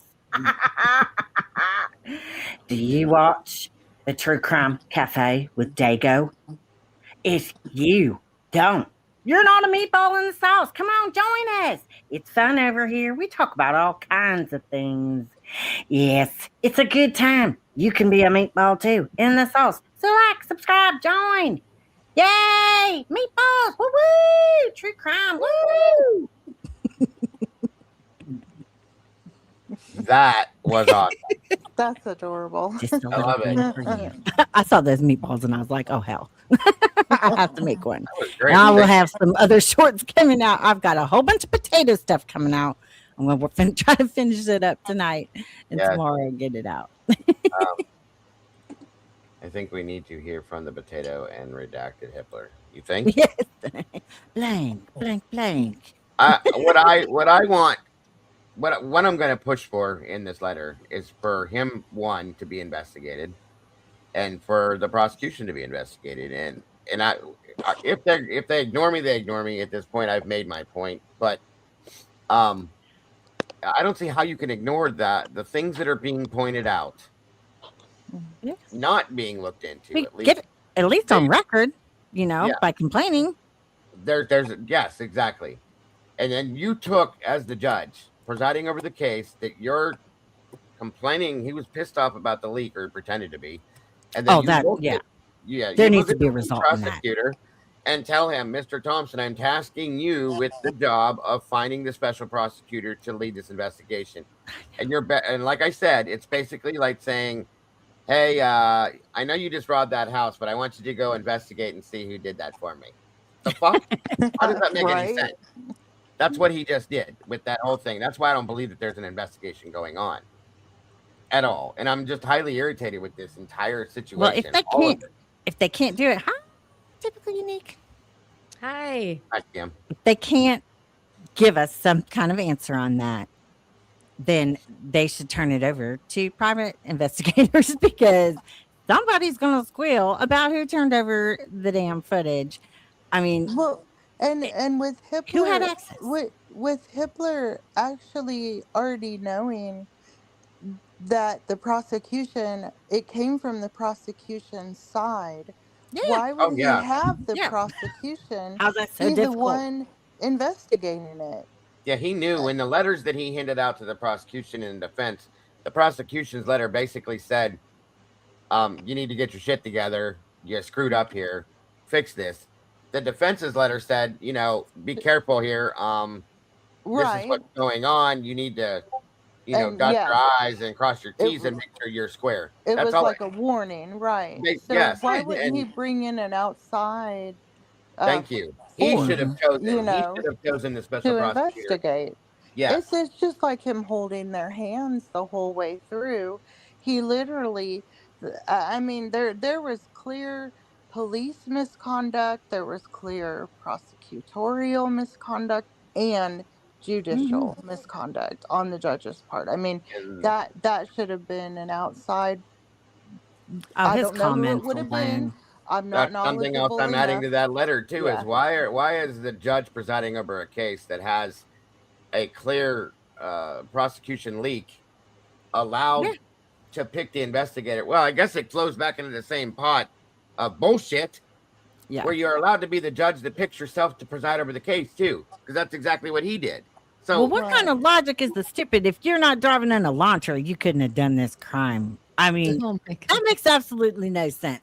Made a fool of Well, himself. just like when he said, "Well, your client shouldn't have left his DNA there." Yeah. Well, if you'd have tested the mattresses, there'd probably been some more stuff I that bet he that I found know. too. Just What saying. I've been harping on for a while now. Well, hey, this is alternate suspects right here. B and D over here. We ain't got no love in the heart of the city over here. Just saying. Well, you've got a sorority in town that had a man in it that the police came and searched the whole place and didn't find the man. You've got a neighbor right where they say the footprints went that had her things taken out of her car, her fuse box messed with. They didn't check it for fingerprints. Somebody stood with a foot on her seat and left an impression, and then they put her panties in the cup holder. That person obviously felt like they were comfortable to do whatever they wanted during that time, and nobody was coming out to catch them. That's going to be your person that's probably watching that dang house, looking at these people inside with no curtains closed at certain times. And walking You know, around we all covet what we night see every around. day. Yeah, that there's a document. Someone's walking around all night angry on campus, doing whatever he wants, and admits to being in the house. Saying they didn't know I was there. Yeah, the person Hello? who admitted to be hiding in the house is not a suspect. It's not followed up ever. with. Yeah. Yeah. And I'm telling you, when I was researching through Mr. Cruz, I got a big old red flag thing that came up and said, this person is linked and being on the government watch list. Oh, wow. Did you I don't know if that means that is ties to cartels or what that exactly means, but I did not want to really go any further. So I just kind of backed out of that. It could just be that he's an alien, if you know what I mean by that. And he's Well, being watched because of that. You know what I mean? I can't find out how he died, though. I'm very interested to know how he passed away. He was the neighbor that they thought broke into the girl's house. He was the guy with the cigarette butts, and yeah, he was the upstairs neighbor in that house of those girls that got kicked in the stomach or whatever. But wait, one of the cigarette butts was out at the couch on their back patio at the 1122 house. So his cigarette was that him? His cigarette butts, yeah. The paperwork says they Were blanked at it the out house. on the first line, and the second line it says both cigarette butts belong to Jose Cruz. This is the guy they followed around for a couple of days, supposedly. Yeah. Yeah. And I'm not saying that he did this crime, but I'm saying that deserves some more looking into. I mean, we've got he's unalived, then we've got or I don't know if he's unalived, but he's no longer alive. So I wonder what would have happened if they had tested some of DNA against his DNA and saw if they would have matched. You know, I'm just saying. Yeah, I know. I mean, he may not be, but that doesn't mean that he may not have links to others that would be His friend. When we looked into him, his friend that drives, I can't think of what the hell his name was, but his friend lined up with something else that we looked at one time. I can't remember what it was. Fancy, but there's some nefarious things around that sometimes, if we can't see this, maybe if we look around, it might kick something loose. Right. And there's several that were in the documents that weren't followed up with, and I have a feeling they didn't follow up with anything. Yeah, and I'm all these still not were happy turned about over. They Yeah, were go ahead. turned over to the Moscow PD in the end. Like Bill Thompson was in charge of all of this. Yes. He was the one, the Moscow PD and Bill Thompson. They were the ones that were in charge of following up and deciding who went with what. And do you guys remember that day in the preliminary hearings? It was still in front of Judge when Bill Thompson, he stated that the FBI was no longer involved, and it was when he was, and Taylor was saying, hey, I I'm still not getting this and this and this. And Bill Thompson was saying it was because the FBI was not turning over to Bill Thompson, and so Bill Thompson couldn't produce this. Well, the prosecution office couldn't produce this and this, and it was because the FBI literally just basically was done. And I really I remember that so clearly. And Well, why has that become the rule that we are not allowed to FOIA things from the FBI? Yeah, but so how do That's you not feel about acceptable. that? They're Is the that FBI. did Well, they leave maybe we need Bill to Taylor complain in the about that some dust? more. Did they leave the prosecution office in the dust because they weren't following up on the right thing? Or am I wrong there? In my opinion, it was kind of like a pissing match. Like, I mean, I really think the way it got rolling Moscow is didn't that, want them yes, there, blah, blah, they blah, so on wanted and to be so forth. like, oh, I want to impress the FBI. And I want to look like the good, I want to be top dog. So everybody's running around doing their own thing, not really sharing everything because really, oh yeah, we're a team, wink, wink, but they're just trying to one up themselves. See, I know we see that stuff on TV, like they have an attitude and they're like, no, I don't really need you here. But they, literally brought him in, to help. And well, they were already in town actually. But he said that in court. I know he did. And then, why did the FBI not assist with the prosecution? There had to be a reason. And what was that reason? I think there's a lot with that IGG and using that as, trying to hide that whole thing. That is not normal. Okay, like Jean Benet has been dead for what, 29 years? Now you make me see my mascara down here. Oh, that's crazy. 29 years or something. Horrible. They have just now approved them to try IGG for that case. That's insane. What does that tell you? That is insane. That's not the most reliable thing and that there's room for error. If you make something wrong on that tree branch, you could really screw things up. So if they're not letting you use that for Jean Benet Ramsey because they have DNA off of that rope. Yeah. Yeah. Good point. That's a good point. I think they were just like, oh, we're going to, listen, Steve Gonzalez, let's put Idaho on the map. Well, you want to put Idaho on the map with something that's going to go right into your little lab over here, and give them their little props. And it's just all promoting themselves. It's really disgusting. They didn't care about Brian in this incident. It was just, they didn't even care about justice. They just cared about Idaho. Well, Idaho, we're sick of it. I'm mad. I'm mad as hell. I don't have to put up with that potato nonsense. IGG. I swear. I swear. It's obvious there was something really serious going on. If you had the FBI, and other investigators, 25 investigators already in town, and then just the simple fact that we already know, this is familial DNA or SNP that they're using for the knife sheath with Koberger, but there's also male or DNA A, B, and C.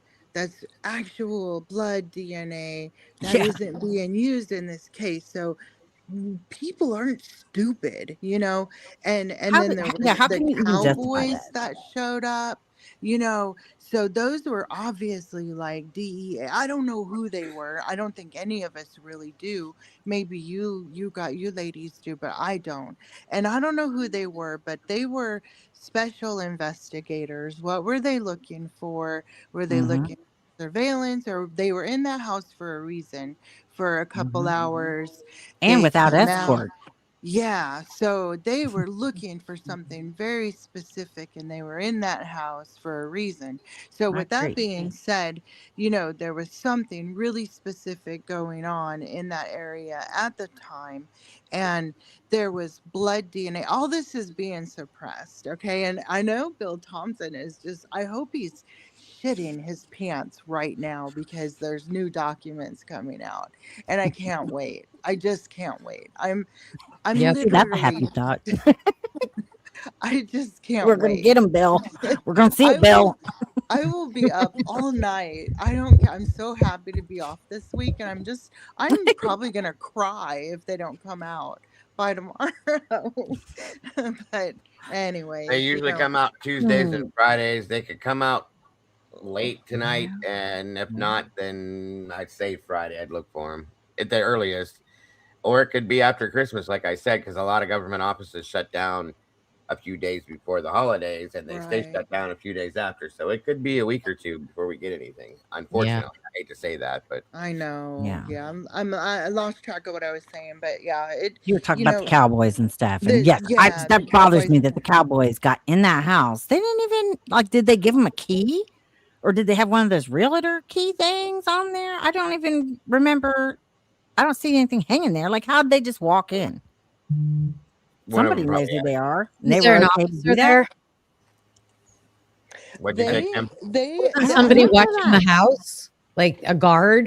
There was a security guard there all that time. Remember that? Was it a security guard at that time, or was it Yeah, still they just had a security cop? there every day until they Yeah, tore they it down. always had. So maybe they brought him in, because I don't remember watching them walk in the door. That would be the only way I can. And then they always spoke to the security, whoever they were, whoever would come and go. They'd stop and talk to them in and out. So Yeah, there was always someone there. Well, they're full of crap about that asbestos and all that abatement they were trying to say was going on, because when you got to tear down a house and it's had asbestos in it, you wet it down. Somebody is there wetting it down as I it's used being to do torn that. down. Okay, We like would do that all my the husband time. does that stuff. Okay, They would like, they would call in the fire department to be on standby spraying when they were doing it. We'd stand there and spray it down as they're tearing it down because of the dust. So yeah, yes, 100%. exactly. And I caught that right away. Another lie. Yes. And I think that's why they started tearing it down at 5 o'clock in the morning before the sun came up, so that nobody was there around to watch them do what they were doing. So that's again my opinion. Yeah, because they told should have got a noise everybody- complaint. They told everybody a time and then did it like an hour or so earlier, right? Two hours, yeah. Yeah. They're so on the up and up always. Yeah, I don't know, RJ. I never, that never made sense to me with that small container they said that he carried out of the house. I couldn't tell you at all. No One thing idea. that really stood out to me was very early on when one of the first hearings that I've ever followed or seen of this case was the fire discovery. And I forgot what it is, what it was. It might be some blood work or something that the FBI had. And I had to look it up to make sure, but the prosecutor is the only one that can get discovery from the FBI. It's from a formal request from the prosecutor. The defense attorney cannot be able to do that. It has to be the prosecutor. Well, Ann Taylor's up there. She's making her argument. And he turned over to Judge and said, we cannot give them something we don't have. I'm thinking to myself, I said, Bill. Oh, no, he said it like, why don't you go ahead brother? and get off your ass? We can't and get go to it. the FBI and get the fucking discovery. What the Yep. fuck, bro? Really? You can't give them something we have? What the fuck, man? Get the fuck out of here. Oh man. He's such an ass. I'm sorry. Bill Thompson and Shushley. I did enjoy getting to see her choke on her words yesterday again, where she's all the tower and the ping and the she didn't even know how to she didn't even make her words. It was hilarious.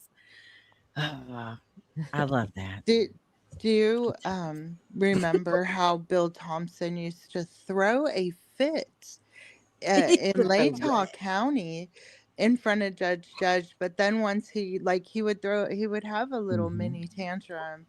Oh, yes, he did. And then once he got in front of Judge Hippler, because he was out of his comfort zone, He was would shaking. be so polite. Yeah. And then it was funny because when he would get questioned about something that was missing, or he would be like, oh, I'm gonna refer to Ashley Jennings here, and then she would look like a deer in headlights. Yep. I fully think he was gonna let her be the lead in all of so that funny. until Brian took the plea, and then he was like, "No, it was me. I was in charge." Because he was Oh, kind of yeah. sitting back over there drawing doodles or whatever. He looked He like he wasn't was. even checked in. No. He was writing his memoirs. He was. He was. Writing bluegrass songs for his banjo. Can I tour. ask a quick question? I've been listening this whole time, and Lucy, don't get mad at me. But She's been on the ball today. when the conversation earlier was about Molly McMichael, the DoorDash driver, and about stuff getting leaked and all the footage and everything that's been out, and a comment was made about that footage about Molly getting leaked and that it hurt his case. And I just have to clarify, because I see things differently than other people sometimes until I hear the full explanation. So I didn't understand that. Because in my mind, I'm thinking it was information that needed to be leaked because the story they told us was that Molly saw Brian. Right? That's the story they told us until the video comes out and we see her saying she sees the sedan, right?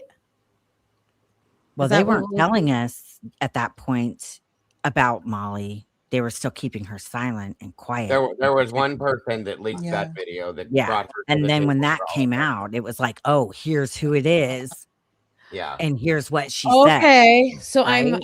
ahead. So this was when we found out who Molly was. Right.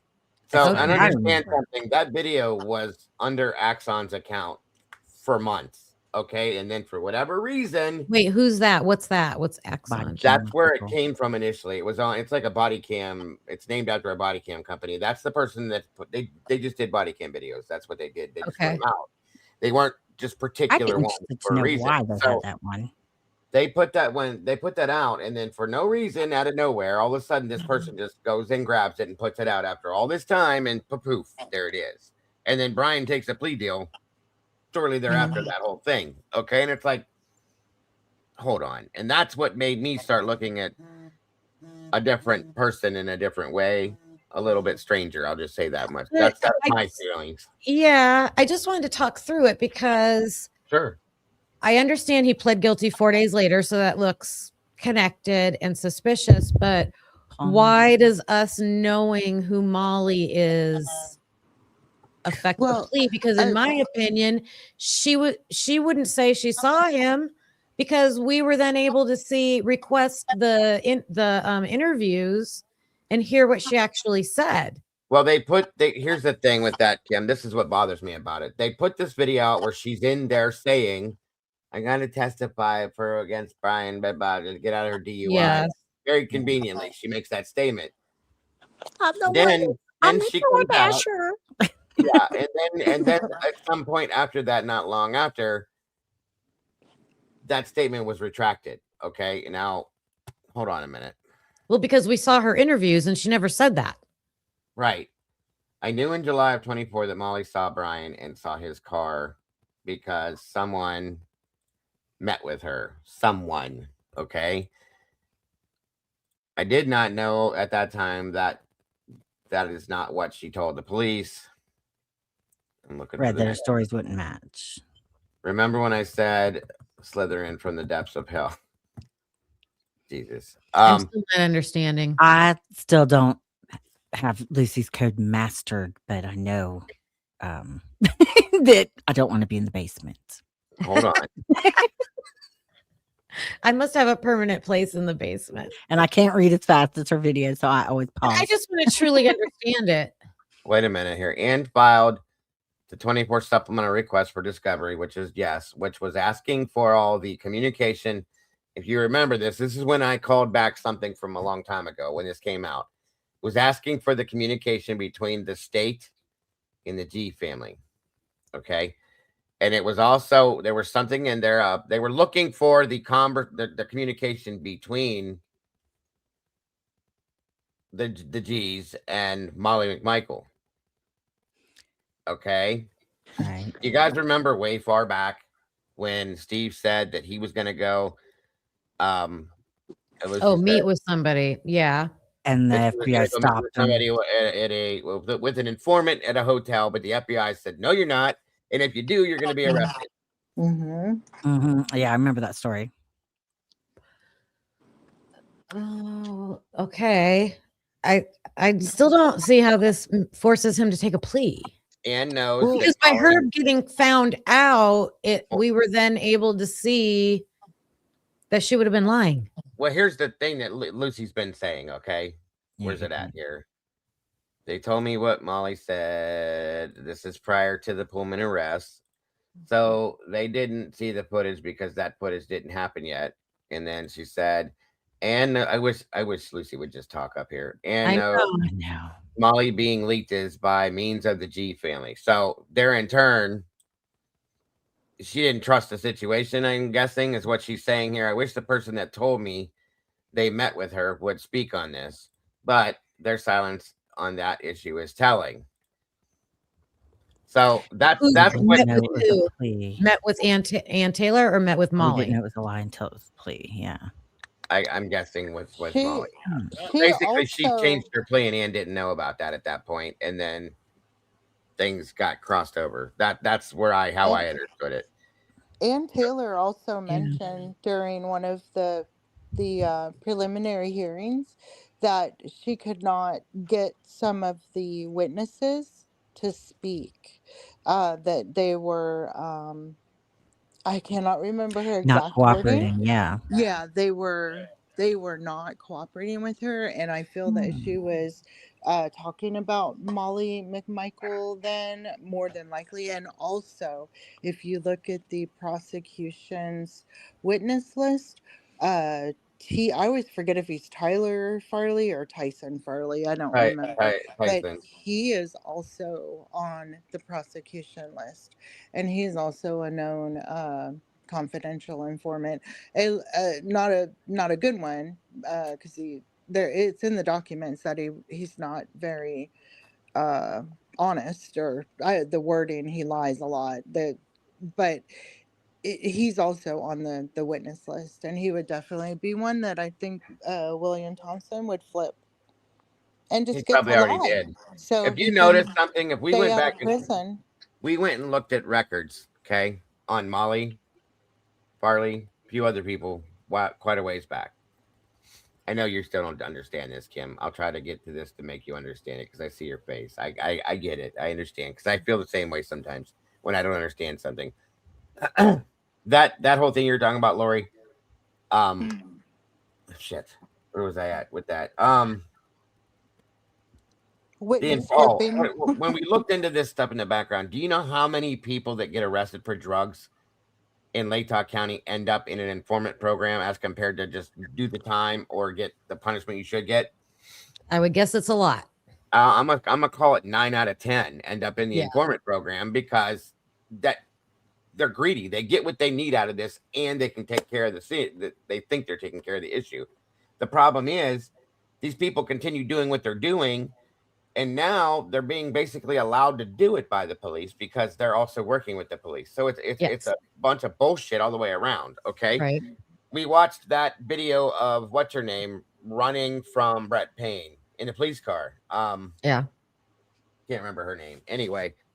Yeah. And at some point, listen, I know how when you pull off from a chase, they weren't going fast. Nobody was going fast. It wasn't dangerous. None of that.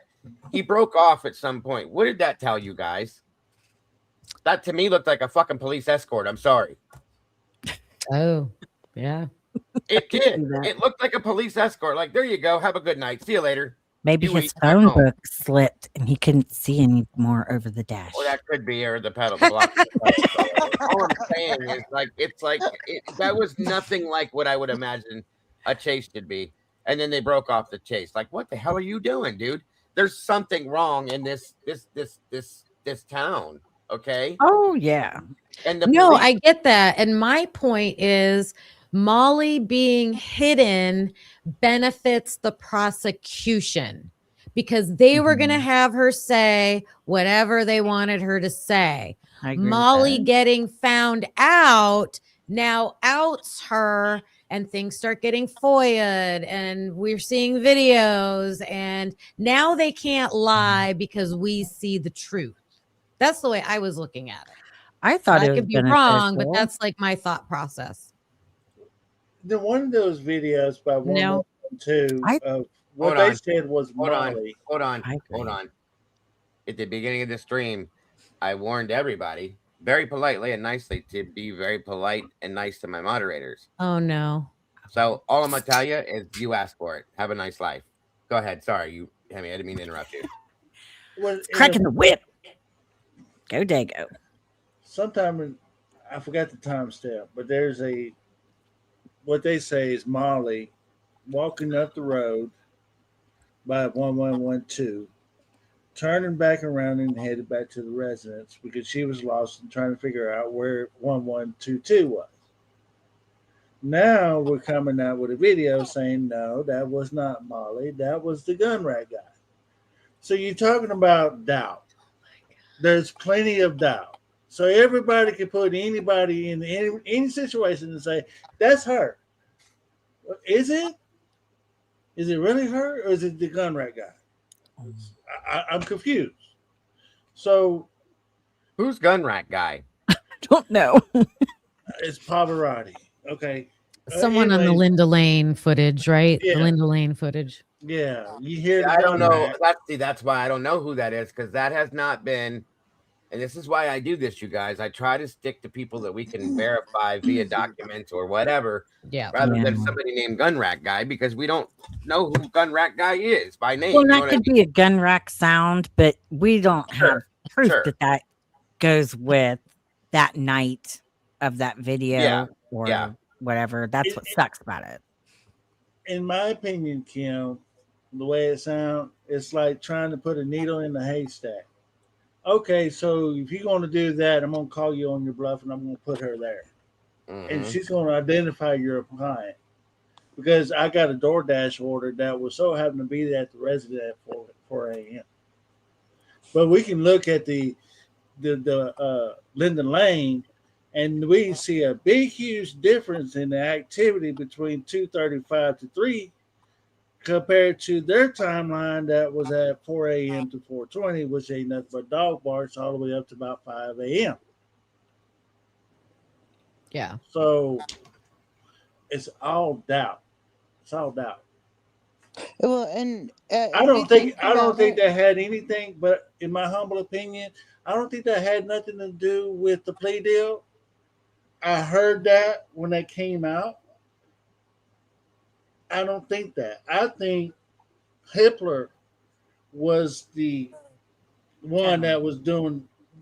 That was his whole objective, is to get it in the plea deal. If it wasn't, when Cyree came out in that hearing that we watched yesterday, thanks, Lucy. You did a good job on your video. That was very telling. Excellent. And what I'm saying, I keep mentioning this 90-day. You take that judge over the Daybell trial and have him preside over this over here, that wouldn't have gone down the way it went down. He would have pulled both sides into his chambers and ripped the damn prosecutor's ass straight up, just like a judge should. But Hitler was brought on to make sure that there's a narrative. That's it. It ended in a plea deal. His work is done. That's where we're at.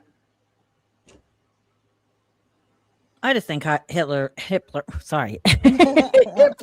was going to do whatever, including be basically one of the prosecution to, make sure that Brian got convicted. I mean, he was absolutely biased against Brian from minute one. He ruled everything against, and he said things that were inappropriate for a judge to say, in my opinion. And he just, he was on a mission. and that was to find Brian guilty. But I don't think he really cared how that was going to happen. I think Brian pled for love of his Yeah. mother.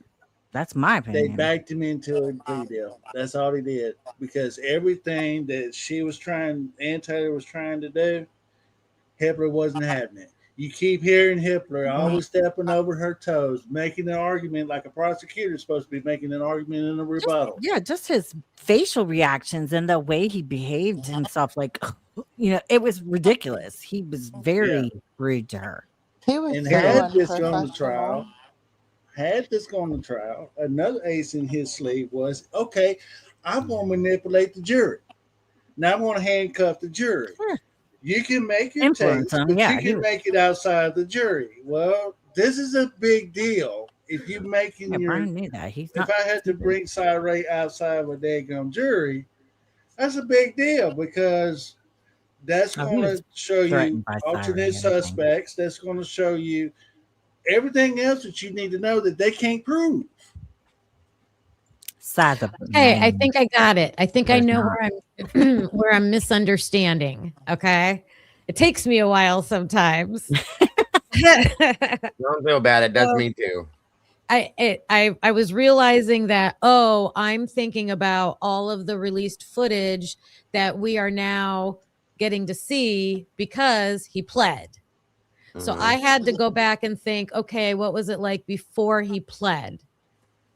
So get before he blurred. pled, everything's secret and kept by the courts. Right. We don't know who the DoorDash driver is. We don't know anything about the DoorDash driver. Someone leaks who it is, and we're hearing she's going to testify about Brian. That Yes. makes sense that he gets scared. And now Yes. there's a plea deal. I got it, Lucy. I got it. Okay, I'm with you again as well. I see what you are. Yes, because he knows Oh, they'll my go to goodness. that extreme to have a fake witness say that he was there. He knows he can't win. Yes.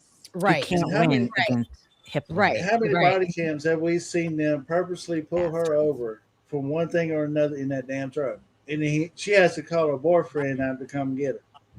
You can celebrate, Lucy. You got through to somebody. No, I've been. that much of a I have truck. been. Think about like I know you're thinking about things that put in this letter, but look at the lengths they were going to go to that is now evident Yeah. of doing Yeah. that because there is clearly no evidence for her to be able to say I saw Nope. him there. Nope. No. I And can't that's believe what- that wouldn't affect him being in prison right now.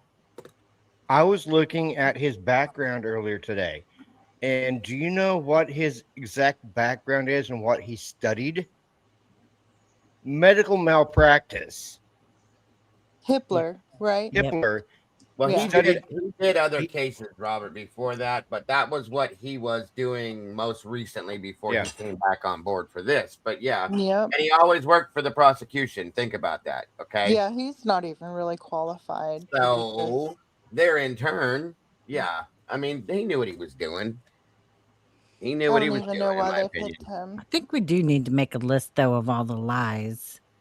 It's crazy. It's the crazy. times, the names, the place. I mean, like we need to really make a list of it so we can just like look at that. Yeah, because he was previously a partner at Gibbons Pursley. Yeah, and Dago which- started it. Which I've been writing my book for my letter. which specialized in medical malpractice and business law. Mhm. So we have to ask the question: did they pick Hitler because he is somehow involved in the Moscow area with a realty company? He I picked don't- himself. That's the other thing is he was on the board of judges and whoever I believe that they decide who the judge is going to be, and he was part of that board. How does that even happen? Explain that to me. That's not a conflict of interest. Oh, then why did he make that comment? I'd like to say I'm happy to be here, but that Because would he's full be of a lie. shit, and he was a lying ass. He had to make it look good, in my opinion, and that's just my opinion. I'm sorry, Lori, but that was as soon as I found that statement, I was like, what? So this whole I'm not gonna lie to you and then tell you that I'm happy to be here because I'm not. We had to make it look good. Could you imagine that was so being rude. one of the victims' parents and sitting in that courtroom and watching him be up there during the pretrial hearings and with his hand on his face, Yeah.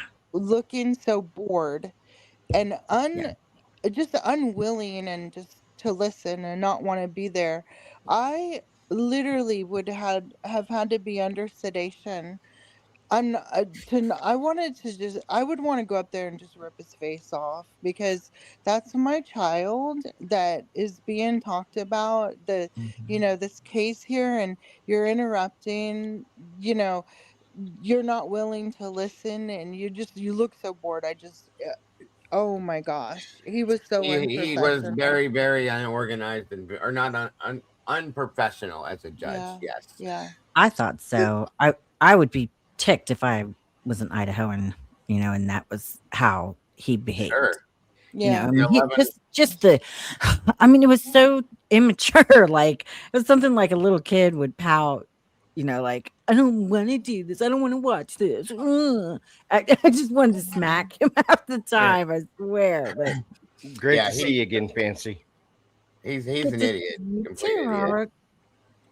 What gets me is we always see Steve G always in the limelight. He's on every damn mainstream freaking media that you can find. He's over there talking major shit about Bill Thompson and all this and the other. And I'm looking at this and seeing how they did the crime scene and how they did all the investigating in this and looking at the docs and seeing all the lies and everything's being exposed. I can't help but to think if that was my daughter that got killed and seeing how this all went down, why? I would be owning me some damn Moscow. I own that damn town and the college. Because I'm suing somebody flat out. It's frustrating. Welcome, Bomb Toy. Yeah, I feel like Steve G asked for people to be, and somebody to be the alpha, and he doesn't see that we are being the alphas. We are standing up and saying this isn't right, that doesn't sound right. We want justice, like correct justice. But He's not getting that part. He sees us as the enemy, and if you think that Ashley Banfield is your friend, that is where you've been fooled. Amen to that one. I was going to say that a long time ago. Yeah. In that hearing they had with all the parents with Hitler that was private, there's some few nuggets that Steve did drop in the fact that this shouldn't even be under a gag order that my daughter and everybody was gagged. Huh. And Hitler going to turn around and say, "What are you? That's not going to bring your daughter back." Who the fuck are you to say that? Shitty. Who the fuck are you to say that to somebody? Really? And my thing is, why was it somebody other than the G's that's been in the forefront of this? It's not saying, "Wait a minute, hold up," and putting Hitler in his freaking place. That's what's bothering me about this whole thing. What? We're just gonna have to live with it. What the? That's why I'm doing what I'm doing, because somebody needs to see him for who he is, and everybody else that they need to see what happened here. This is not. This man was supposed to be there, sitting on that bench to protect the defendant's rights and make sure and ensure that he gets a real and fair trial in the state of Idaho, and that is nothing even remotely close to what he did. Not even remotely. Okay, he did everything exactly opposite of that, in my opinion. And in turn, it needs to be seen. And if it's not, then that says something else. Something. He might as well have been a prosecutor there, because he was arguing all their arguments for them. He was the extra prosecutor. Yeah. Yes, exactly what he was. Exactly. Hello. Hello, Tomboy. How are you? Hello. My lighting's terrible. Everybody bashed Hitler Day. Somebody needs Oh, to. one said it. So, oh, hi, Tomboy. I'm sorry. Were you saying something, Tomboy? I just said hello. Oh, I'm sorry. One Hello. said it No. really well a few nights ago, that all of Hitler's, with knowing what we have found out since the plea deal, and him still making the judgment calls that he did, he must be under some type of larger influence than we're all aware of, and That was my question. Who got to him or being why? right, Yes. he's being Who got to forced to Hitler? make Either who got to him or what was his relation to the situation. I'll just say that. There's something larger than we all People know with that are money. It's missing. Right. And I would he love to know that. who, like, where in Idaho, like, there was someone, I think it was in a Facebook group I was talking, and like, where in Idaho can Koberger get a lawyer, and a lawyer appointed to him that is not an alumni of a college in that area, you know? Here's the Good thing. luck with that. Right. Here's the Yeah. thing, though, Lori, and I have to be honest when I say this. I don't know if you guys are probably going to get upset with me or maybe disagree with me, but I honestly, I think if Brian wanted a different attorney, Brian would have reached out for a different attorney, but he never did.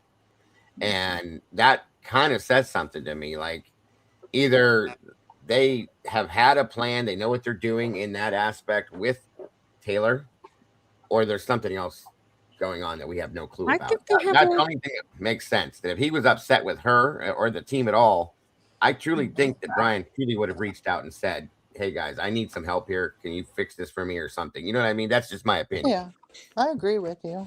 I agree with you I don't too. think there's anything any attorney could have done, because the prosecution and law enforcement were holding everything. Yes. Yes. They were holding it and hiding it and not writing reports and because they know the game. If we don't write the report, it doesn't show up. Yes. So in turn, it wouldn't have mattered what attorney Brian had. This was going to happen this way. I like him. I think they did a great job with what they were facing. I agree, and I know people disagree with me, and that's okay. I believe that there was, no matter what attorney Brian had, no matter what courtroom he was in, no matter what judge he was in front of, this was never going to go to trial, and it was going to go this way no matter what. Even Judge, who everybody said was more mellow and more laid back and wasn't as much of an asshole as Hitler, which is true. He let we didn't give him a chance Bill to get Thompson to that point, walk though. all over Think him about now. that. What if they had stayed in Latah and this would have got to the point where it did in Ada? Do you think Hitler would have, or Judge would have stayed the same, or do you think he would have changed up his game and ended up in the same lane that Hitler was in? I don't think the judge matters. I think because as the prosecution was holding everything. Now, I do agree that it may be another attorney, like an Alan Jackson personality type person, might have been more vocal about, because she knew they had to. We see it. We can read the documents and see they had to have had this stuff in order to produce what they produced, or in order to know what they know.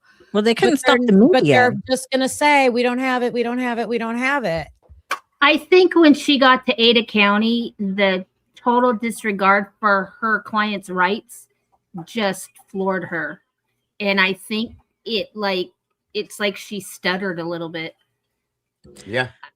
Yeah, I agree with that. I don't think she knew what to do. But if you can't stop the media and the hate campaign, well, if you cannot stop that, then you are almost better to lay back, let it die down, let people try to get it out of their minds so much, and maybe come back later. That's I don't see any way with them doing everything. I mean, you have the G's going door to door trying to influence potential jurors, and they were going to their churches, and the churches were talking to the whole congregations. And I mean, you had a a campaign against Brian from day one. They did not want him at all to be able to have any kind of, They support. had to have him found guilty in the court of public opinion, no matter what happened, because they're in turn that I think that made them believe that jury was going to be that was done. And that's just, again, this is my opinion, you guys, but that's how I saw it. Go ahead. And Taylor had never been in front of Hitler before. The only one that had ever been in front of him was Massoff, and that was very limited. Yeah. Yeah. But you could still tell that when the first time she stood up and spoke to him, she didn't like him. They had that interaction before, and she knew how it was going to go. With That could have played to our advantage, though. I mean, if the jury didn't like to see Hitler being a jerk to Anne, you just never really know until you see who you have on the jury. In my opinion, a lot of it's popularity. It really is, sadly. In my opinion, from day one, this was predetermined. When you have Bill Thompson in the crime scene, from that day, this was a predetermined outcome for this man, for Brian. Exactly what Eddie thought that the whole time. Word for word is what he said. This is how it's going to go. It was always meant to go this way, and it's not going to go any other way, period. And I said, okay. I think that's just how they're used to doing things, because nobody challenged them. Yeah, because if you look at Nancy Disgrace, from day one that she sniffed this case. She talked bad about Brian. She talked bad about Ann Taylor. She talked bad about the entire defense team. She made fun of this guy on one of her shows, wearing a rubber glove. Ashley Banfield. So did Brian Enton. They all have. They all actually talked. Vinny even. They all went that direction. Upset with Vinny about that. Oh yeah, he was definitely diagnosed with autism spectrum disorder, and whoever says he wasn't, you're completely wrong.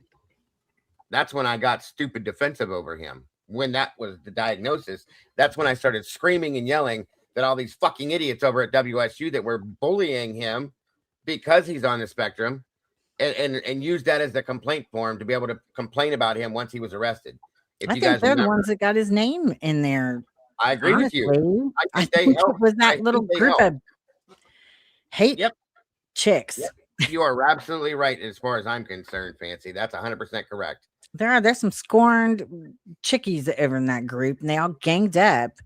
I mean, socially, what would they say? Spatially trapping someone. I know. Get the hell out of here. You know what you do? You say, "Excuse me," and guess what? He would have moved.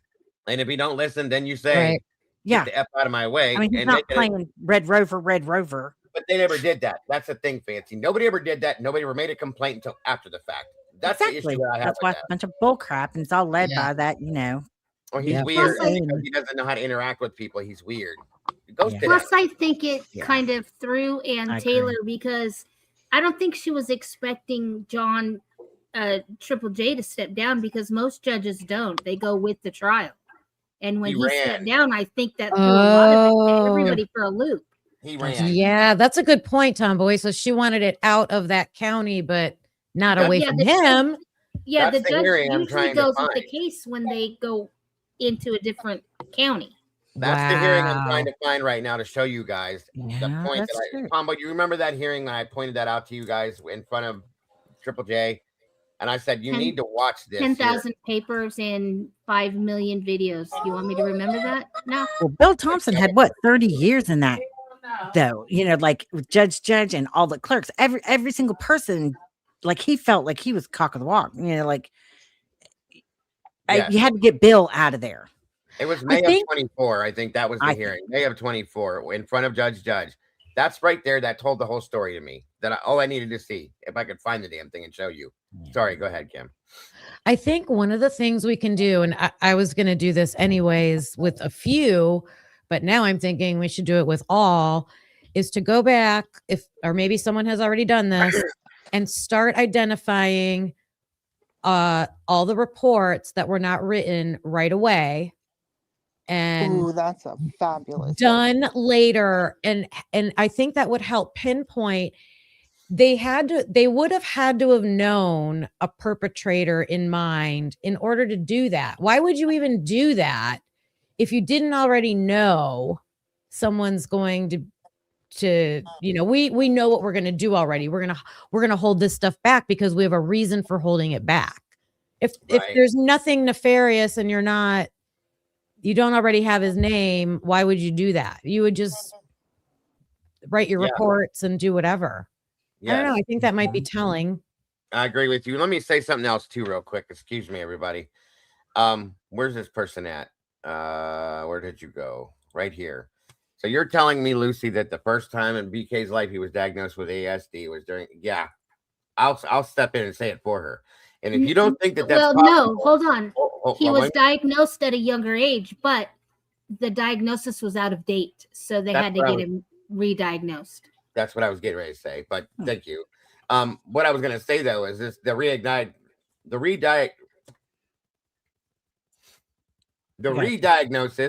It's not really a word, but he was re-diagnosed because of the situation. They needed to look into the psychological aspect of the background. And here's another thing, just so you understand this: people can go their entire life without actually being diagnosed, whether you believe that or not. Sure. Part of the reason why Brian was probably a heroin addict was because he was self-medicating, because he didn't understand himself. He wrote in his writings when he was 16 years old about feeling dark and this and that and all that stuff is because he didn't understand himself. Because of that, he probably didn't have. I'm probably on the spectrum. My son is. I was never diagnosed with ADHD until I was an adult. Okay, because back then we were just bad kids. So it's very plausible that could happen. Okay. It absolutely very plausible that could happen. Just so you understand that it's not a big deal. It's not a weird thing. Truly not. But he was diagnosed when he was a small child. They never carried it on. He never got any of the 504 plans or all the other things that like my kid had and a lot of other people's kids have, and then had to be re-diagnosed as an adult to explain certain other situations within his life. That's a fact. Sorry, go ahead, Tomboy, or whoever else was talking. I'm sorry about that. Someone just said everyone is on a spectrum. That's what a spectrum is. Any neurodivergent disorder is on a spectrum. Anyone. Of course. Yes. ADHD. Lucy, I'm going to need you to be quiet about the rainbows. That's not a spectrum. That's a lifestyle. Sarge that comes in here, for those of you that are familiar with, Sarge has Asperger's. He's on the spectrum and neurodivergent. I am. My son is. I know many other people that are, folks. Okay. It's not that abnormal, but it's not a reason to bully somebody into thinking that they're a fucking killer. Yep. Well, note though that all those stories about Koberger, nobody ever talks about him being in fistfights, beating up anybody, being violent, hurting anyone. There was one time that somebody came forward after he was arrested and said that he bullied him. I don't know that I believe. Jesse Lynn, it's dyspraxia. Does that? Yeah, he has dyspraxia. That's the eating disorder, right? No, that's dyspraxia is the movement disorder. That's why it would be hard for him to hold a knife and stab somebody 700 times and be able to do it and have the dexterity to do something like that. That's what dyspraxia is. I'd like to see somebody take a shake weight and do just the amount of things that they're okay with the shake weight, and then tell me 700 times. Right. Because that don't do that with your hands again. Yeah, that's why I stopped and turned around. Thank you. Okay, if you take a knife that has a hilt on it, okay, you'd be which is painful to begin with, and you're holding this knife, doing this over 100 times, different people going through, and I know this is going to be gross. Trigger warning. You're fine. Okay, but you're hammering your hand into that hilt. You're going to stop at some point because it hurts, but this person didn't. Okay, that's one thing I'm going to say. Switch up. Well, plus, when your blood comes out, it's kind of slimy, actually. Yes. It's sticky. So your hand's going to slide off that hilt. You're hitting bone, I'm sure, at some point, which is hard, and it's hard to go through, and you repeatedly do it again and again and again. When you have problems with your hands, opening and closing and holding things and making fists, you think you can do that with a knife? Come on. And there were does anybody know if there were knife marks in any of their bones? That's another good. That's why I want to see. We're waiting for that. Yeah, where are the X-rays? If they're X-rays because K-bar knives are known, the tips are very, very thin. Yes, So and they chip. if it hits a bone, it's going to break, plain and simple, because they weren't tempered right. They've been So- known to chip and break very, very, So very. it would be somewhere. Wouldn't the knife also get dull pretty quickly, like after They the do. first or Like second I victim? I butcher deer, and honestly, like I have to sharpen the knives a lot. Yeah, you have to because human tissue is thick. Blood obsessed vegan. Especially, I'm sorry, especially with Sorry. Maddie and Kaylee being I don't so waste it. tiny. They weren't big. They weren't big girls. They were, especially Maddie. She was really tiny, A and lot of bone. so Like there's her very little meat. bone. Yeah, before you hit Yeah, the bone. her Thank you. I her haven't seen bone. anything though that even really showed that it was a K bar. There isn't anything fancy. There's no proof of it. They just have a No, sheet. they haven't released the medical examiner's report yet. I'm begging Yeah. and pleading and, I'd like and to see screaming that. and bitching and complaining because I want the autopsy diagrams so that we can see exactly who from them, not from We have somebody a that right. created. We have a What? right to have these things. Yes. No, it's not always pretty to people, and they think, well, I don't want to see that. Why would you need to see that? Well, it's not always about you, and which is why I get upset about this lawsuit, because they're not looking at the bigger picture. Because doing things like this and having things held are the reasons that corruption can exist. The reason why we're supposed to be able to see everything is so that that can't happen. That is why we need transparency. And it also affects people by how much money they have. Because if you don't have enough money to hire a wonderful appellate attorney, then maybe you're going to have somebody who's a retired this or that. You know, maybe you want them to look over your case for maybe something that could get you an appeal. And they're not going to be able to see everything. And how are they supposed to help you then? You're limiting people. It's hello, Olive. Sorry. Good points. I don't have high hopes for the medical examiner's report when it comes to the wounds, which I'm very interested. I'm not like, I want to see that her describing the wounds and the weapon that would have made the wounds. But I know, and law enforcement was there, right? Were there 2 or 3 people there? And I think they chime in, they give their opinion, they can be very manipulative with information about that, I think. Right. Yeah. Now, why don't we have this? Yeah. This is all I'm saying. Why don't we have this? Ellen Greenberg gave it to us. There's no reason why we should. We don't need to see the real photos.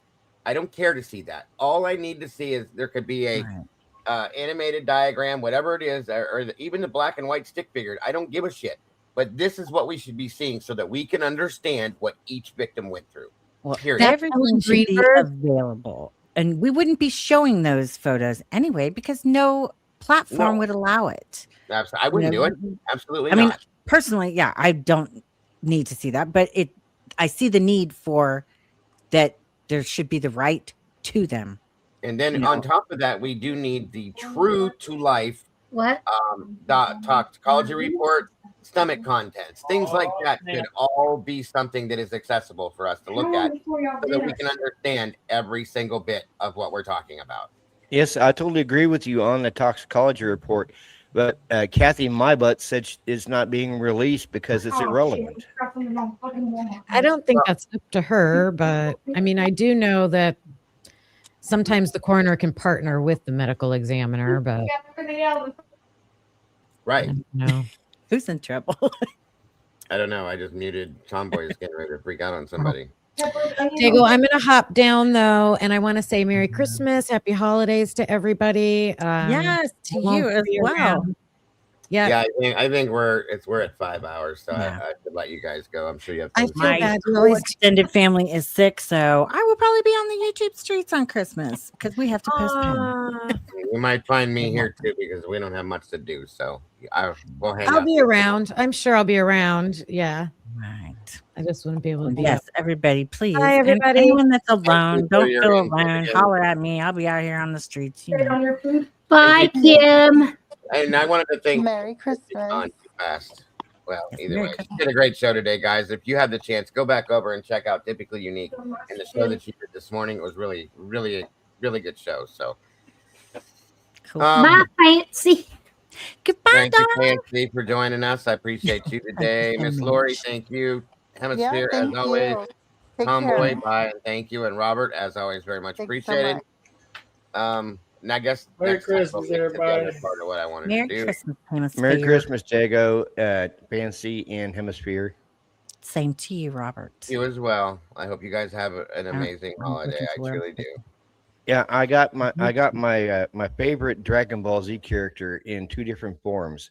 I've got the Super Saiyan God Vegeta, and I got the Super Saiyan God Super Saiyan Vegeta. I have no idea what you're talking about, but congratulations. Dragon Ball Z. All Got right. some new dolls, Dago. Well, it makes you happy. That's what matters, brother. All right. Dago, I got some new dolls. I'll have to show you next time. I'm I got looking some at that. Tombstone characters. Oh, wow. Oh yes, and they have little hands with the little guns, like actually have actions that pull back and everything. I'll have to show you. That's pretty cool. I got Wyatt too, but I haven't got That is him out. very My cool, husband can't actually. wait till Christmas. He always gives me stuff early, and then I have nothing We to do open. that here, unfortunately, too. I love the dolls, as my people tell me. You loved your dolls, so. I know. I can't wait to show you because I'm like, Dago knows. Mhm. All Very right. cool. Well, I'm gonna zip my lip because I'll keep talking. Take care.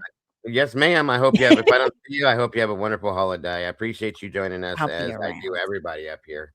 You too. And hopefully we'll see you guys here very soon. Bye, chat. Love you. I need to go watch Landman. Actually, I haven't watched it yet. I need to. I Love want that to. show. I heard it was I great. love that show. Everybody Okay. in chat, guys, you're amazing as well. Thank you so very much for everything you guys do. We appreciate you very much here. Thank you to my mods. If anybody has time afterwards, I'd like to talk to you guys just for a couple minutes. I promise it will only be a couple minutes. And then I'll leave you guys alone. Don't forget to love yourselves and love each other, folks. If I don't see you, please have the most amazing holiday Christmas you can. And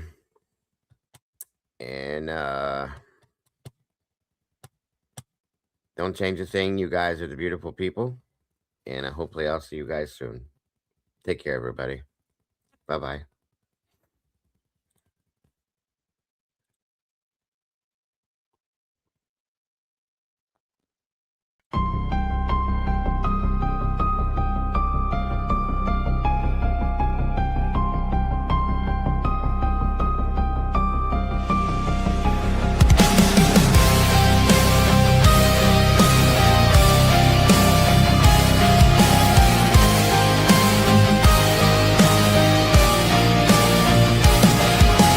Neon lights flicker like broken halos.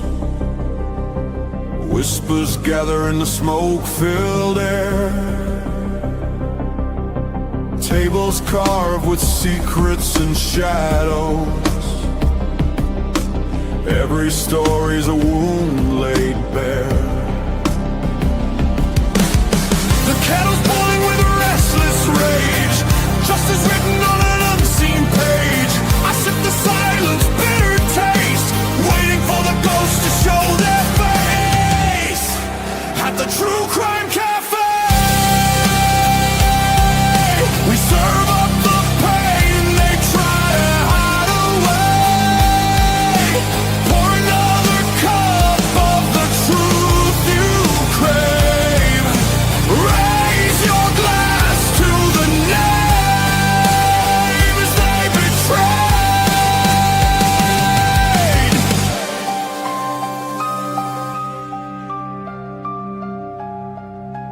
Mirrors cracked, reflections are liars. Ashes fall where the guilty once stood.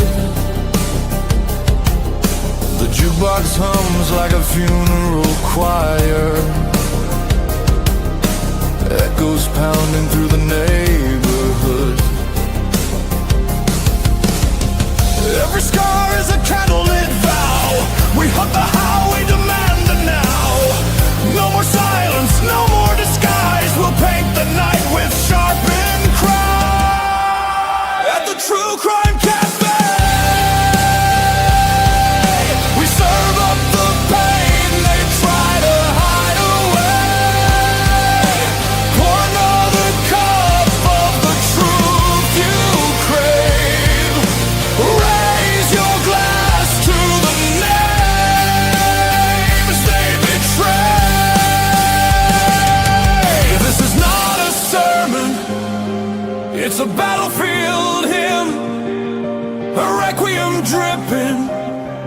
from the bottle's rim. The guilty write stories in invention.